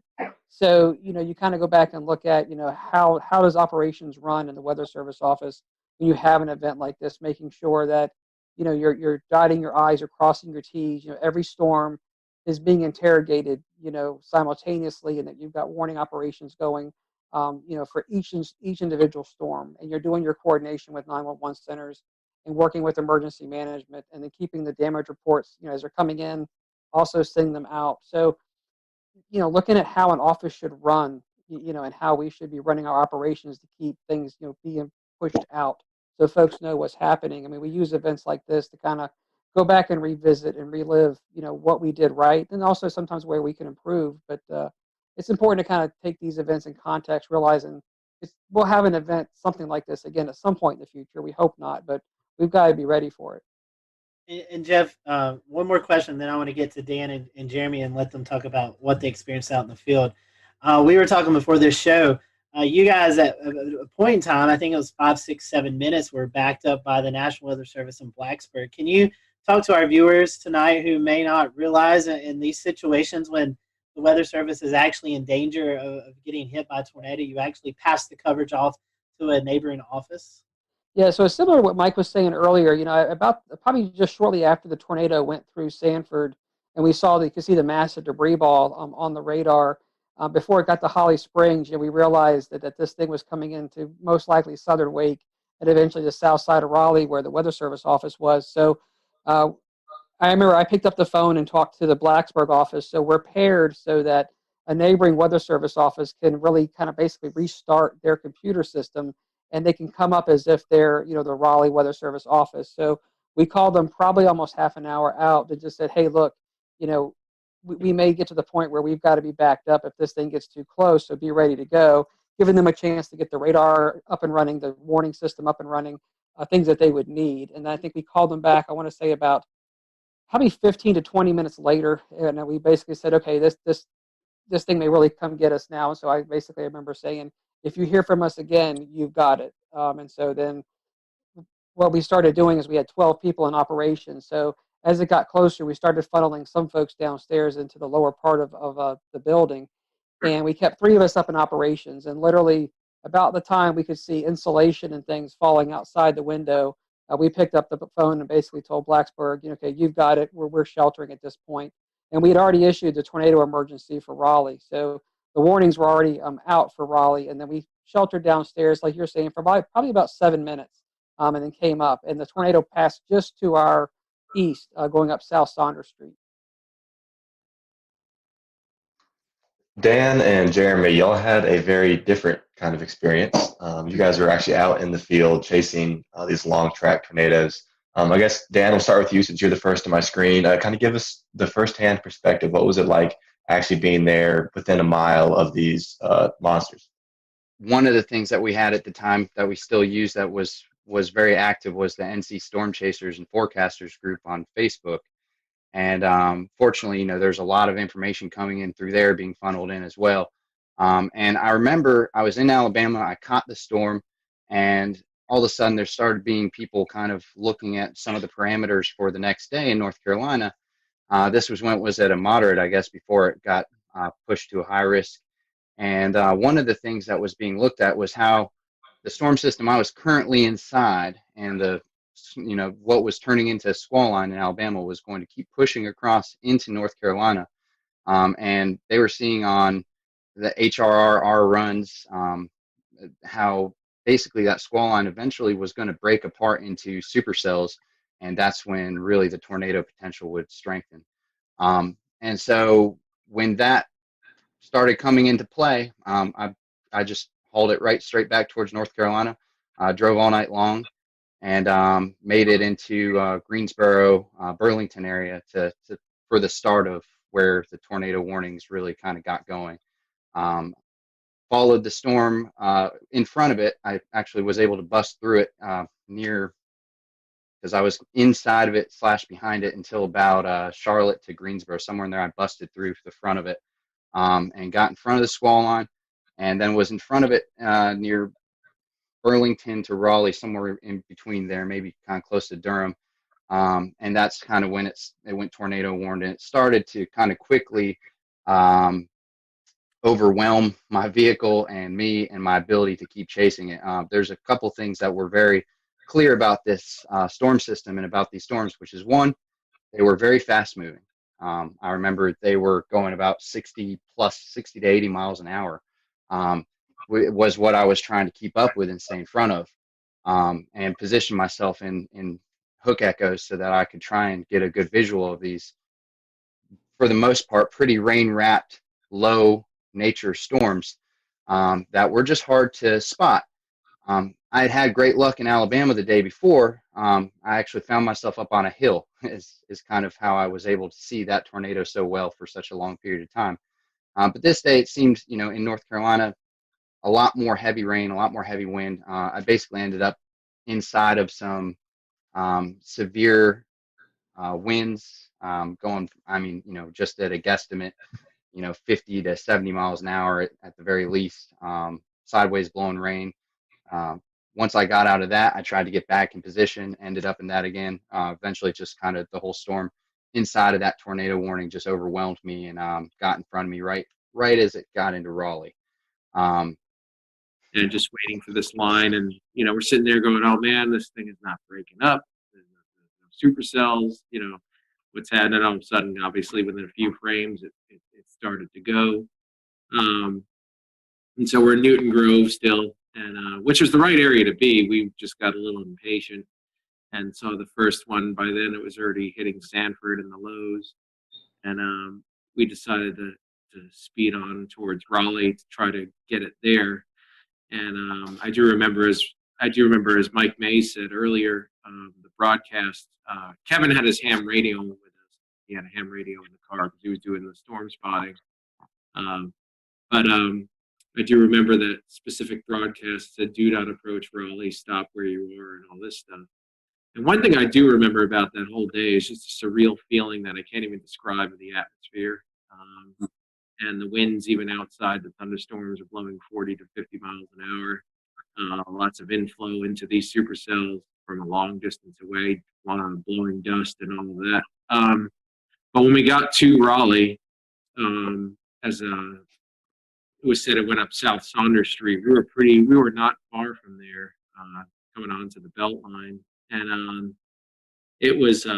I remember specifically seeing the power flashes just to my left as we were coming in, and we stopped right there because we knew it was rain wrapped. We couldn't see it, and we looked for an exit after that. And then we were trying to decide: do we, for about a couple of minutes, do we try to keep up with this one? we all knew that the storms, as Dan said, were doing, forward speeds of 60 to 80 miles an hour. We're already behind it. We're in a metro area. We're like, no, let's get out of here. Let's go for the next one down the line. That was the Wilson storm. And interestingly enough, that storm hit Fayetteville first, that next cell down the line.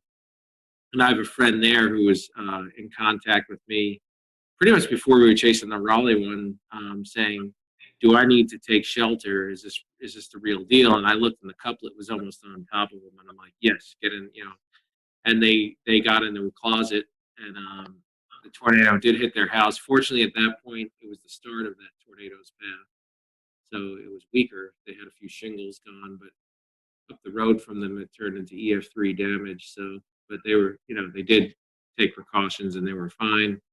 I didn't find that out till later, but so then I had to beat the forward flank of that next cell. So coming out of Raleigh, so I was speeding definitely to beat that forward flank to get. I didn't want to get cored and then stuck and miss knowing how fast these storms were moving. So I was driving a Volkswagen Beetle at the time, and finally made it to 795 area. I got just a little bit south of it, and because I did want to get a clear view if there was a tornado. And then we were going up 795 northbound, and so we get a straight on look at it. And I looked to my left, and I saw the rotation. I looked to my left, and like, is that what I think it is? Because it was there wasn't that much contrast at that point. And it was open field, and so we just decided to stop there. And then it came out from some trees, and sure enough, that's the tornado, which many of you have probably seen the video of. Marker 5.5, looking north-northeast. Large tornado on the ground, all the way to the ground. Multiple times. Kevin called it in. I think the tornado was about 100 yards wide at that point. We were about a mile and a half away. I could have gotten a lot closer to it, but I did not know the area that well, so I didn't know if I was going to pull up. That's the only reason I didn't. I didn't want to lose the view we had, and I knew how fast it was moving. I knew we had one shot to get a look at it, and that was going to be it, and then it was going to be gone. And so we decided, all right, we got a good view here. Yeah, no, we're not super close, but we'll just stay where we are, and we're safe here. So we watched it, and then kind of faded into the rain from where we were as the rear flank downdraft came around, and we got hit by that a little bit. And then after that point, we took off for the next cell down the line, which we ended up in Farmville outside of Greenville, and we just missed it. We just moved. We weren't fast enough. These storms were moving way too quickly. So we just had to find a safe. We actually had to use an escape route and go into the rain and hail so we'd get away from the couplet and let it pass because we weren't going to be able to see it from where we were. And then, so we did. And then we went into Farmville, and we saw the damage there. It just happened, but immediately, amazingly, the emergency crews were there. They were probably there within a minute or two after the storm passed. And so we took a look for a minute, and I remember letting, again, cell phone. I mean, smartphones were relatively new, but I did have one, Pickle 3. And I remember just letting a guy whose house got damaged use it to call his family. And then we wanted to get out of the way of the emergency services as quickly as we could. So then that was it. And then there was a squall line behind that. That was it. And then we went home after that. And then the last thing I remember is going to the NC State Library to upload my footage to YouTube, since I had the super fast connection, as quickly as I could. And I think I remember emailing Mike Mays and sending him the link or something like that right away. And then Ariel, I know, put it up. And then it actually ended up in a few things, like a National Geographic did a special on that whole spring because, as Dan said, there were a number of outbreaks that spring. Everybody remembers Tuscaloosa and all that. This was one of 3, I think, major outbreaks that they covered in that series. And so it ended up kind of spreading from there. And I think it is still my most viewed video to this date. But And that was about it. That was about the general summary of my day right there. Were you guys able to, after this event, in the days to come, to go out and survey some of the damage? If so, what kind of stuck out to you guys? Our biggest storm was in Bladen County, in Elizabethtown specifically. There were 4 fatalities there between, I believe, Elizabethtown and closer to Bladenboro. Also, a couple tornadoes up there in Bladen. And our reporters, I'll say they had... We'll return to Best of the Carolina Weather Group in a moment. Now your Carolina weather forecast. Here are today's forecast high temperatures for North Carolina. Here are the forecast lows for tonight for North Carolina. Here are tomorrow's forecast high temperatures.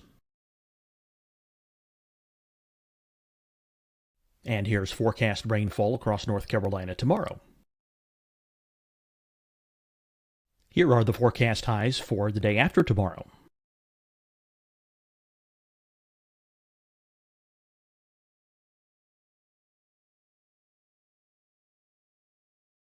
And here's the forecast rainfall across North Carolina for the day after tomorrow. This is the total rainfall forecast across North Carolina for the next 3 days. Here's the severe thunderstorm outlook for today from the Storm Prediction Center.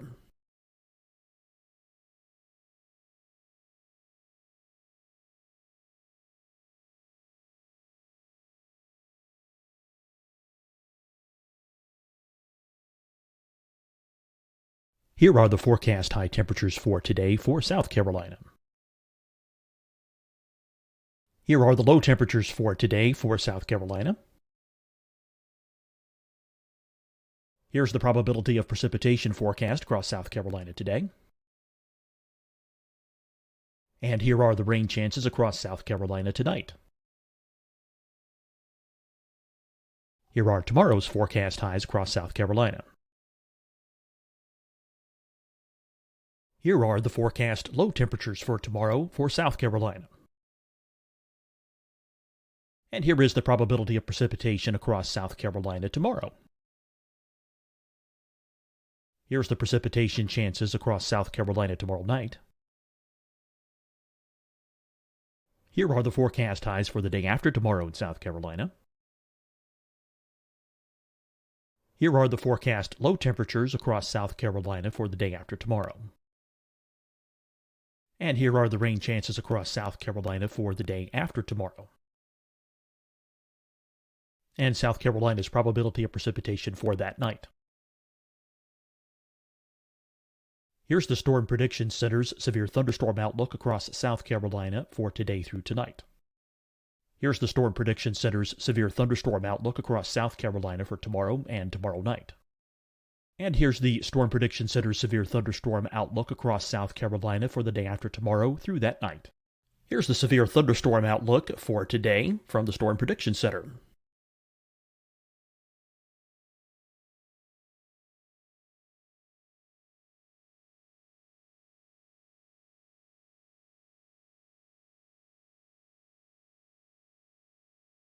And now here's a live look at weather radar across the southeast. Deciding when to wear a mask isn't about who you know or how well you know them. Just ask yourself, will I be with anyone I don't live with? If the answer is yes, get behind the mask. Help slow the spread of COVID-19. Get behind the mask.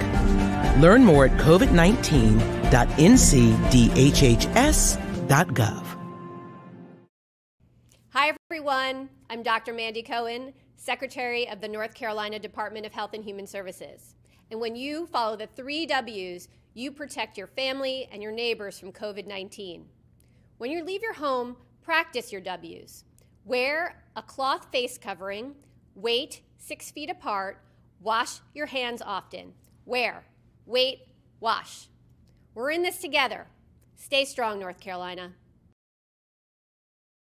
Fight the spread and take a stand against coronavirus. Wear a mask in public. Stay at least 6 feet apart from others. And get tested. Join us and fight the spread. Visit scdhec.gov/COVID-19.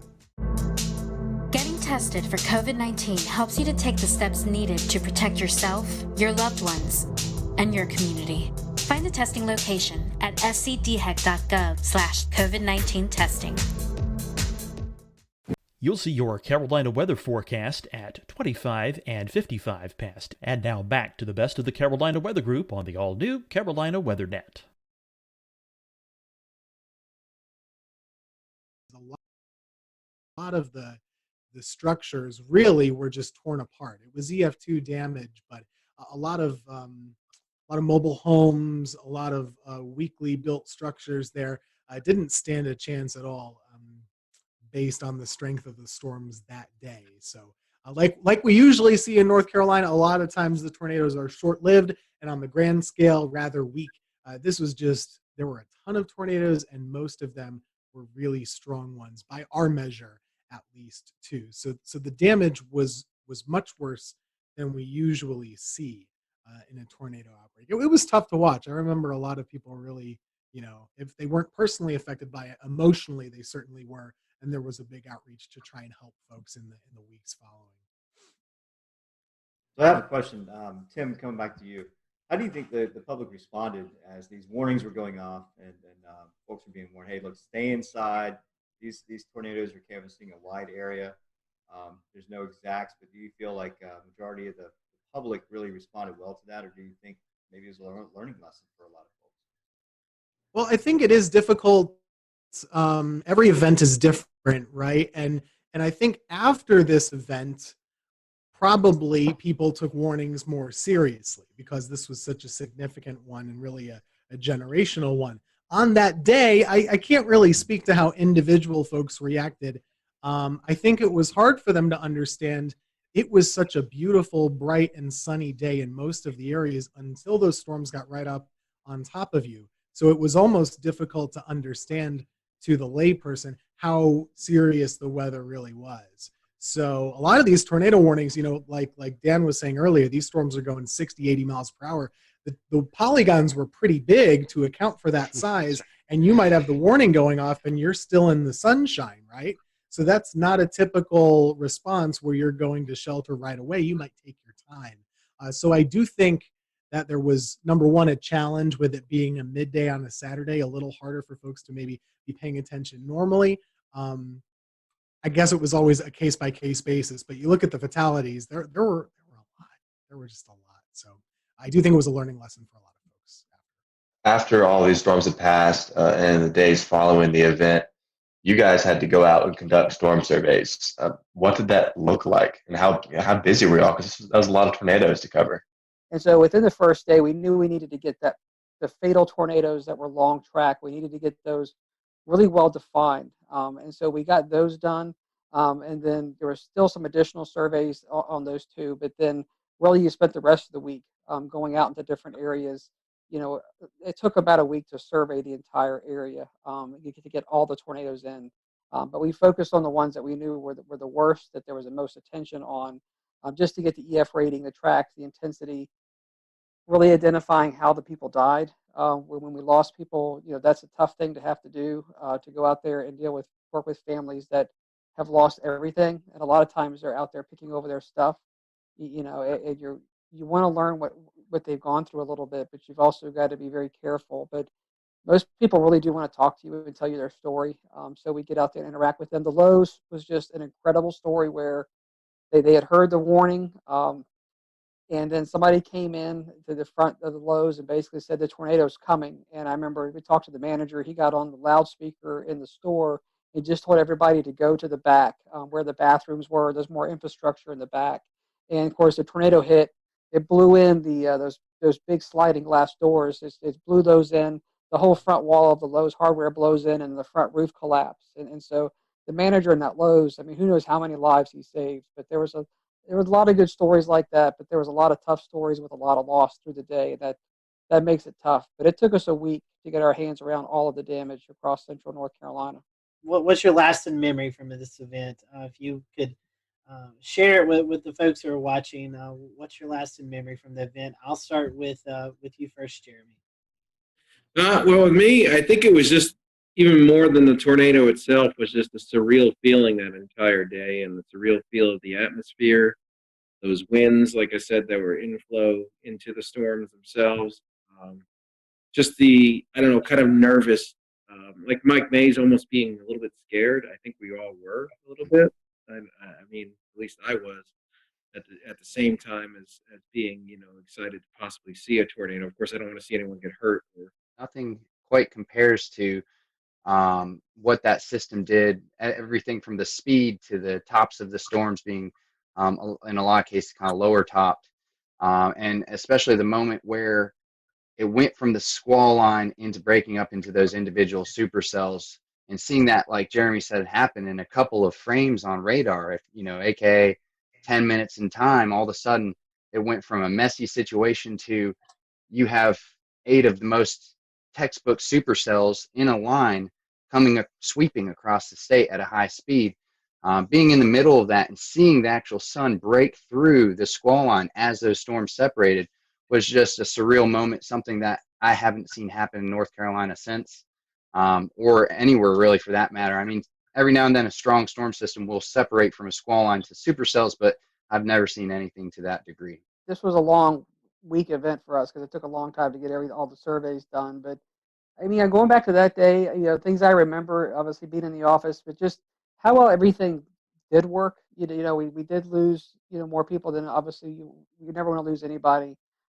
We saved a lot of lives that day, and so going out there and seeing how much devastation there was and how many people were doing the right thing and seeing how well things went in the weather office. I remember watching WRAL, like Mike was talking earlier, and they had tornado emergency just in big, bold red across the bottom of the TV set. They were on wall-to-wall coverage. We were getting great spotter reports. It was one of those days where everybody was intensely worried. We were all had a heightened awareness, but everything really worked the way it was supposed to work. I mean, everything we had practiced, all the work we've done with the media and Skywarn and the training inside the office, it just all came together. And so, while we lost people that day, and that's always a tragic thing, there was a lot of things that did work and a lot of people came together and I'd say performed at a top level. And at the end of the day, it saved lives. For me, I was definitely still a kid at the moment. I think I was 23 years old or 24 years old or something like that. And thankfully, Jerry Jackson, who I was working with at the time, he had drilled with us very basic severe weather coverage do's and don'ts. Like 3 simple things. Tell folks where the storm is, where it's going, what they should do, and then tell them again. And if you have more than one storm, do 1, 2, 3, however many you have, then go back to the first one. So we really boiled it down to basics. I think we did a pretty good job that day. And I think, this event really prepared me for further events down the road, to not get too amped up, too nervous or whatever. Just kind of keep it simple, tell folks what they need to know and what they need to do. And that's really the whole reason why we're here, right? So this is a big moment for North Carolina and, just personally for me, and kind of seeing what the weather can do and why we're here. I do remember one point. I couldn't tell you what time it was, but it was just we had a little Viper radar system from Barron in the office. That was our primary drive thing. And I remember we would go out and expand and zoom into like Kansas or Oklahoma when they would be having their events, and we would see what the radar would look like. And I remember just thinking to myself at some point, I should be seeing I-35. I should be seeing like OKC and Wichita as delineators here. Instead, I'm seeing Kinston and Goldsboro, and it was just really crazy to see those kind of returns. Everything classic supercells all lined up in a row. Gentlemen, we definitely appreciate your time tonight. Thank you for going over this with us. Thank you guys who are watching tonight. Thank you for allowing us to step back in Carolina weather history and talk about this event. Be sure to check out this week. We'll be posting some more updates about this event throughout our social media pages, so be sure to check that as well. So for everyone here at the Carolina Weather Group, we hope you have a great evening, and we'll talk to you next time.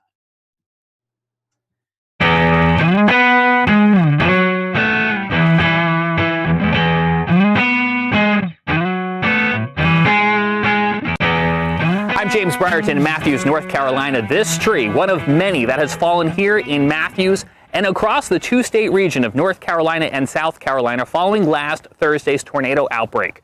10 tornadoes in all confirmed by the National Weather Service, who then spent Friday going out and surveying damage like this here at the playground of Matthews Elementary School. The school closed on Friday with power still out and trees like this still down. School was closed in Charlotte, Mecklenburg.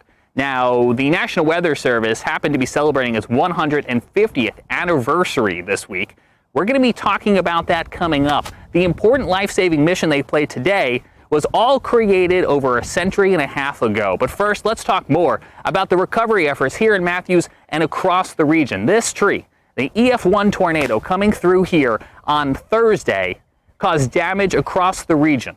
95-mile-per-hour winds knocking down trees like this, and also, unfortunately, taking down some homes where the roofs were damaged when big trees like this fell. All in all, we had about 2 storm deaths across the region, and that's too many.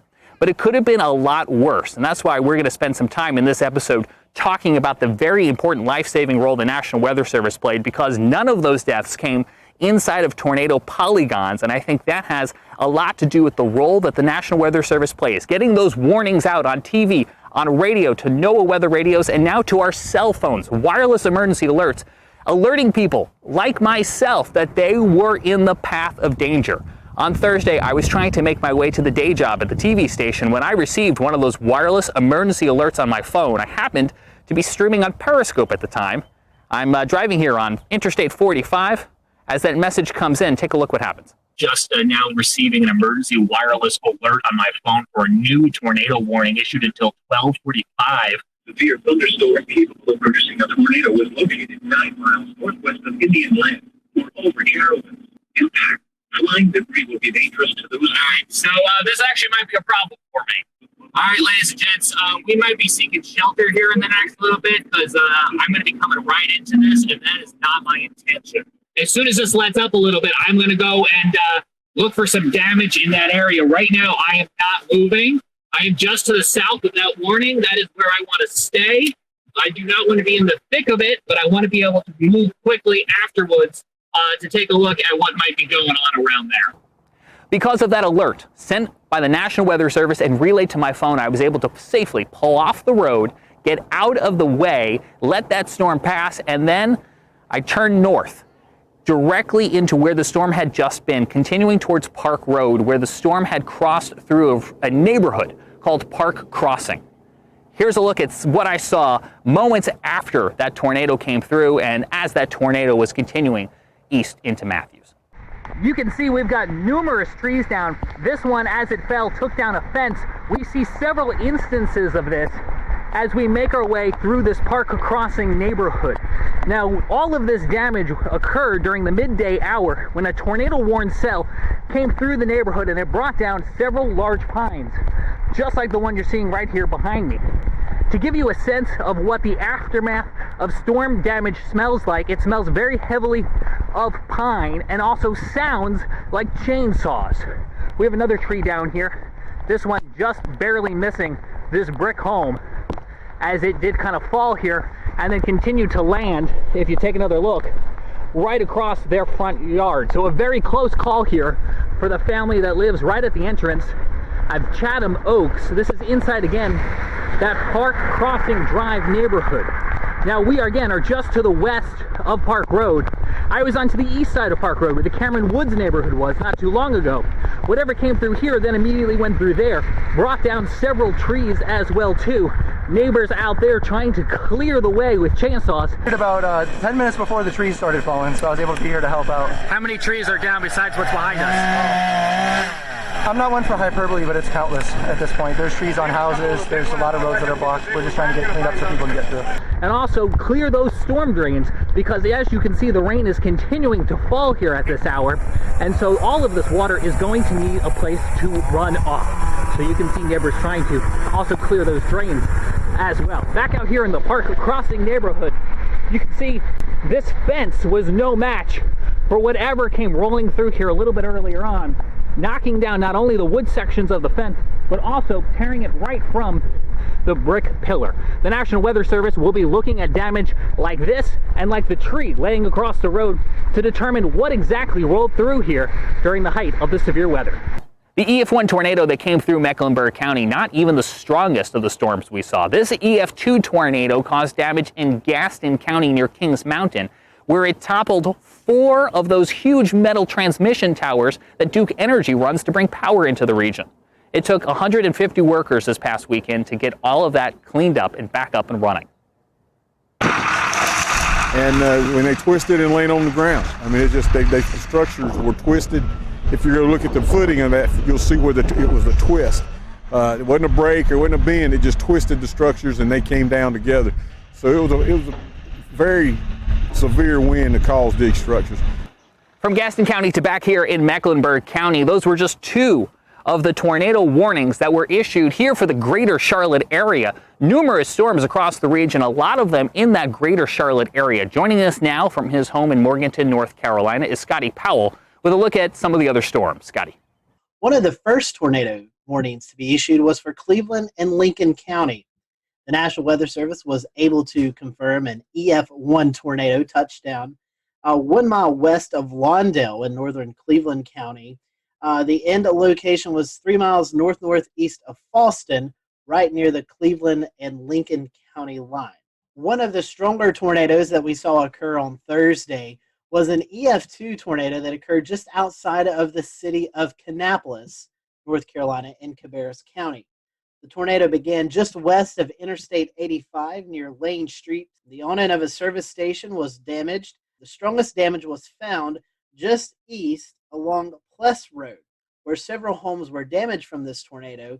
This damage suggests wind speeds of 125 miles per hour. The tornado weakened as it moved east, snapping and uprooting trees as it went, and it ended in Rowan County. Again, no fatalities or injuries from this tornado.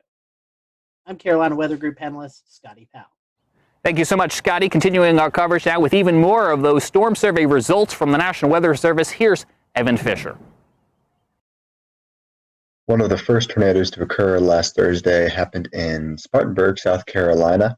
This one touched down pretty early in the day, before noon. It had a path length of 10.26 miles, so the second longest of the day, and a rating of EF1. This tornado did the most damage near the mall, just to the west, Westgate Mall in Spartanburg. As you can see here, there's a bunch of EF1 damage indicators near the mall area. However, as it tracked closer to Spartanburg, it did weaken a bit, and as it passed through downtown, there was minimal tree damage with just EF0. We had a pair of tornadoes in Stanley County, North Carolina, the first of which was pretty short-lived, only 0.4 miles long, the maximum width of 100 yards. Peak winds around 100 miles an hour, only did some minimal tree damage. However, the other one was a little bit longer with a path length of 7.3 miles, albeit discontinuous damage. But you can see here that there was damage indicators on the eastern side. And then again over here where there was a little bit more civilization. This tornado occurred just to the west of Albemarle, out in kind of a rural area. But nonetheless, this one did damage a child care center, ripping off some roofing, as well as damaging some manufactured homes with trees that fell onto these homes. This one actually had a maximum width of 1/4 mile, 400 yards, which is one of the more impressive widths of any of the tornadoes on Thursday. Moving a little bit further east, I guess all the way to the east, we actually had one tornado up in northeastern North Carolina in Gates County. As you can see, compared to all the others, if we zoom out, the rest of the tornadoes were down here near Greenville and Charlotte and Greensboro and Raleigh. However, there was one up here in Gates County, rated an EF0. Kind of flip over to the damage survey here. Tracked about 3 miles with peak winds of 85 miles an hour. Touched down near Taylor Mill Road and Askew Road and Cross Turner before doing some tree damage, as well as a few homes suffered damage, mainly from falling branches. From Evan Fisher now to Tim Pounds, who joins us with a look outside a storm that crossed from Georgia into South Carolina. Well, thanks, James. The storm team out of the Columbia, South Carolina office of the National Weather Service confirmed that an EF1 tornado touched down in southwestern Aiken County. This occurred near Vaucluse in the Springfield Church Road area near Stableview Farm. Luckily, there were no injuries or fatalities indicated with this storm. And it was a pretty short-lived storm with maximum wind speeds of 105 mile an hour. The tornado only had a path length of about 1.15 miles and a maximum width of 75 yards. Another area of concern in the Augusta area was the Savannah River. The U.S. Army Corps of Engineers indicated that there was going to be a lot of extra flow from all the rain that occurred in the area, and they had opened the floodgates on the Strom-Thurmond Dam, releasing almost 30,000 cubic feet of water per second. So it was going to be a lot of water going down below the dam in the next few days. But other than that, that's about the extent of the storm report here in Augusta. James?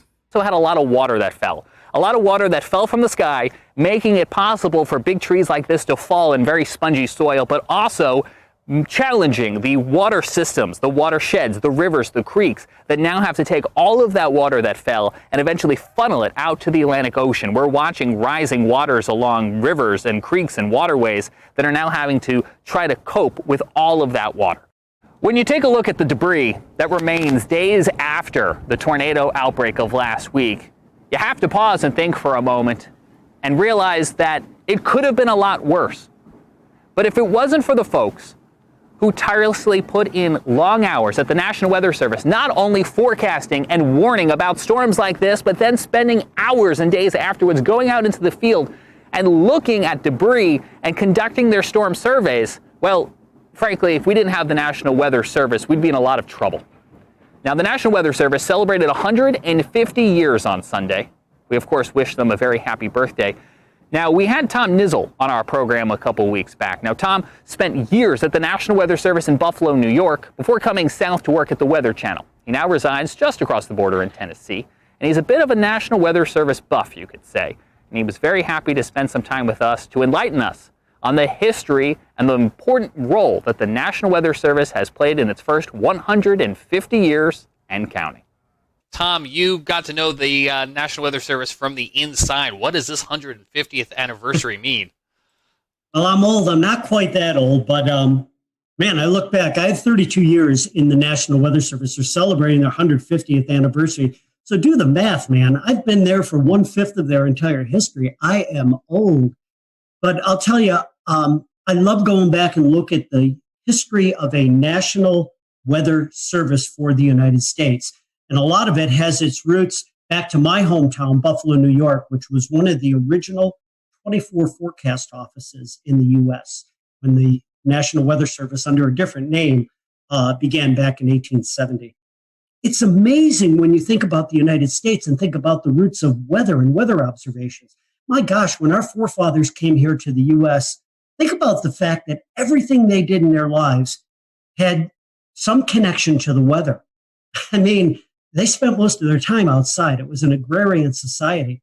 So two of our most famous weather observers and our most famous original weather people in the United States were two of my favorites, a guy by the name of Ben Franklin and Thomas Jefferson, right? Franklin was amazing. He was one of these Renaissance men that was interested in everything, and he was a great scientist. Franklin, by the way, was the first person to really study and chart something that's right offshore of the Carolinas, known as the Gulf Stream. That really was actually discovered in a way in a scientific basis by Ben Franklin. Franklin also took weather observations every day. How about Tom Jefferson, another Renaissance man?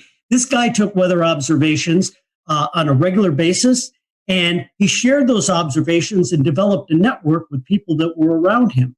In fact, the cooperative weather observers in the United States today, their top honor that they can get is the Jeffersonian Award for them taking weather observations. So those are two of the guys that really started things off.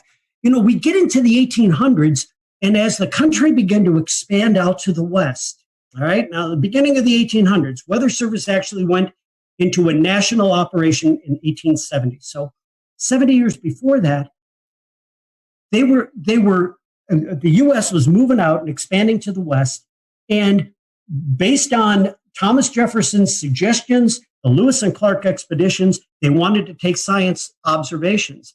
Most of the Army surgeons who were trained as scientists would take weather observations on a daily basis. And they would mail them back in. They would, arrive months later into places like the Smithsonian, where they would gather this information and bring all this information together, begin to plot it onto maps and try to understand this array of data that we are gathering across the country. But my gosh, none of it was timely. It took months to get that information. So you come across to about the mid 1840s, and we had this amazing invention that takes the science of meteorology and rockets it forward. And it was called the telegraph. Because once you got the telegraph, you could get this data from around the country. We'll return to Best of the Carolina Weather Group in a moment. Now your Carolina weather forecast. Here are today's forecast high temperatures for North Carolina. Here are the forecast lows for tonight for North Carolina. Here are tomorrow's forecast high temperatures. And here's forecast rainfall across North Carolina tomorrow. Here are the forecast highs for the day after tomorrow.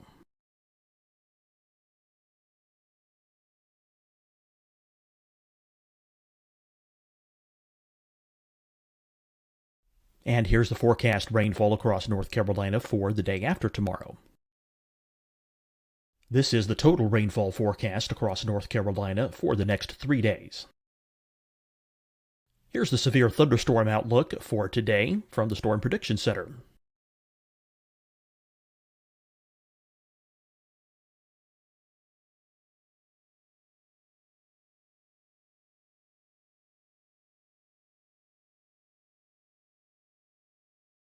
Here are the forecast high temperatures for today for South Carolina. Here are the low temperatures for today for South Carolina. Here's the probability of precipitation forecast across South Carolina today. And here are the rain chances across South Carolina tonight. Here are tomorrow's forecast highs across South Carolina. Here are the forecast low temperatures for tomorrow for South Carolina. And here is the probability of precipitation across South Carolina tomorrow. Here's the precipitation chances across South Carolina tomorrow night. Here are the forecast highs for the day after tomorrow in South Carolina. Here are the forecast low temperatures across South Carolina for the day after tomorrow. And here are the rain chances across South Carolina for the day after tomorrow. And South Carolina's probability of precipitation for that night. Here's the Storm Prediction Center's severe thunderstorm outlook across South Carolina for today through tonight. Here's the Storm Prediction Center's severe thunderstorm outlook across South Carolina for tomorrow and tomorrow night. And here's the Storm Prediction Center's severe thunderstorm outlook across South Carolina for the day after tomorrow through that night. Here's the severe thunderstorm outlook for today from the Storm Prediction Center.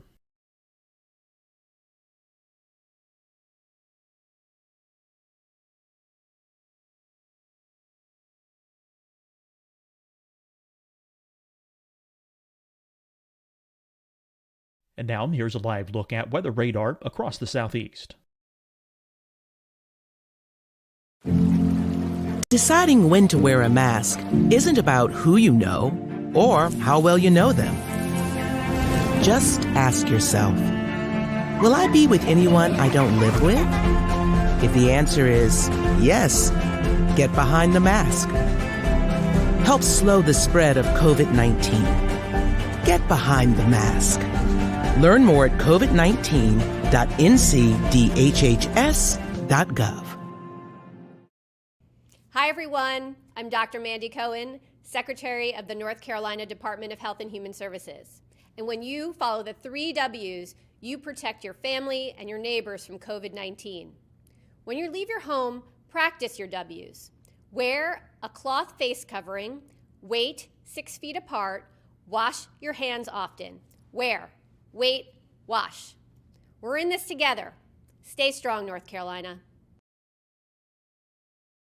Fight the spread and take a stand against coronavirus. Wear a mask in public. Stay at least 6 feet apart from others. And get tested. Join us and fight the spread. Visit scdhec.gov/COVID-19. Getting tested for COVID-19 helps you to take the steps needed to protect yourself, your loved ones, and your community. Find the testing location at scdhec.gov/COVID-19 testing. You'll see your Carolina weather forecast at 25 and 55 past. And now back to the best of the Carolina Weather Group on the all-new Carolina Weather Net. In almost real time, you could get it to one central area where that data could be compiled. You'd have the data quickly, you could analyze it, and then understand what was going on a more real-time basis.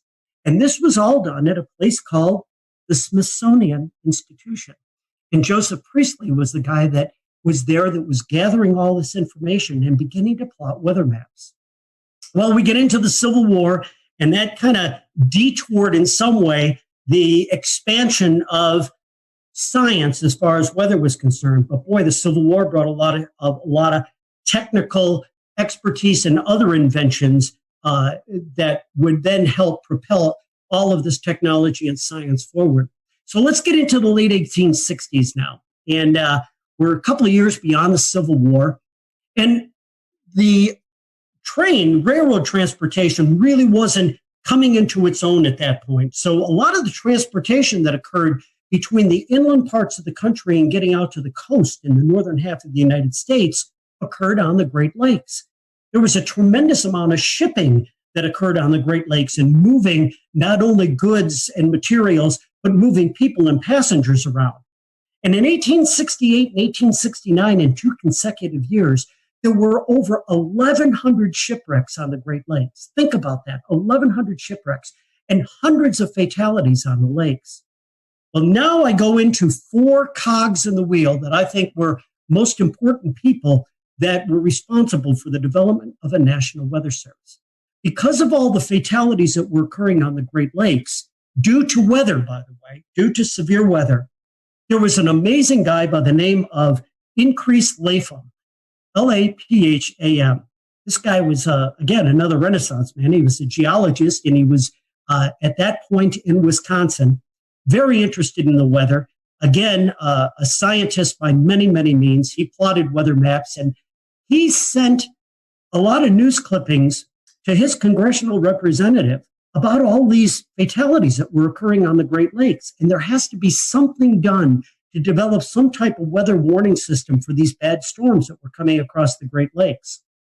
So in 1869, I believe it was, Increase Lapham sent this letter out to his congressional representative, another second cog in the wheel by the name of Halbert Payne.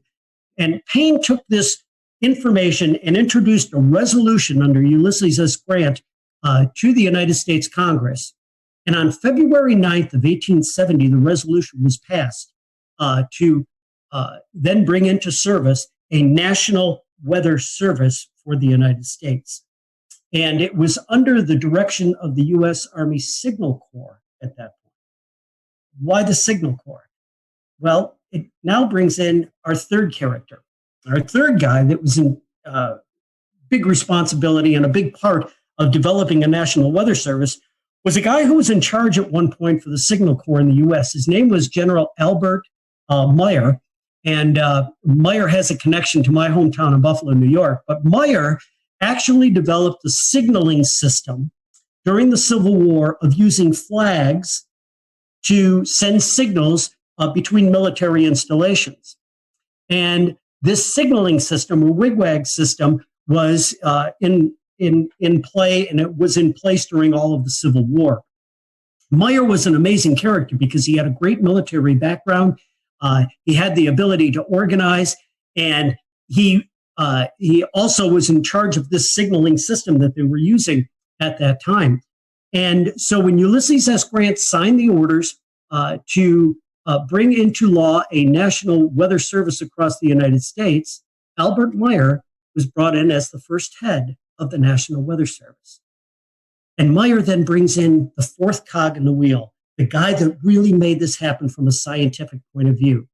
His name was Cleveland Abbey, and this guy was a scientist by every stretch of the word.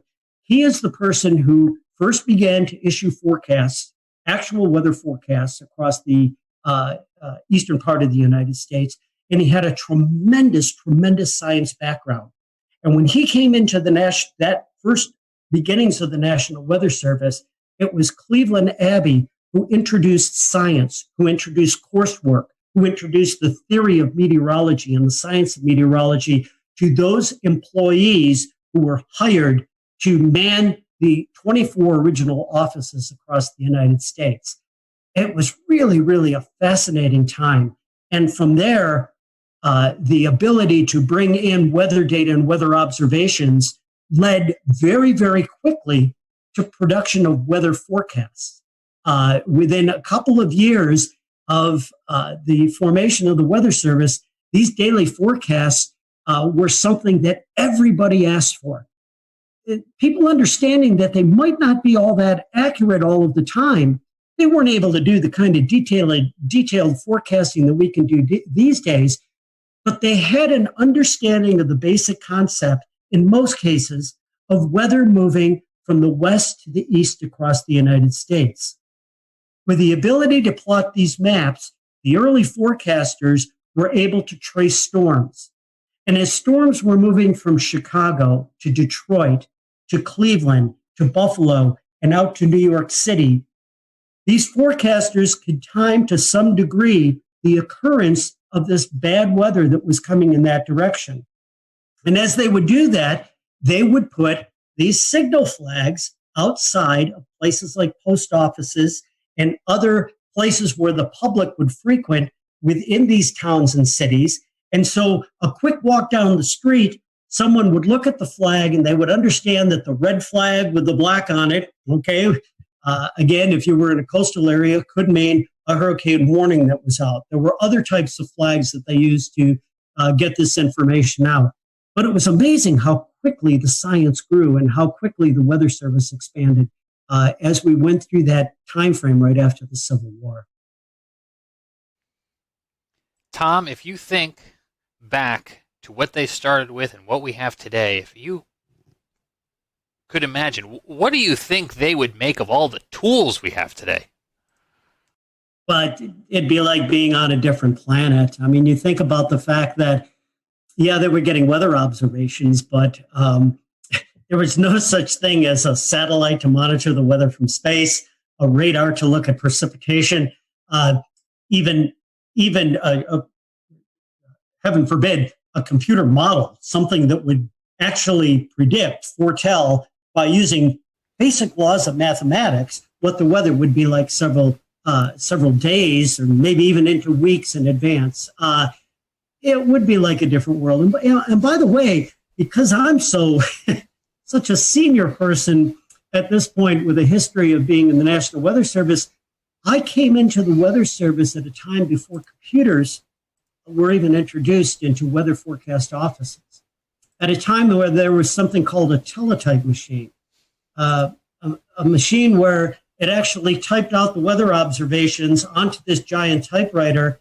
And as weather forecasters, we would rip that information off of this machine and sit down and hand plot and draw weather maps.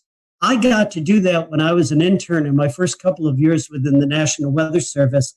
And to go from that to what we have today is amazing. So I can't imagine what someone like Cleveland Abbey would be thinking if we were able to place him into a science office like we have within the National Weather Service today.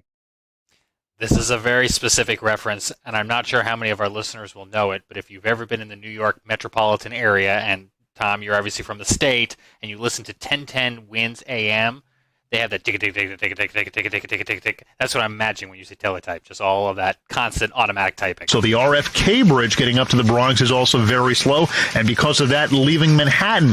That brings back memories for me, because that was the background noise in the Weather Service. It was like the old newsroom where you heard that, and that was the teletypes rattling away. I'm going back to my history. Only 35, 40 years ago in the National Weather Service, when I first came online, that's when we were first beginning to get satellite pictures, we'll call them, into the National Weather Service office. Now, we get satellite data today at minute intervals. It comes in on the computer. We run these huge loops at any resolution in any part of the globe on a regular basis. Everybody can do that online these days. In the weather office back then, we would get one image that would come in every hour. And if you wanted to do an animation of what was going on, all those images were placed on a clipboard. And you literally would take your fingers and take the pictures and let them go, and you could see the clouds moving across the eastern part of the United States. That was our animation back then. And that was after a tremendous increase in science and technology. It's fascinating because, as we all know, wars are terrible. War is hell. But wars also bring out tremendous advances in technology. And, World War II pilots, they were responsible for discovering the jet stream. As we got into World War II and immediately after, we developed the first large-scale upper air network across the United States with the launching of radiosonde balloons twice a day to get that information from the upper atmosphere, because weather occurs on 3 dimensions, right, throughout that depth of the atmosphere.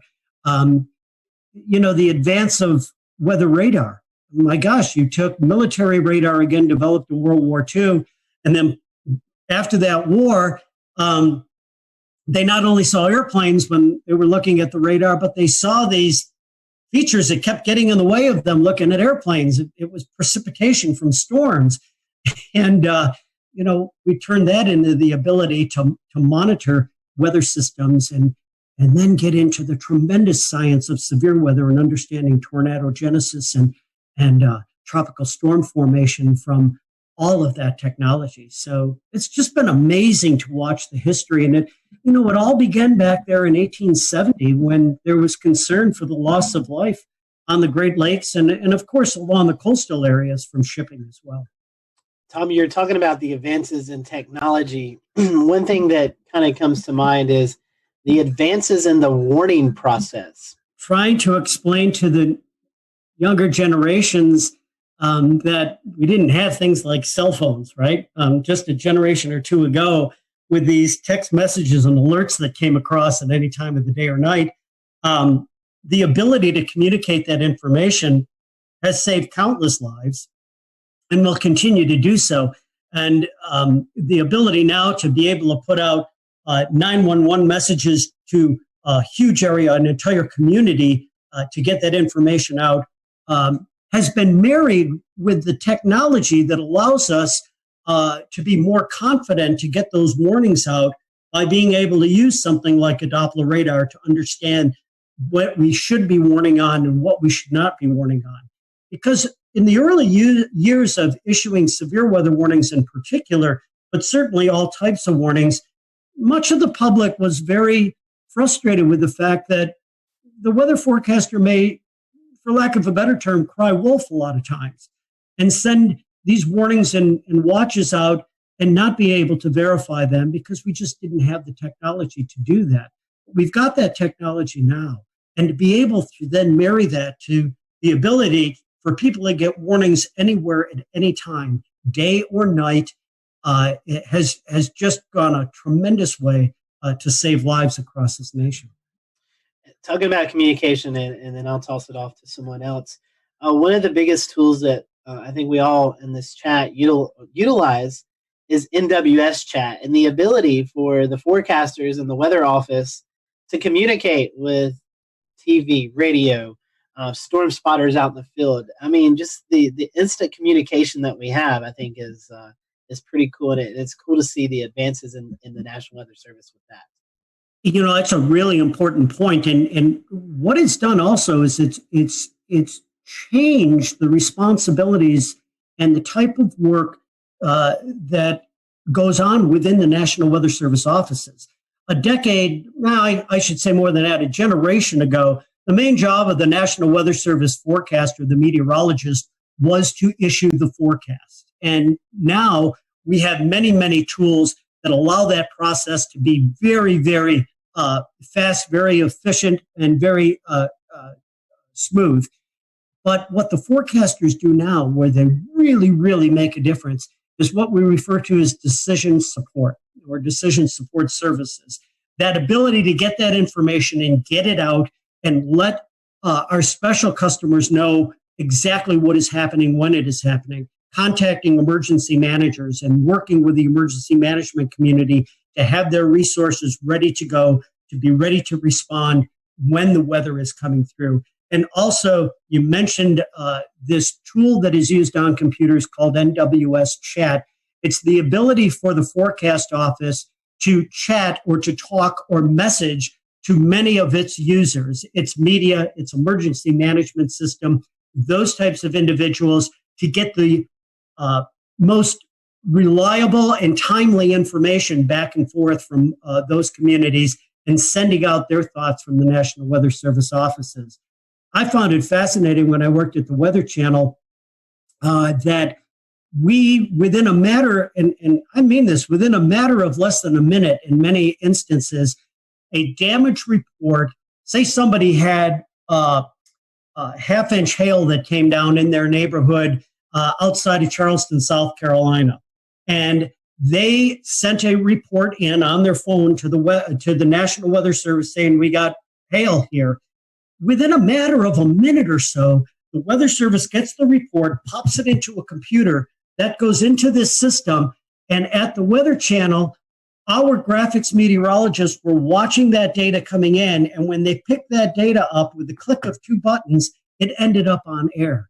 I was amazed to see how quickly that process took, and it's the ability to get that information and communicate it out to the public, because time is of the essence, especially with severe weather. So it's another huge increase in technology that, once again, is helping to save lives. Tom, I don't know if there's any telling what this world would be like without the National Weather Service. So let me try to phrase this closing question to you this way.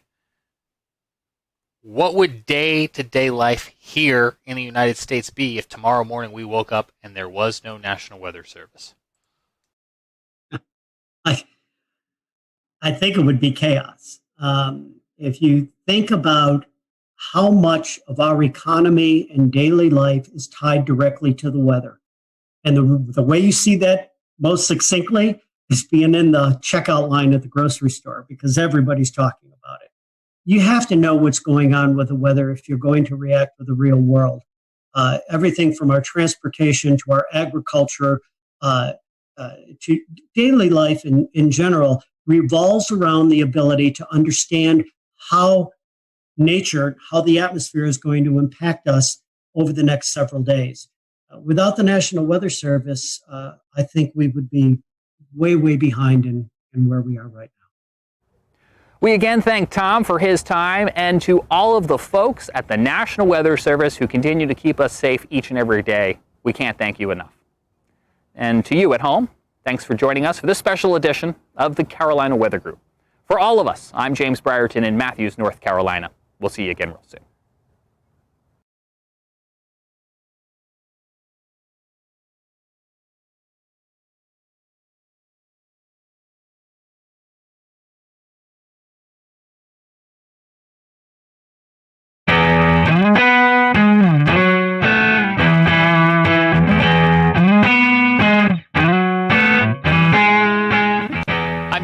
In Charlotte, a state of emergency has been declared in Allegheny County, North Carolina, after a historic 5.1 magnitude earthquake earlier this morning here on Sunday, August the 9th. It was the 5th strongest earthquake in Carolina history and the strongest in the Carolinas since 1916. Luckily, no one was injured, but minor damage has been reported at over 100 buildings across the area and near the epicenter in Sparta. That's where our Scotty Powell was earlier today. I'm Scotty Powell here reporting just outside of Sparta, North Carolina, where you've seen a lot of the earthquake damage. Again, a 5.1 magnitude earthquake rocked Sparta, North Carolina, earlier this morning, just after 8 a.m. A lot of damage to some roads, to some structures. In fact, some folks have been displaced from their home. I've never witnessed earthquake damage, but it definitely was something that I wasn't surprised to see. These big, deep craters crossing the road. Thankfully, not a lot of those craters, but some of them on the roadways that will definitely have to be filled up. Also, some structural damage to homes, a lot of rocks and things like that that have fallen off. So that's what it looks like here from Sparta. Again, a 5.1 magnitude earthquake. Again, the USGS already in town doing some surveys. Emergency officials say that homes have been affected, but thankfully no injuries related to these earthquakes. From Sparta, North Carolina, I'm Scotty Powell for the Carolina Weather Group. The mayor of Sparta has declared a state of emergency, and Allegheny County Sheriff Brian Mills says he's spoken to White House officials about what has happened in their community. Sheriff Maines also spoke with our Scotty Powell earlier today. I actually woke up with the crashing of picture frames hitting the floor at my house. I live just over the hill here. And so it was pretty chaotic at my house. All the neighbors experienced a lot of chaos. And we've been going around today looking for injured folks. We've not found any major injuries.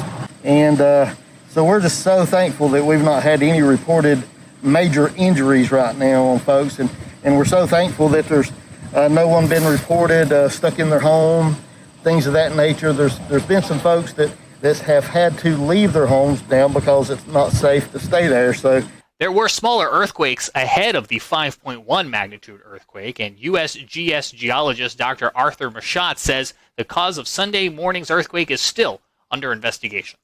First bit I got out of here, this officer took me here to see just the cracks in the road. Just looking for any to document any of the surface rupture or any of the other breaking of the structures or damage from the earthquake. So Western North Carolina, known for smaller earthquakes, 5.1 right now. Pretty big event for North Carolina standards, correct? Yes.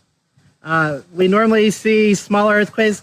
Kind of tell us, is this a fault area? What may have triggered this?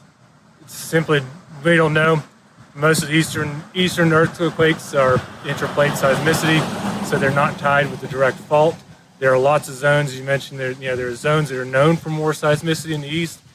East Tennessee seismic zone, Charleston, South Carolina, Giles County have all known, in Central Virginia are known for seismicity in the area. Nothing here, so we don't know any recent faults or anything to tie it with.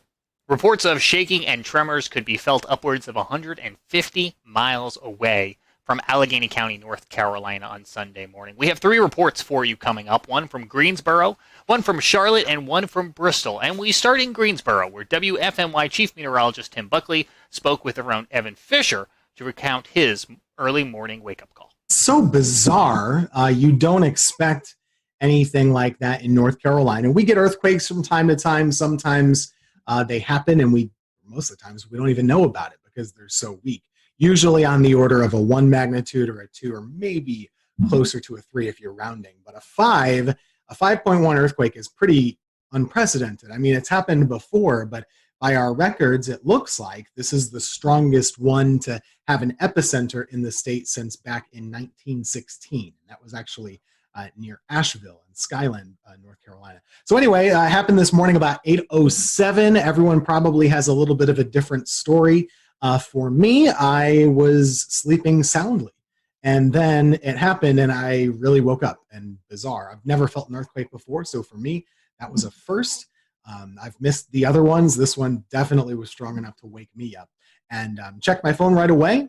Tons of messages on Facebook, on Twitter, emails. Everyone immediately, this was within like 5 minutes, wanted to know what was going on. And it took a little bit for that report to come in from the USGS where we get our earthquake info. But once it did, it was pretty clear. Yeah, that was a strong earthquake and it wasn't that far away. Starting to see some trickles in of damage reports here and there, mainly in that Sparta Blue Ridge area. But even a little removed from that, I have a weather spotter up in Stokes County, which is just 2 counties away from Allegheny, where the earthquake was, and he has a cracked, a little crack in his roof, the ceiling, I guess, on the inside of his garage. So more than I've ever seen since I've lived in North Carolina over the last 10 years. And, even if you lived here 100 years, I think it counts for that too. Chris Mulcahy is a meteorologist with WCNC Charlotte. He was working Sunday morning when the earthquake first occurred and recounts some of the reports of those tremors that his newsroom received. And I didn't feel anything here. So I live in Northwest Charlotte. But one thing that was really miraculous when I was out here, that time in the morning, early part of 8 o'clock, a bunch of messages were coming in saying, hey, did you feel that earthquake from Denver, North Carolina? Did you feel that earthquake from TKK? Did you feel that earthquake in the southern parts of Lancaster County? This was a big deal. No matter what. We'll return to Best of the Carolina Weather Group in a moment. Now your Carolina weather forecast. Here are today's forecast high temperatures for North Carolina. Here are the forecast lows for tonight for North Carolina. Here are tomorrow's forecast high temperatures. And here's forecast rainfall across North Carolina tomorrow. Here are the forecast highs for the day after tomorrow.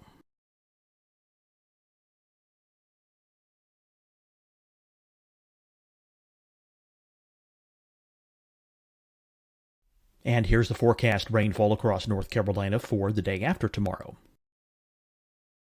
This is the total rainfall forecast across North Carolina for the next 3 days. Here's the severe thunderstorm outlook for today from the Storm Prediction Center.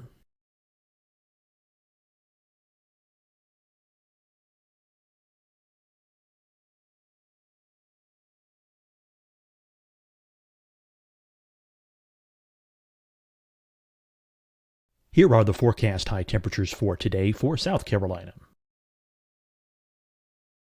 Here are the low temperatures for today for South Carolina. Here's the probability of precipitation forecast across South Carolina today. And here are the rain chances across South Carolina tonight. Here are tomorrow's forecast highs across South Carolina. Here are the forecast low temperatures for tomorrow for South Carolina.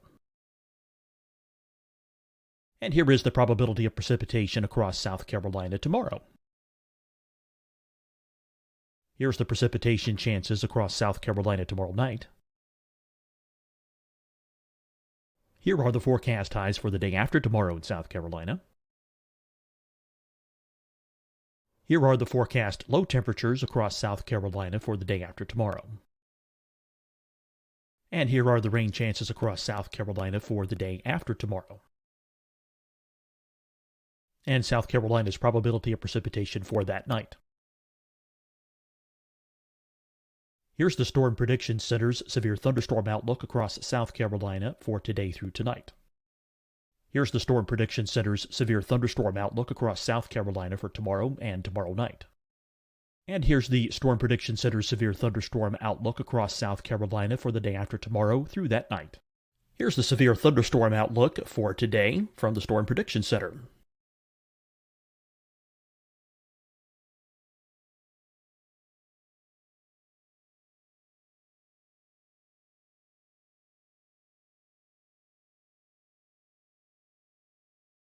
And now, here's a live look at weather radar across the southeast. Deciding when to wear a mask isn't about who you know or how well you know them. Just ask yourself, will I be with anyone I don't live with? If the answer is yes, get behind the mask. Help slow the spread of COVID-19. Get behind the mask. Learn more at covid19.ncdhhs.gov. Hi, everyone. I'm Dr. Mandy Cohen, Secretary of the North Carolina Department of Health and Human Services. And when you follow the 3 W's, you protect your family and your neighbors from COVID-19. When you leave your home, practice your W's. Wear a cloth face covering, wait 6 feet apart, wash your hands often. Wear, wait, wash. We're in this together. Stay strong, North Carolina. Fight the spread and take a stand against coronavirus. Wear a mask in public. Stay at least 6 feet apart from others. And get tested. Join us and fight the spread. Visit scdhec.gov/COVID-19. Getting tested for COVID-19 helps you to take the steps needed to protect yourself, your loved ones, and your community. Find the testing location at scdhec.gov/COVID-19 testing. You'll see your Carolina weather forecast at 25 and 55 past. And now back to the best of the Carolina Weather Group on the all-new Carolina WeatherNet. A little bit disappointed, but seeing this unfold live time as we were doing our cut-ins for the Today Show, this is a historic event. Over 100 years ago is the last time that we had anything close to this, and even though there was one back in 1926 that was just a little bit stronger or similar strength, that's still a long, long time. So this is a big historic event, and one thing that I love that I learned today is that every year worldwide there are 500,000 roughly earthquakes that are detected. Of those, only 100,000 earthquakes are actually felt. The big fact, only 100 of those 500,000 produce damage. So that means the chances of this happening worldwide is a 0.0002% chance of happening.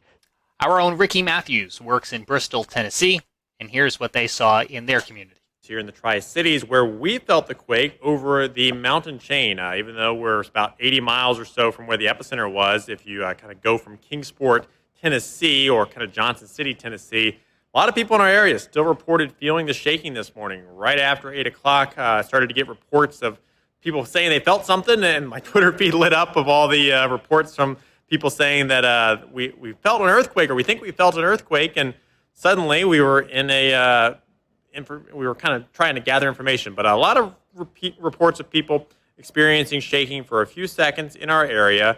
No reports of any type of damage in our area, but certainly something that kind of caught a lot of people by surprise early Sunday morning when they were just trying to sit down and enjoy their coffee. And there you have it. It seems 2020 had another trick up its sleeve, but we're happy to report once again, no injuries following that 5.1 magnitude earthquake near Sparta, North Carolina on Sunday morning. Before we go, a quick tropical update for you. There is a tropical wave located a few hundred miles off the African coast. It continues to show signs of organization. A tropical depression could form in the next few days as the wave moves west at about 15 miles an hour. The next storm, if it were to be named, would be Josephine. On behalf of everyone here at the Carolina Weather Group, including Evan Fisher and Scotty Powell, I'm James Brierton in Charlotte. Thanks for joining us for this special edition of the Carolina Weather Group, and we'll see you back here again real soon.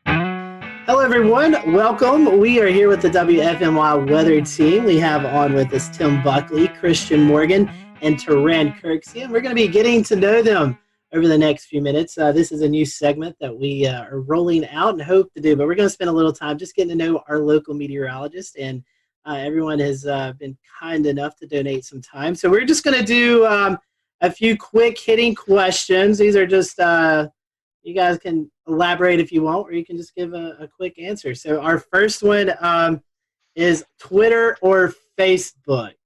Which do you prefer more, Twitter or Facebook? I'll start with Tim. Twitter, as long as it's not bad Twitter. But I like weather Twitter. Okay. Christian?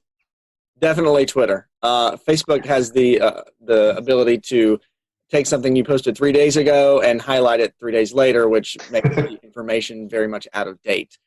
So I feel like Twitter, if you can't say it in 140 characters, then you're saying too much. All right, here's one. I don't know if you guys have dabbled in these as much. TikTok or Snapchat? Oh boy. I'm old. I can't have a TikTok. I don't even think that's allowed. So I do have a Snapchat, but it's not something I post weather stuff on. Yeah, I have Snapchat too, and I can't dance, so I'm not even going to adventure into the world of TikTok because it will be horrible. And I'll just let everybody else share the TikTok videos on Twitter, and then I'll watch them that way. You don't want to be lip syncing? No. They both confuse me. I think I'm like, I'm older. I have an older spirit. So usually I just put my phone down when I get home. I don't want to know what's going on. I watch TV, and then when I wake up the next morning, people tell me what I missed, and I'm cool with it. I'm fine with it. Keeping on the theme of technology and stuff, what about weather model websites? There's tons of them out there, and I know you guys may have some special software, so you don't have to go to all these websites that us normal people have to use. But do you have one?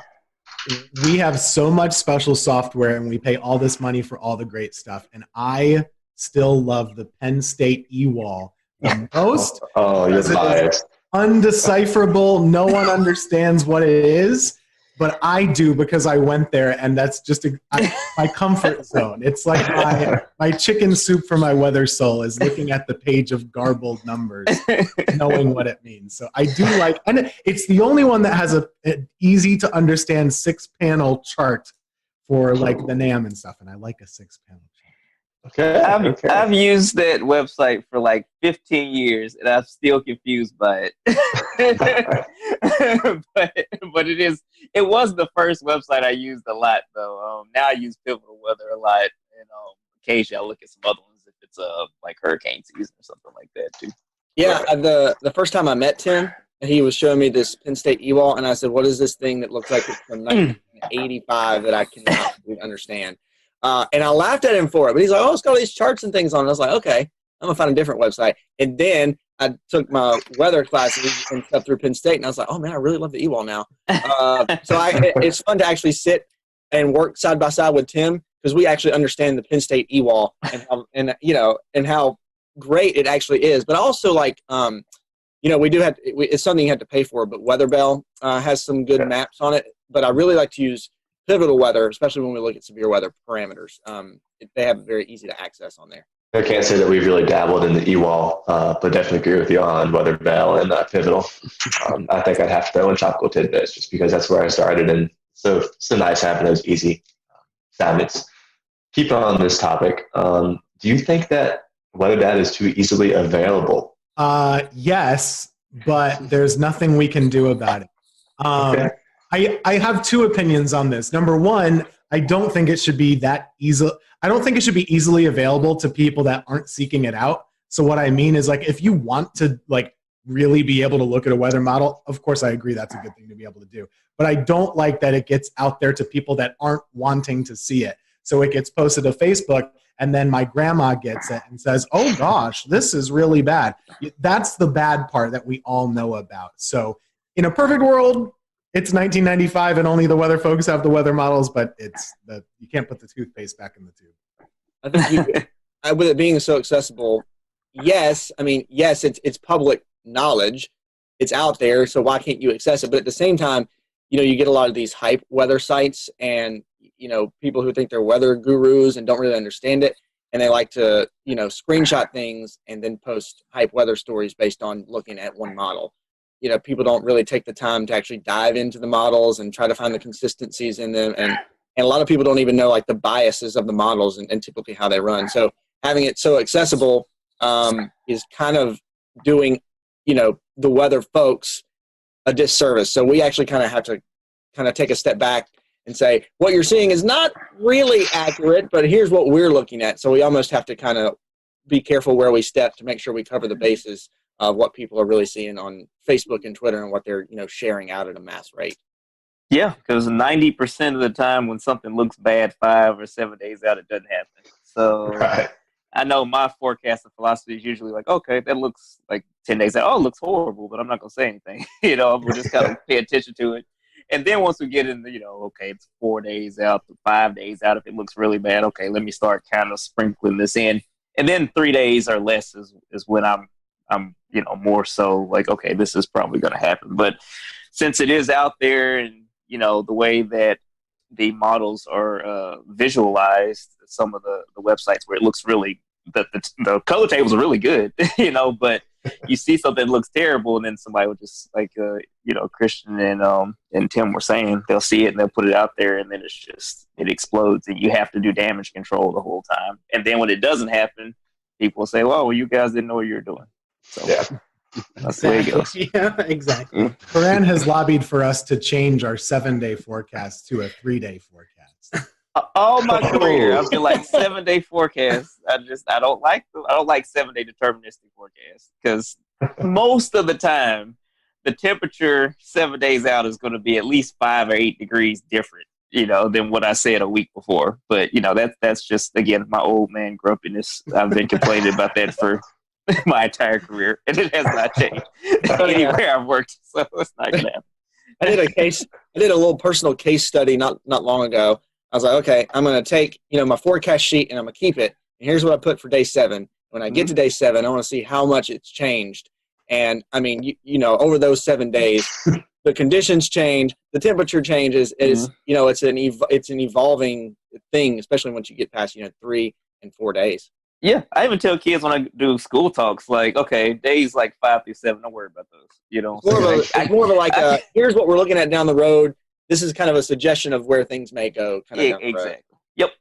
And heavens forbid you put a snowflake in day 5 or 6 and it doesn't happen. Never do that. That's a rule of thumb. Never do that. I could think it could be a blizzard. I'm not putting a snowflake on day 7. Dig your own grave. Mm-hmm. Kind of bringing it back around for your viewers here. What was it that kind of jump started y'all to want to become weather people? Was there a defining moment, or was it something you kind of always knew you wanted to do?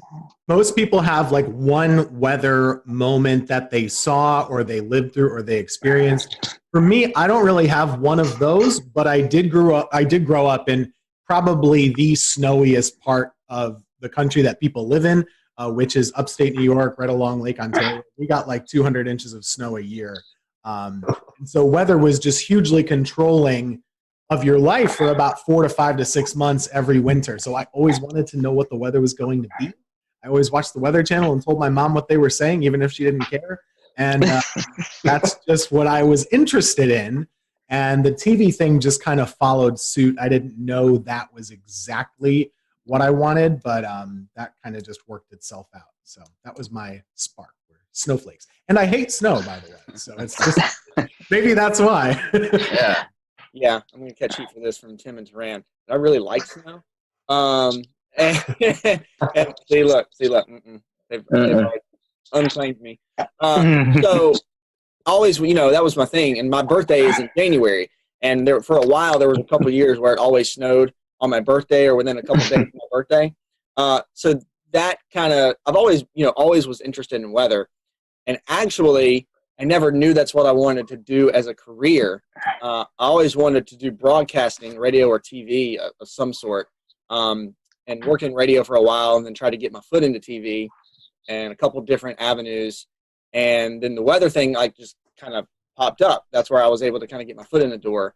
And I knew I enjoyed it and kind of got my foot in the door. And actually, kudos to Tim for helping me learn a lot and teaching me and kind of really growing that passion for weather that I had, so much so that it sparked my interest to actually go back to school and get my meteorology certifications and stuff. And so here we are. It all kind of came full circle at one time. For me, I'm from the deep South. I'm from Alabama originally, and so I grew up with a bunch of tornado events, and one time I saw one, and that just kind of locked it in for me.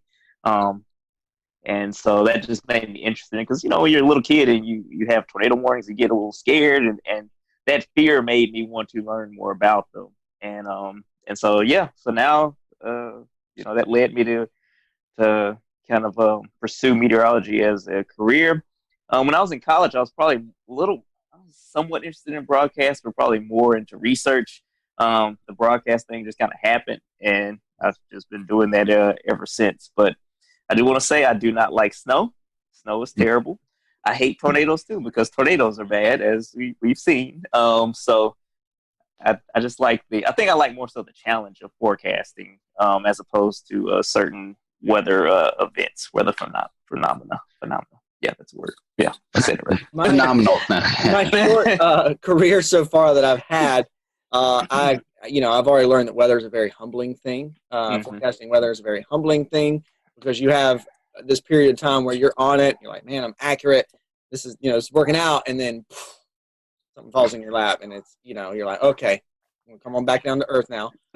But yeah, so the challenge is fun, and also, weather is one of those things. Like, you think about it now, we've got everything going on with the coronavirus, but weather doesn't stop. Like, it's something that never changes, and it's something that's always happening, no matter what's going on. And people are always, no matter what they're doing, whether they're staying at home or whether this is a normal period in time where people are going to work and kind of coming and going as they please, weather affects everybody in some way, shape, or form.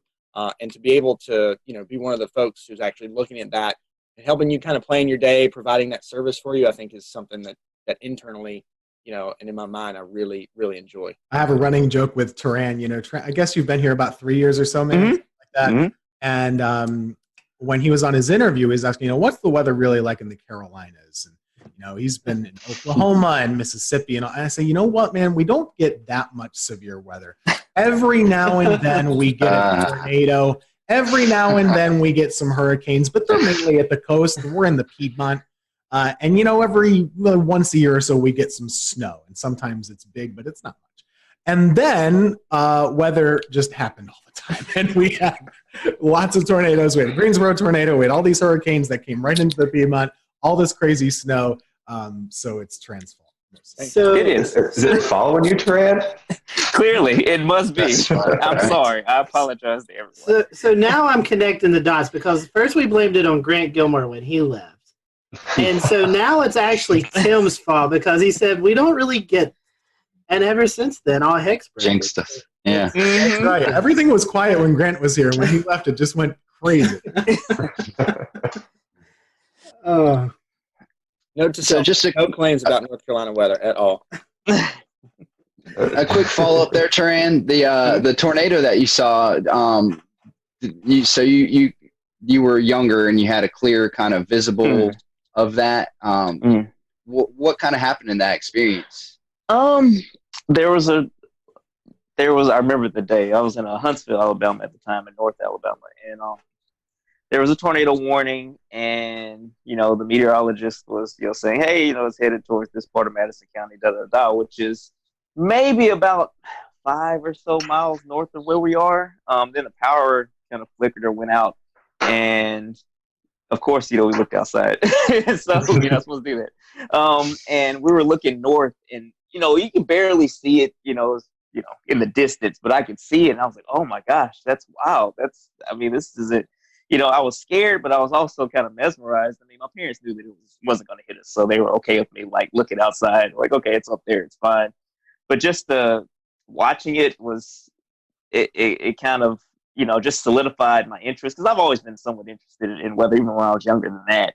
But there was a meteorologist in town that would do such a great job kind of teaching the meteorology. I know some people don't like that, but for me, I would always sit in front of the TV and watch the severe weather coverage, and I would learn so much about how to look at radar. What are you looking for? These are different, variables that, you can look at using the radar. And again, this is in the 90s, and so there's been a huge explosion of different things now, but it made me more and more interested. And then, obviously, I reached out when I got in high school, and he was gracious enough to let me, intern from when I got in college, but to let me shadow him when I was in high school, and it just kind of went from there. Give us a name. Come on. It was Dan Satterfield. Okay. I know that's a name that, yeah, some people have different opinions, but he was awesome. And even to this day, he's just so gracious. If I ever have a question or anything, or he has always been one of those people that I could, like, hey, I don't understand this, I don't understand that, and he's one of the big reasons I ended up going to Oklahoma. He started telling me, oh yeah, a lot of tornadoes out there, you can learn a lot. I'm like, okay, sure, I'll try it. So yeah. Well, that's great. I think you're reading right off our question sheet on one of the next ones I was going to ask is, do you guys have a weather role model? So, Duran, we just got your answer. Tim, Christian, a weather role model? I wasn't that active. I mean, it was hard. It seemed crazy back, when I was growing up, which is not that long ago in the 90s. It seemed crazy that you would actually be able to like reach out and talk to your meteorologist locally. That is so accessible now with social media. So I didn't really have any interaction with any of my local meteorologists, but there's a guy by the name of Dave Eichhorn up in central New York who was on Syracuse television for a long time. And I would always watch him and Dave Longley and Jim Teskey. Two of them are still there. And they really geeked out about the weather. And I wouldn't say they got excited about the weather when it was bad, but they really did have like a professorial approach and really explained it a lot. And I liked that. And I thought that was really interesting.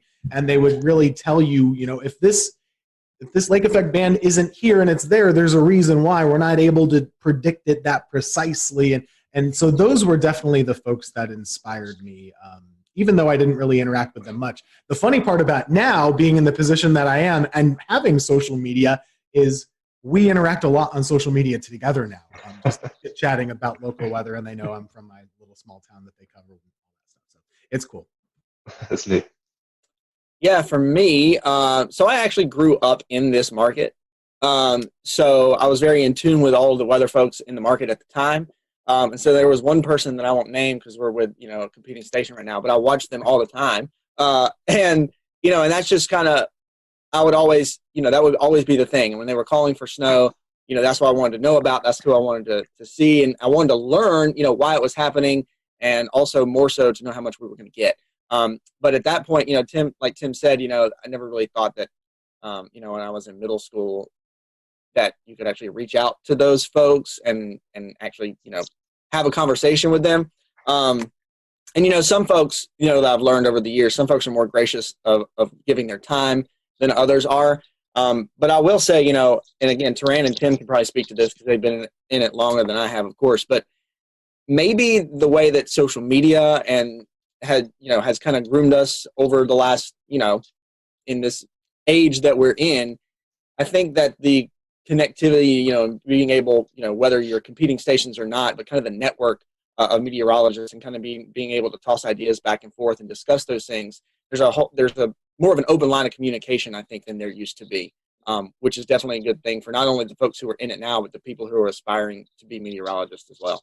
Here right now, that's a testament to having access, with more access to your local meteorologists than perhaps there was back in the 90s, like you said, Tim. Everything has changed so much. I didn't even know what a computer model was or that they existed until I got to college. Like, I didn't know any of that, really. And I don't know that I was unique in that either. Once you got to school, you're like, oh, there are these tools that I didn't know that existed.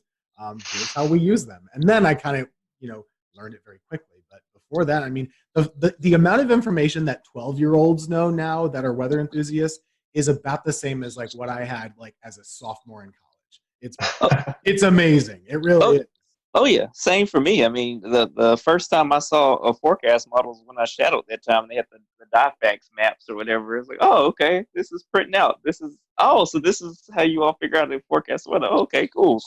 Before that, I had no idea. I actually have some of those DIFAX. Eric Thomas. I went to visit Eric Thomas in Charlotte, and I have them somewhere in the basement. I need to pull them out, see if I can find them. But I have a question. It's going to kind of tie 3 or 4 questions that we have together. It's kind of the future of meteorology, working from home, and the role of social media, which we all 3 are experiencing right now in the COVID-19 pandemic. So what are your thoughts on the future? Do you see working at home maybe more of a thing to come and doing a lot more via social media? I think that, obviously, kind of hate the reasons why, we've gotten to this point, where a lot of people are working from home, hate that there's, the virus is kind of causing all this disruption. But with that said, a lot of friends I've been talking to over the past, somewhat talking to, I'm kind of introverted. Occasionally I'll ask them a question. I got to have one conversation a week with friends. But basically we were talking about, hey, it's 2020. The idea of going into an office every day in many industries is antiquated. You know, if you're in sales or something like that, why do you have to go into an office building when you can just make your calls from home, or you can go and, you know, drive to your different sales spots from home and you know, work out of your home office and maybe go to the office once a week. I think a lot of employers are seeing that their employees can be just as productive or even more productive at home, depending on how they work, or, you know, what works best for different people. I know everybody's different though. So for extroverts, it's probably important that they, you know, go into the office regularly to get that social interaction. For introverts, they might work better in solitude. So I think that as meteorologists, when you look at it, most weather days are fairly benign, fairly quiet.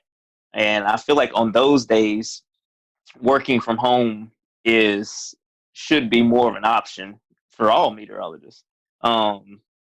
But you also have days where there's the threat of severe weather where that's not probably the best method. We'll return to Best of the Carolina Weather Group in a moment. Now your Carolina weather forecast. Here are today's forecast high temperatures for North Carolina. Here are the forecast lows for tonight for North Carolina. Here are tomorrow's forecast high temperatures. And here's forecast rainfall across North Carolina tomorrow. Here are the forecast highs for the day after tomorrow.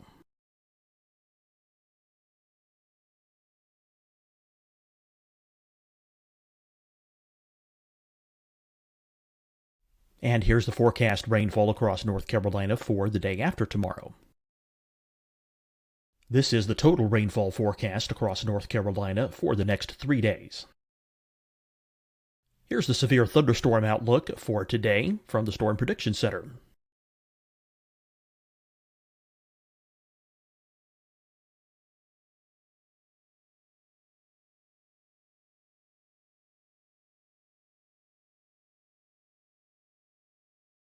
Here are the forecast high temperatures for today for South Carolina.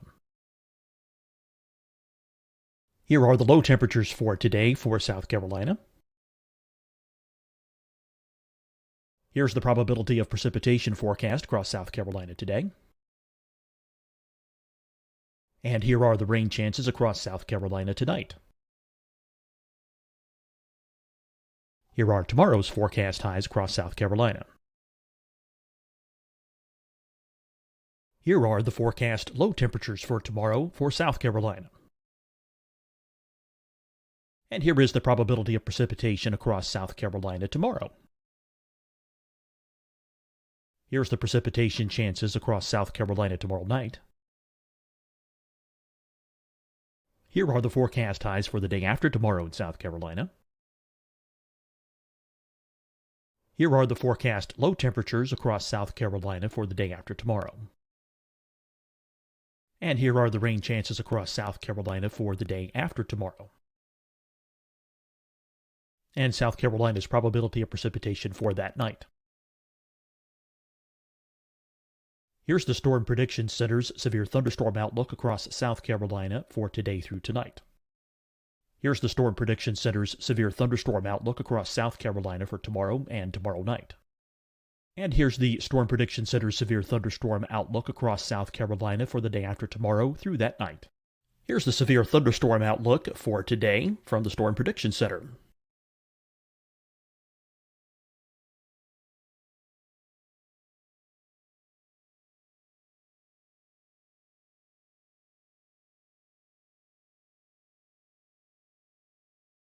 And now here's a live look at weather radar across the southeast. Deciding when to wear a mask isn't about who you know or how well you know them.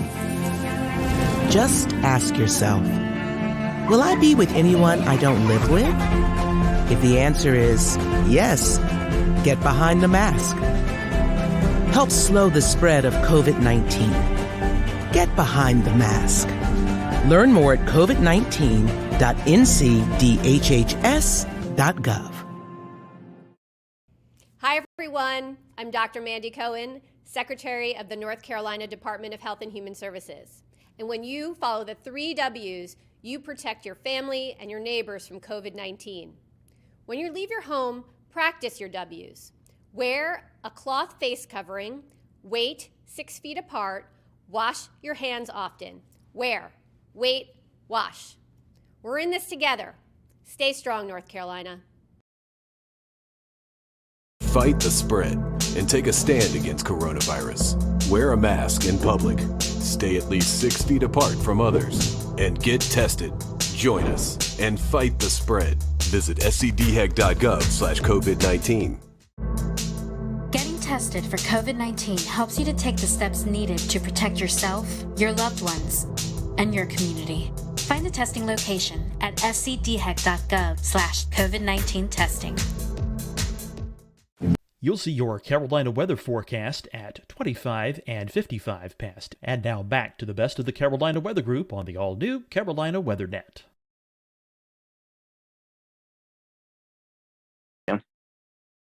I mean, I definitely do miss being able to interact with folks at the station.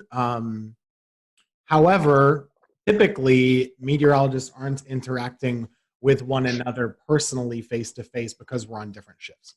So it doesn't change that much between us working together. Christian and I do have a lot of overlap at the station just because of our schedules. But aside from that, the main difference is just being able to show things in front of a wall and explain things by pointing them out and maybe some interaction with other anchors and stuff like that. I don't think that I'm surprised at how much we've been able to do at home. And I do think that this might continue, to be an option in the future on quiet days. I don't see why not. So we'll see what happens. It's new for everybody. So what we did learn this past week, though, and whenever this is aired, we had a tornado situation back on this past Monday. That is something that very much needs to be at the station. Mm-hmm. And just the reason for that is, we don't have backup power at home. The building does. And we can explain it. And I think there's a comfort to folks at home who are able to actually see us at work. On top of it, we got it covered. Don't worry. Agreed. Yeah, I'll real quick. I'll echo off what Tim said about our severe weather event this past Monday. And I was actually working from home, and Tim and Taran were in the studio, of course, very much separated because of social distancing guidelines right now. But the other thing, and I know that this is again, the quality that we're able to put out, even working from home, video quality, audio quality, is pretty mesmerizing, honestly, because we never thought that we'd be at this point. But the other thing, there's also still a lot of downfalls with it. And one of those being the fact that when you remote into whatever weather software you have, there's going to be some sort of latency at whatever rate, which does, I noticed this working from home on Monday. When you have that, it does make storm tracking, especially in like a severe weather event, it makes it more difficult because you're trying to move the map around, and because of the latency you may have in some, like if you're remoting into a computer, well, you might have moved past it too much, and then you got to kind of scoot it back a little bit. There's just so many extra steps, and even extra seconds can be crucial in a severe weather event. But taking an overall approach to it, working from home is interesting. I've always been one of those folks who, all right, I have to get up and get ready and then go out the door to kind of get my, get my mind in the right place to do work. So working from home has been a challenge for me to kind of get into that groove. It's not so much a challenge anymore just because we've been doing it now, for a month at least. But having that interaction with folks in the building, even though, here's the weather center over here, and here's the news people over here, and we come together at the newscast. Just kind of having that interaction. The lines of communication are, of course, a whole lot better. Tim and Taran, and if you've been in a newsroom, like this, like you can just scoot the chair back and you yell something across the room or say something across the room. Now, working from home, okay, got to send this email, or did I check this on the little chat, or did I send somebody a text message? So the communication line kind of is something you have to kind of double check yourself on. But I think there's something about, if the weather's nice, of course, we can forecast from anywhere. Yes, we have some tools at the station, but we can do a forecast from anywhere as long as we have internet. We can even look up stuff on our phone, if we need to do that. But working from home and putting the forecast together, is easy. But I think when things return to normal, if we are seeing more work from home situations, I think just being in the station, being in the studio, at least for the shows, has a value to it that you can't replace. No, absolutely. It's amazing all of the, just how much we've seen this working from home thing develop over the last 2 months. Who would have thought that just about every single meteorologist in the nation would be broadcasting from their office with their cat in April. So it's just unreal. So we only have a few minutes left, y'all. So we're each going to ask you one kind of silly, lighthearted, fun question. So I guess, Tim, I'll start off with you and we'll go around. What is your favorite non-weather hobby? Favorite non-weather hobby? Getting outside and hiking and taking pictures. That's it. Great choice. And I know it's supposed to be fast, but I got this hobby, I think, by a product of working weather. And the reason is when I moved to Greensboro, I was working weekends. My days off were Wednesday and Thursday. No one in the world, let alone in our building, has days off on Wednesday, Thursday. So I had nothing to do. So I got in my car and I would drive to pretty places like Hanging Rock or the Blue Ridge Parkway or something like that. I would drive a long way and get to know the area. And then I got to know hiking. And at the time, I was just taking pictures on my iPhone. And then I kind of, started getting a better camera. I don't take as good pictures as Dan, but I try. He's my inspiration for good photos as well. So that's my hobby. Christian, Turan? Music for me. I'm a drummer in a 10-piece party and dance band that plays across the Southeast quite a bit. So music is my outlet. And then I love being outdoors. So even though I'm not that great at it, I love going golfing. And that's a nice thing from working from home. Like, even on these days, if I don't go in until the afternoon, the days working from home, I can just, walk out or go to the golf course and walk a couple holes, kind of get my fresh air for the day. And so, yeah, but music is my main hobby. Golf would be the second one. I like to spend time outside as well. Just kind of sitting outside is always nice. And I like the barbecue, which is a verb and a noun. Okay. It's a verb and a noun. Contrary to popular belief. Read the dictionary as a verb and noun. Sorry, anyway. That's true. But Southern thing. It is, yeah. It's a verb and a noun in Alabama, and it's a verb and a noun in North Carolina too. Do people up north not think that it's a verb? Well, there's they use it much differently. Yeah. I can run out the clock on this if you want to. Go for it. The actual thing that you cook with, the barbecue instead of the grill. So this is the whole, and the cookout up north is called a barbecue as well. Yes. I'm telling you, that's the way it is up there. Yeah, once all this social distancing stuff clears up, I'm waiting for some Turan ribs. Every Saturday, I post of Turan cooking. I've had extra time on my hands, so maybe our next lightning round will be in person. Turan, I gotta ask you, vinegar or tomato-based sauce? Well, I mean, that's the big debate here in North Carolina. Man, you about to get me in trouble, man. All right, so again, I'm from Alabama, but I spent most of my life in North Alabama. So Memphis-style barbecue is what I'm used to. And then when I lived in Oklahoma, Texas-style barbecue is kind of, one of my big things too. I like more tomato-based barbecue sauce. Like, you have to put, for me, I do put some apple cider vinegar as I'm cooking it, but I don't just douse it in it. Like, I just want a little bit of tang and then more sweetness. That's just what I prefer. Very nice. Very nice. We'll give that to you. And on that, I'm with Turan on that. Even though I'm from North Carolina, I don't want to eat barbecue and have my throat burn. A good mix, a good middle of the road barbecue. Well, Christian, I didn't stop because we need the viewers to still like us after disparaging barbecue or whatever. And these are the fun questions. Christian, I didn't know you golf, so next time I'm in the air. We'll have to go hit the course. We'll do it, absolutely. All right, so one last, question before we wrap. Do you have a favorite weather or disaster themed movie? And if you all three say Twister, Yahtzee. Yeah, that was what I was gonna say. It's so bad, but it was so entertaining. And growing up, I was like, oh man, this is awesome. So yeah, There was a volcano movie too that was really bad. What was the name of it? it was a volcano. Dante's Peak. Yeah, in the 90s. Dante. Dante's Yeah, there were two Peak. of them. There's Dante's Peak, and then the volcano was like in L.A. Okay, yeah. Yeah, They're all really bad. yeah. The worst one is The Day After Tomorrow. Oh gosh.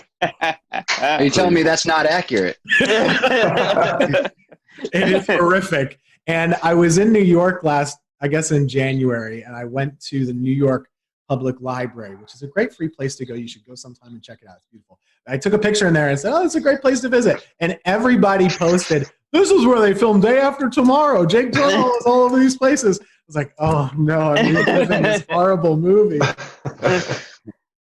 Well, guys, I have one question. I know you're talking about places to visit. We want to give a little love to the Triad areas. So what's your favorite place to visit? If you have visitors coming to the Greensboro, High Point, Winston-Salem area, where is your favorite place to go visit? Where would you recommend to people? Could I guess, vote for Hanging Rock, or is that too far away? I really like. That's great. I really like the parks. Hanging Rock is amazing, and I love just hiking up and stuff. And that's probably one of the cooler, public parks I've been to in the state.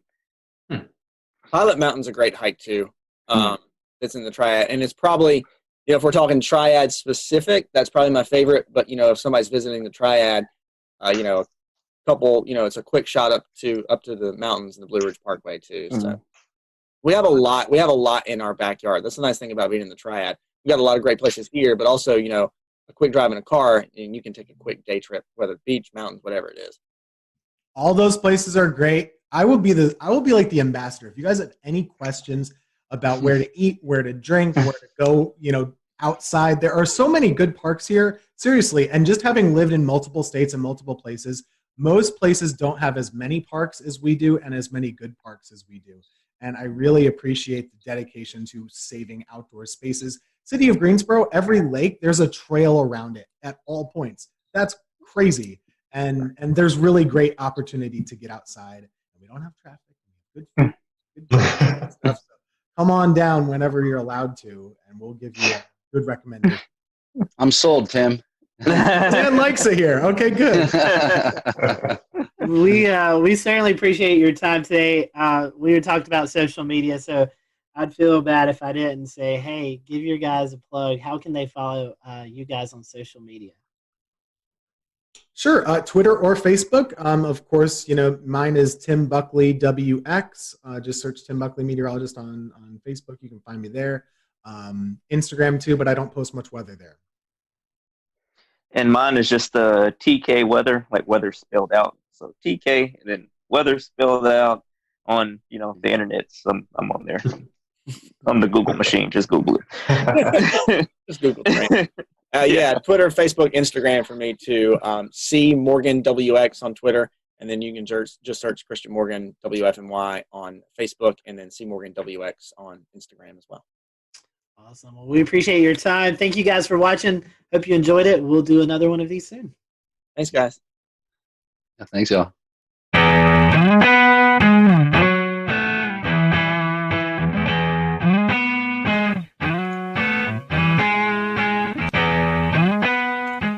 And good evening from Charlotte. We are live with you on this Wednesday night. What a very busy day in the science and weather community here on May the 27th, 2020.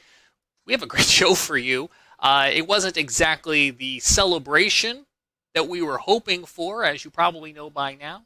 SpaceX Demo 2's launch from the Kennedy Space Center in Florida scrubbed today due to weather, so we were going to talk a lot about the weather. We also had a surprise appearance by a tropical storm named Bertha, who suddenly came together off the coast of South Carolina, came ashore, and then brought flooding rains here to Charlotte. So we'll have Chief Meteorologist from WCNC, Brad Panovich, on to talk about that, also geek out with us about space. And we're also joined by Tony Rice, our go-to friend of the show and space expert. And we're so happy that you all are here Let's get right on into it. If you're joining us live tonight on Facebook, on Twitch, on YouTube, or Periscope, you can comment along with our show. If you're listening to the audio podcast, or you're happy to catch this replay on the new Looping Carolina WeatherNet, hello to you as well, too. Tony, let's just start with the elephant in the room. Not the day we were necessarily hoping for. But not the day that came unexpectedly either. If you ever had the opportunity to go down and see a launch, if you haven't, do.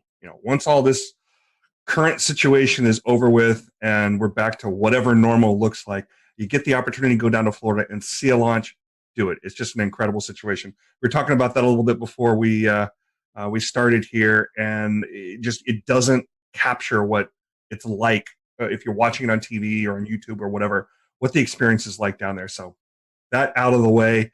If you have ever been down there, you know that Florida weather is Florida weather, and we kind of expect these things to happen. I think there's one or two other places on the planet where there is more lightning activity. So we scrubbed today because of weather, but we scrubbed today mostly because of the potential of lightning. And that's something that we learned back during Apollo 12, even when the Saturn V was hit by lightning on ascend and basically rebooted the rocket several hundred feet above the pad. We learned more about that through subsequent launches. So there's some very specific weather launch criteria. We can get into that, but basically what happened today is we violated one, maybe more, and definitely know of one of those launch weather criteria that has to be met before we're going to go fly. I just pulled a Scotty and forgot to unmute myself. We're certainly going to get into some of that weather criteria, and we're going to break it all down because we got some really interesting information. I don't want to get too far into the program for anyone who doesn't know, Tony. Let me have you explain it. What is the significance of this mission? So this is the first time in basically 9 years that we attempted to launch astronauts from U.S. soil. So at the end of basically construction of the International Space Station, we retired the space shuttle. Space shuttle, the best way to compare it, and the reason that we didn't continue flying the space shuttle to take astronauts back and forth, astronauts stay about 6 months on board station before they come on back home. So we're continually rotating people through there. The best way to compare it is you wouldn't take a tractor trailer to go get groceries. And that's about the volume of space that was in the back of the shuttle's payload bay. If you're just taking supplies, well, we can send an uncrewed mission up there. SpaceX has been doing that for a while. We've got some other ways of getting cargo up there.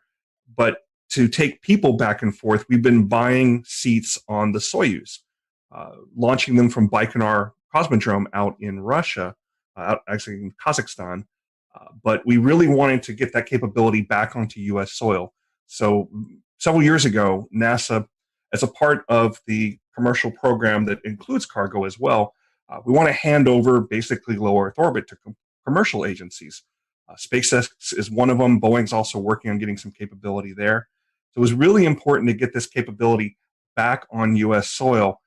And Administrator Bredenstein talked about it today. One of the main reasons we want to do that is we have one American up there right now.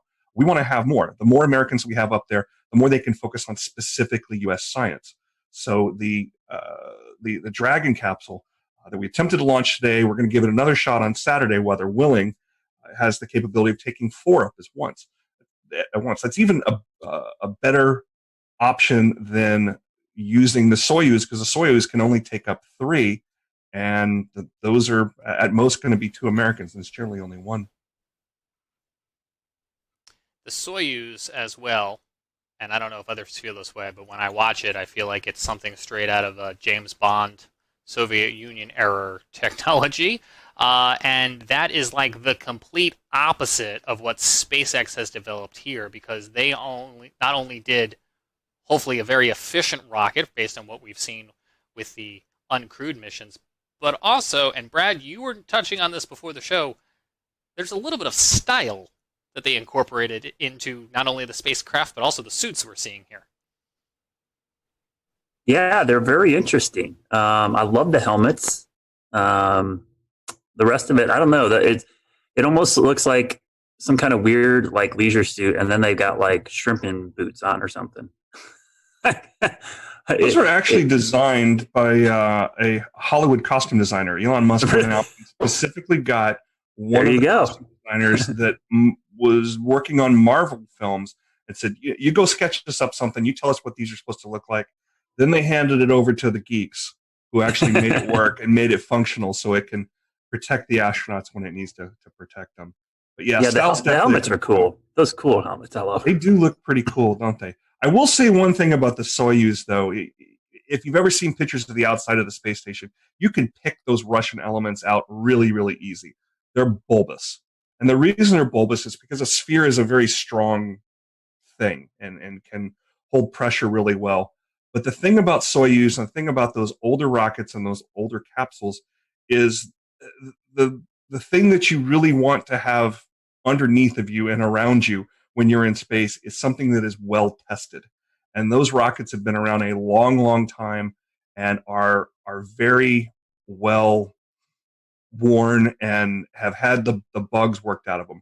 We had an incident a couple of years ago where one of the solid rocket motors that come off during ascent bumped into the capsule, and they ended up having to going into abort mode that they hadn't done in I don't know for how long. But previous to that, we really hadn't had any incidents with the Soyuz. The Soyuz is old-fashioned, and it doesn't look that great. It certainly isn't as sexy as what SpaceX is doing out there with their nice, clean cockpit and reverse lighting. Much like you have over your shoulder there, Brad. You've got some style there as well. But it's very functional, and it's very reliable. Can you talk to us? We know you've been following this SpaceX progress probably a lot closer than most. Can you talk to us about what SpaceX has had to overcome to get to be the first commercial operator to take astronauts back, and what are some of the challenges that they may still face as somebody who's not as well seasoned? Yeah, well, they're still going to have to face some challenges there, simply because you got to have the first flight sometime. And it's kind of a first flight, and it kind of isn't. It's on a well-proven rocket. The Falcon 9 has a pretty good safety record. We've only lost a couple of them. But what they really have going for them is iterations. They've flown these things over and over and over, so they had an opportunity to perfect it. Does that mean that it's perfect? Certainly not. But it is sufficient to the point where not only SpaceX is comfortable with it, but if you listen to the NASA administrator and the folks that are involved in these kind of decisions, particularly during flight readiness reviews that have been going on for the last couple of weeks, they're confident. They have enough confidence to put those two astronauts on top of them. So what they have ahead of them is they'll learn something on this flight. Hopefully it'll go off without a hitch on Saturday. Hopefully the weather will cooperate. But they're going to learn some things. There's going to be something that didn't go quite right. There'll be something that can be improved upon. When you listen to the call during the launch, one of the last people you hear from is a flight test director. And that may seem a little odd that, we got two people on top of this rocket and we're about to send it off into orbit and we're still testing. But this is absolutely a test. The name of this mission is Demo 2. It's a follow-on Demo 1. Demo 1 was pretty much what you're going to see on Saturday, but without the astronauts. Every one of these things is a test, and it's a way to gather more data and to improve on things. The setback that SpaceX had, I don't even remember how long ago, it was sometime last year or maybe even the year before that, where they lost one of the Crew Dragon capsules on the pad because of some of the hypergolic fuels that are used on orbit. They're fuels that basically, if you put part A and part B together, you create an explosion. You point that explosion in the right direction, you got thrust. There was, I believe it was a leak that they basically lost that capsule. That capsule was all but pulverized. So that was a bit of a setback to them because they didn't get as much data as they would have hoped from something like that. You learn more from your failures than you do from your successes. So this is some of the most instrumented spacecraft ever. They're gathering tons and tons of data from it. So once we do get this launch off, they're going to be gathering lots of information and improving things. So, Tony, what's the relationship between NASA and SpaceX? Who's kind of responsible for what? NASA is the customer. They put out the requirements, and SpaceX is the contractor fulfilling those requirements. It's kind of a similar relationship as the DoD would have with any of their contractors, if you're familiar with that world at all. That being said, though, there's a fair amount of oversight that NASA still has in this, particularly because of the human spaceflight aspect here. There are people on board this thing. There are former astronauts that are involved in all of those reviews. And somebody asked during one of the press conferences this week, who in NASA, if anybody, can raise their hand and say, no, something's not right, something's not safe. And the answer that was given by the administrator was anybody involved in the review panels. And SpaceX reiterated that they have a culture that they're trying to promote there, where anybody that's involved in building something can and should raise concerns as well. How much that actually happens, that remains to be seen. Don't know of any specific reports of it, but that's at least the story that they're telling. Tony, in a moment, we're going to listen to some of that audio communication today as they... We'll return to Best of the Carolina Weather Group in a moment. Now your Carolina weather forecast. Here are today's forecast high temperatures for North Carolina. Here are the forecast lows for tonight for North Carolina. Here are tomorrow's forecast high temperatures. And here's forecast rainfall across North Carolina tomorrow. Here are the forecast highs for the day after tomorrow.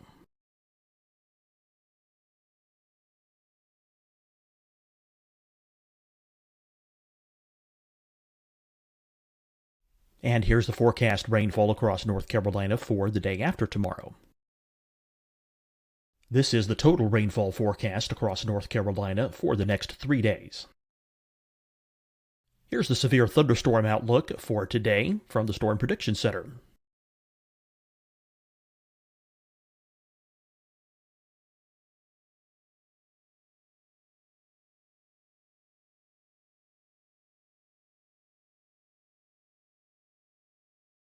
Here are the forecast high temperatures for today for South Carolina. Here are the low temperatures for today for South Carolina. Here's the probability of precipitation forecast across South Carolina today. And here are the rain chances across South Carolina tonight. Here are tomorrow's forecast highs across South Carolina. Here are the forecast low temperatures for tomorrow for South Carolina. And here is the probability of precipitation across South Carolina tomorrow. Here's the precipitation chances across South Carolina tomorrow night.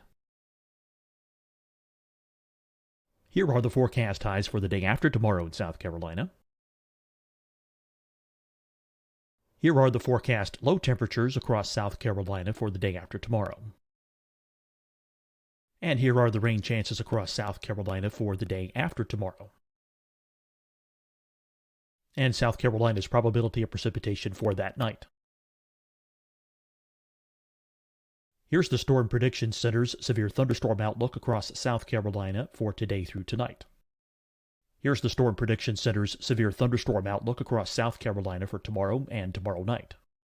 And here's the Storm Prediction Center's severe thunderstorm outlook across South Carolina for the day after tomorrow through that night. Here's the severe thunderstorm outlook for today from the Storm Prediction Center.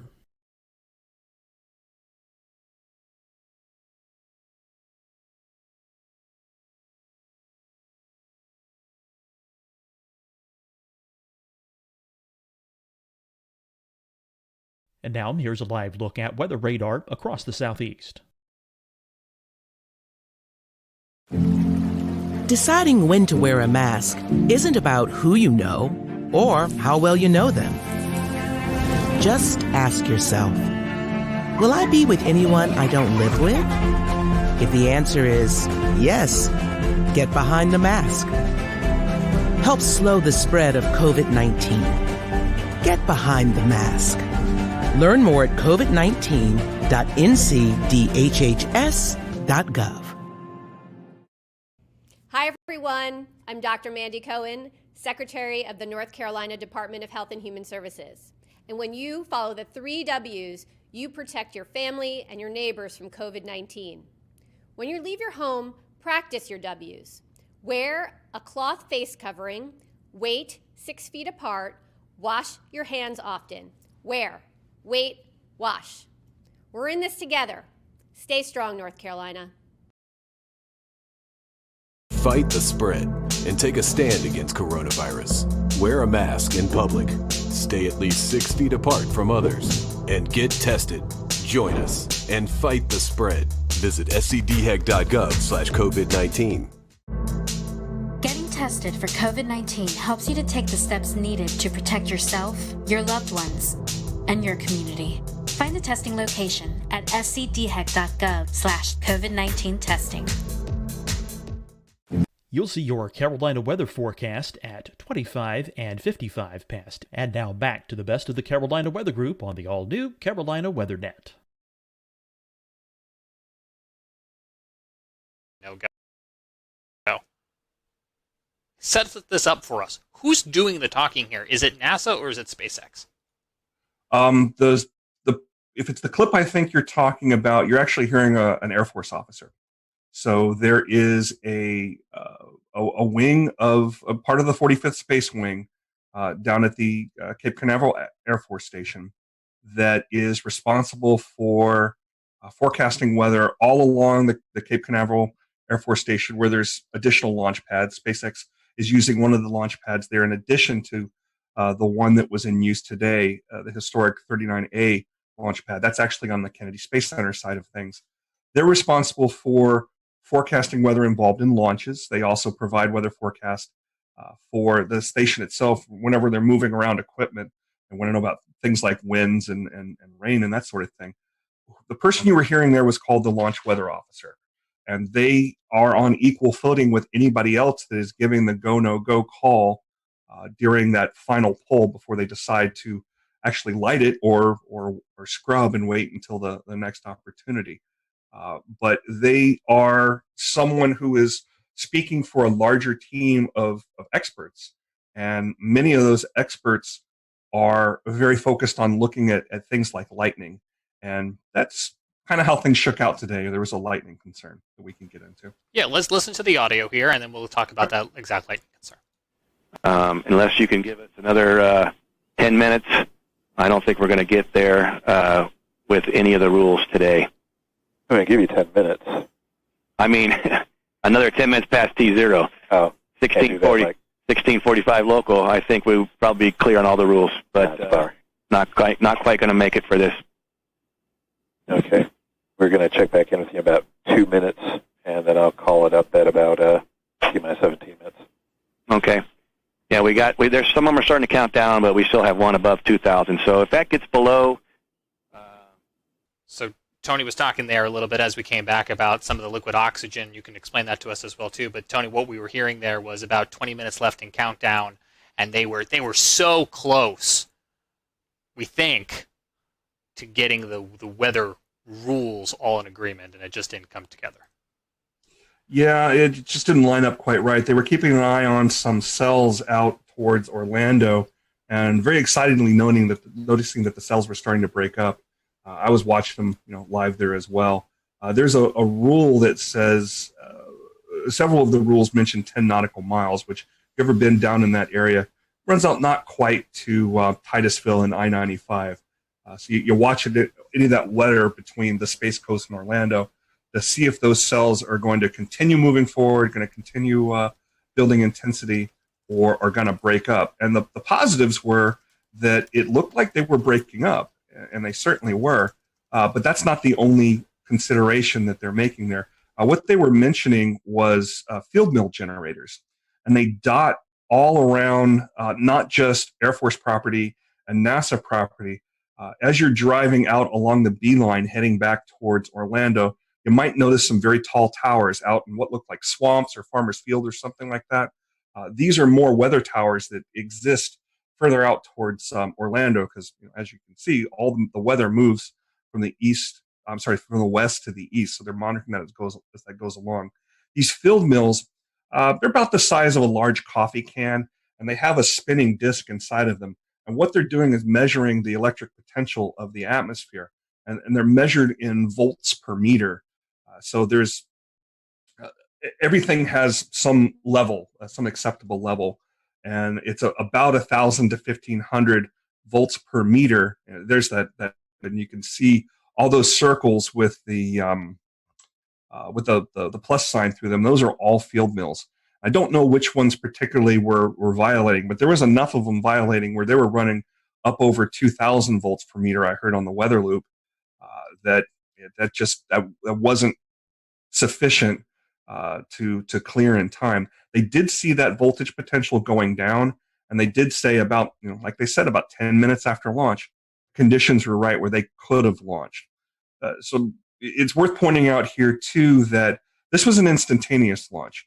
If that was a shuttle sitting on the pad and it had sufficient fuel, we might have been able to launch today, because the shuttle had a wide enough window.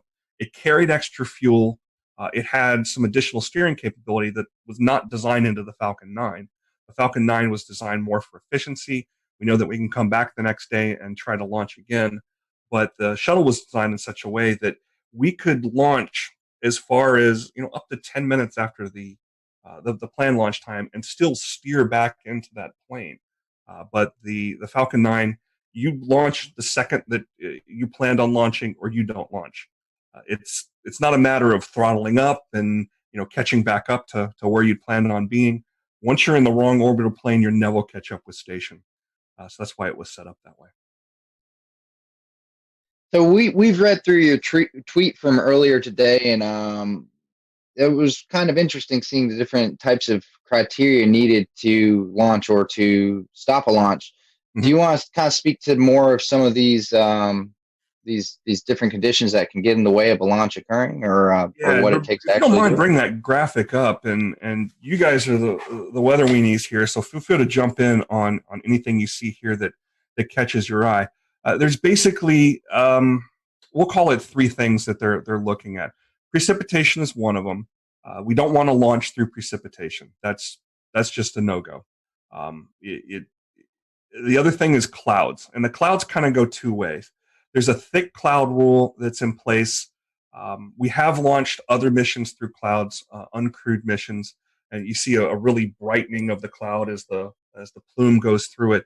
But for a crewed mission where we want to keep eyes on the vehicle, particularly during a test like this, where the high definition video, they're basically shooting through telescopes that are on these, they look like old World War II guns that can elevate and follow the track of the vehicle as it goes up. We want to keep eyes on that. So that thick cloud rule is another one. But the rest of the cloud rules, when you really look at them in depth, they are all about lightning. Anvil clouds. Once a cumulus cloud has matured and a storm has matured to the point where you start seeing those overshooting tops as it's touching the bottom of the stratosphere, that's the kind of thing that it really worries a launch weather officer because it's got the potential to generate a lot of lightning. Lightning's very bad for rockets. I mentioned that earlier, how Apollo 12 was struck by lightning. Smoke in the area can trigger lightning. The rockets themselves can trigger lightning. That plume that is coming off the rocket can act as a bit of a grounding rod, and the lightning is drawn to the vehicle itself because it's trying to find that path to the ground, and the plume itself can create a path to the ground. So any potential for lightning in the area we want to avoid. A good percentage of those launch weather criteria that you see there is about avoiding lightning. Yeah, Tony, I was going to say the lightning is concerned, but I could see two or three other ones, especially the convective debris one and the within 10 nautical miles of an anvil. Those were all met as well. So it wasn't, and I think it wasn't just one storm. They had storms exiting and also storms coming in. They were kind of surrounded. It was just a bad situation. As soon as I was looking at the radar and saw the lightning, I was like, this did not look good. Yeah, the times when I'm down there, I definitely have radar on my phone out watching it. and you can watch the storms boil up. Little tiny cells boil up halfway between Orlando and the Space Coast. And it's that convective action as the sea breezes come on that really can create some of that. Didn't see a whole ton of that this afternoon. Really did this morning. Saw those boil up, move across, dissipate. We're mostly seeing more organized storms move across, or cells, I should say, move across Central Florida. Hey, Tony, I have a question. What was the precise flight path? Was it to the northeast, southeast? What direction was it going to go? All these flights are going to go to the northeast, and Okay. they're following the same inclination that the International Space Station has. So when you're looking at an orbit, everything's relative to the equator, and you measure that angle between the equator and wherever your flight path is, and it's I have the exact number. It's 50-some degrees. So it kind of runs up the East Coast, almost parallel to it. So anybody out in eastern North Carolina, the next time we have a good launch, especially one at night, it's easier to see these at night because you got that plume to look for. But we should be able to see them definitely out from the easternmost part of North Carolina. But I think you've actually seen them a time or two in Charlotte. Yeah, we got lucky with that sunrise launch because the sun was coming up and it illuminated the plume on the horizon, and it was spectacular. It freaked people out, but as soon as I saw it, I knew right away. I'm like, oh, this is awesome. It was just the perfect setup of lighting and angle and everything. Brad, Venus freaks people out, so. Well, Tony, I have a question. We're talking about the weather and it kind of scrubbed this launch. So what happens now? I mean, what do you think the mindset of these astronauts are? I mean, now you get pumped up for this, and now it's kind of wait a few more days. I think this is a bit of muscle memory for them. It is not built up in their mind, maybe to the point where we think it might be, because they've done this so many times. There's a comment made on the broadcast today. Well, we got another good dry run. And in their minds, that's probably what this was. A more organized dry run with more cameras and more attention. They saw this as a positive thing. This was another chance to check out the suits.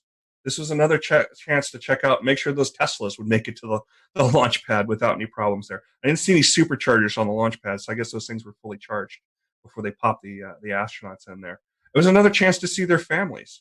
They've been in quarantine for a good amount of time. That's normal. We always quarantine our astronauts before they go, something we learned back in the Apollo days. So they've done this so many times in simulations and dry runs and things like that, that this is kind of business as usual. This is their office. I'm sure they wanted to fly today, and they would have rather gone today than have to wait a couple more days. But it's another chance to do a little more study. It's another chance to work through some of these things in their heads. So in the end, it's a positive thing. Tony, actually playing on the screen right now is some emotional video of them saying goodbye to their family, and it's most notable in these coronavirus times that they are 6 feet apart and social distancing. But I think you just hit upon it too, in that space is a very sterile environment, and there typically are some separation and some quarantine. Can you talk at all about, did coronavirus amplify that? Not really. The main thing that the main impact that it had on this launch was in the support personnel. The folks that are working directly with the astronauts, this is the operations checkout building. It's existed since I believe the Gemini days, or definitely during the Apollo days. This is where there's some small apartments the astronauts stay in. There's some dining facilities. There's, of course, a kitchen there. And there's folks that support that. So there's fewer people involved with that. And the people involved with that were in their own quarantine as well. But this, that distancing you saw there used to be when the astronauts would arrive from Houston into the Kennedy Space Center, near that landing strip where their aircraft would come in, there was this drainage ditch, that the families would be on one side and the astronauts would be on the other. And that was where they said their goodbyes. So it's very common for the families to be separated from the astronauts just for their safety. One thing that's worth noting in that great video where you saw the two boys, the similarities with these two astronauts are kind of fun. They both have two boys about the same age. Both the astronauts are about the same age. They joined NASA. They were accepted into the astronaut class of 2000.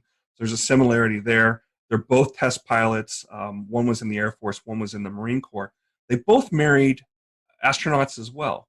And both of their wives have PhDs. One's an oceanographer, and the other is a mechanical engineer. But they're kind of similar in that regard. So it's really cool that they got to see their families here. And the one thing I really like about the Tesla is once those doors are shut and those guys are sealed in, the boys got to go up and wave goodbye to their fathers a little bit closer. You didn't get that in the Astro van. They just hopped on board and headed out there. Kind of brings us right back around to that whole stylistic difference we're seeing now with SpaceX in 2020. Did we think Elon Musk was going to put them on a motorhome and send them out there? No, he's going to send them out there like this. I did like the addition of the worm logo too, the old worm logo type. I was going to ask you that. That was going to be my end question. But is that your preference over what I learned today is otherwise called the meatball? The meatball, NASA has 3 logos. The meatball is what you see on the door there, and each one of those little items on there, the red swoosh represents aeronautics. You see some stars back there. Obviously, that's representing the space aspect of NASA. NASA's covering both aeronautics and space exploration. But the NASA logo, the stylized logo type, the worm logo we call it, I remember that from when I was growing up, so it's kind of nice to see it back. I don't have a preference personally. I think it's great to see them both. Tony, is there anything maybe we didn't ask you about that was on your mind today that you think would be important to include in tonight's conversation? Something to look for in the future. Well, obviously, we will keep an eye on the weather on Saturday and Sunday. The next launch opportunities, Saturday at 3:22 p.m. NASA's TV is going to start about 12:15 with coverage. So there'll be plenty of things to see there. There's a backup opportunity on Sunday at 3 o'clock. So hopefully we'll be able to get this thing off this weekend. But once that's finished, the next set of astronauts that go up on this Crew Dragon, I believe they're going to use all 4 seats. So we'll see this really starting to meet the demands that it was set out there for. And keep in mind that this isn't the only commercial human spaceflight effort that is out there that NASA is partnering with a commercial entity. Next, we're going to see Boeing. And we don't have dates on when that's going to be, but Boeing has a Starliner, is what they call their capsule. And it's going to be on top of an Atlas rocket, which is put out by United Launch Alliance. SpaceX builds both their capsule and their vehicle, and the launch vehicle, the Falcon 9. But there's an additional partnership with United Launch Alliance, which NASA has a long, long history with. Just about every uncrewed mission, all the robotic missions through the Jet Propulsion Laboratory that are out there studying the sun, studying Mars. We're going to have a launch of the Curiosity rover's twin, Perseverance, here in July. That's going to be on a United Launch Alliance rocket as well. That's a very well-proven rocket, too. It's actually the rocket I've seen launch the most. The times I've gone down there, mostly to see uncrewed launches. So keep an eye out for that as well. Is the plan here to get some commercialized versions of the International Space Station up there orbiting? That's one of the things that's being discussed, and it's certainly not going to be the last station up there. It is the most expensive, most complicated things humans have ever built. So I don't think SpaceX is going to be putting up their own version of this anytime soon. Are there commercial benefits to having an ability to do science and do manufacturing in low Earth orbit and taking advantage of the microgravity? Absolutely. We're doing things like we're even 3D printing human organs on station, something that you just can't do in the normal gravitational environment of Earth. You have to be up there in microgravity to do it. So there's applications. That's something that's going to happen. Is it going to happen in short order? Probably not. But there's definitely applications in space, and that's the direction things are going. Tony, we appreciate your time. Our fingers are crossed that we can get this off the ground this weekend and return United States astronauts to the space station from U.S. soil. Hopefully the weather cooperates. And I think you've got some TV obligations coming up there in the Raleigh area. And so we'll let folks in that area know they can catch you here in a little bit on TV. And we appreciate you squeezing us into your very busy day.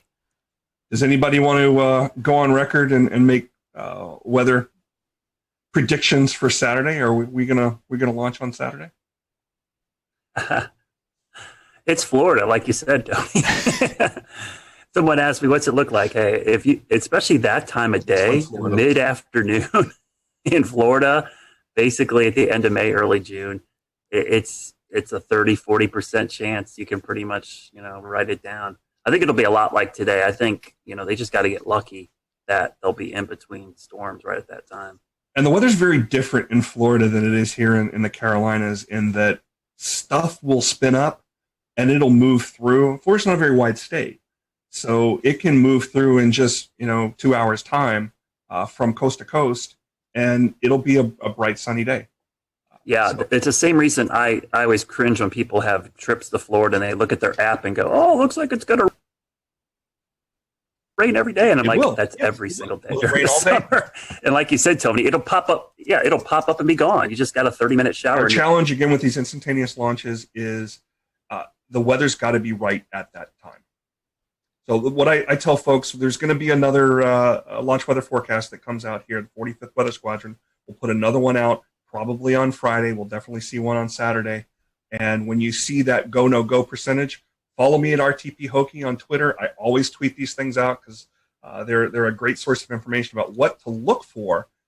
Don't get too wound up if the no-go percentage is too high. I've seen things be canceled for weather, again, because of what you described with Florida weather, in the high 90s for go. And I've seen things be canceled for exactly have the ability to launch with absolutely horrid-looking conditions a day before or even the morning before.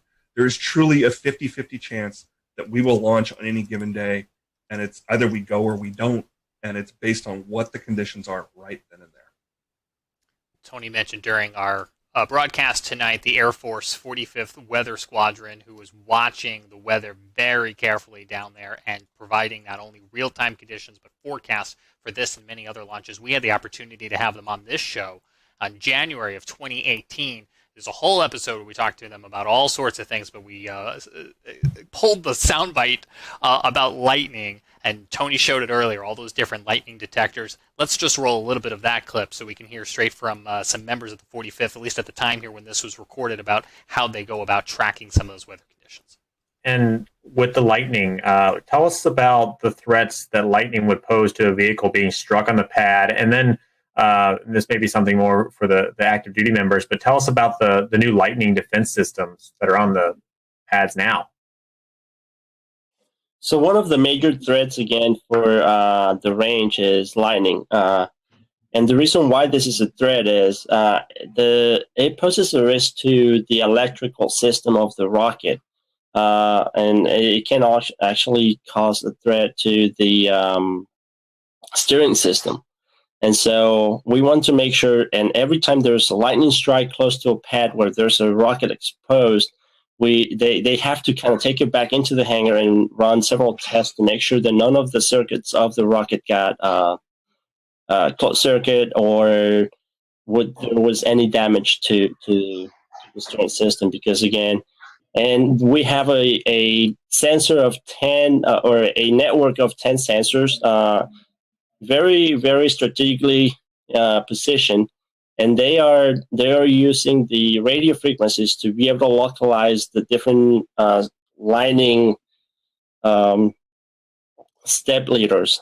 And so each step leader is sending out a signal, and via triangulation, we are locating that step leader. So with those sensors, we can start pinpointing cloud to cloud or cloud to ground lightning strikes.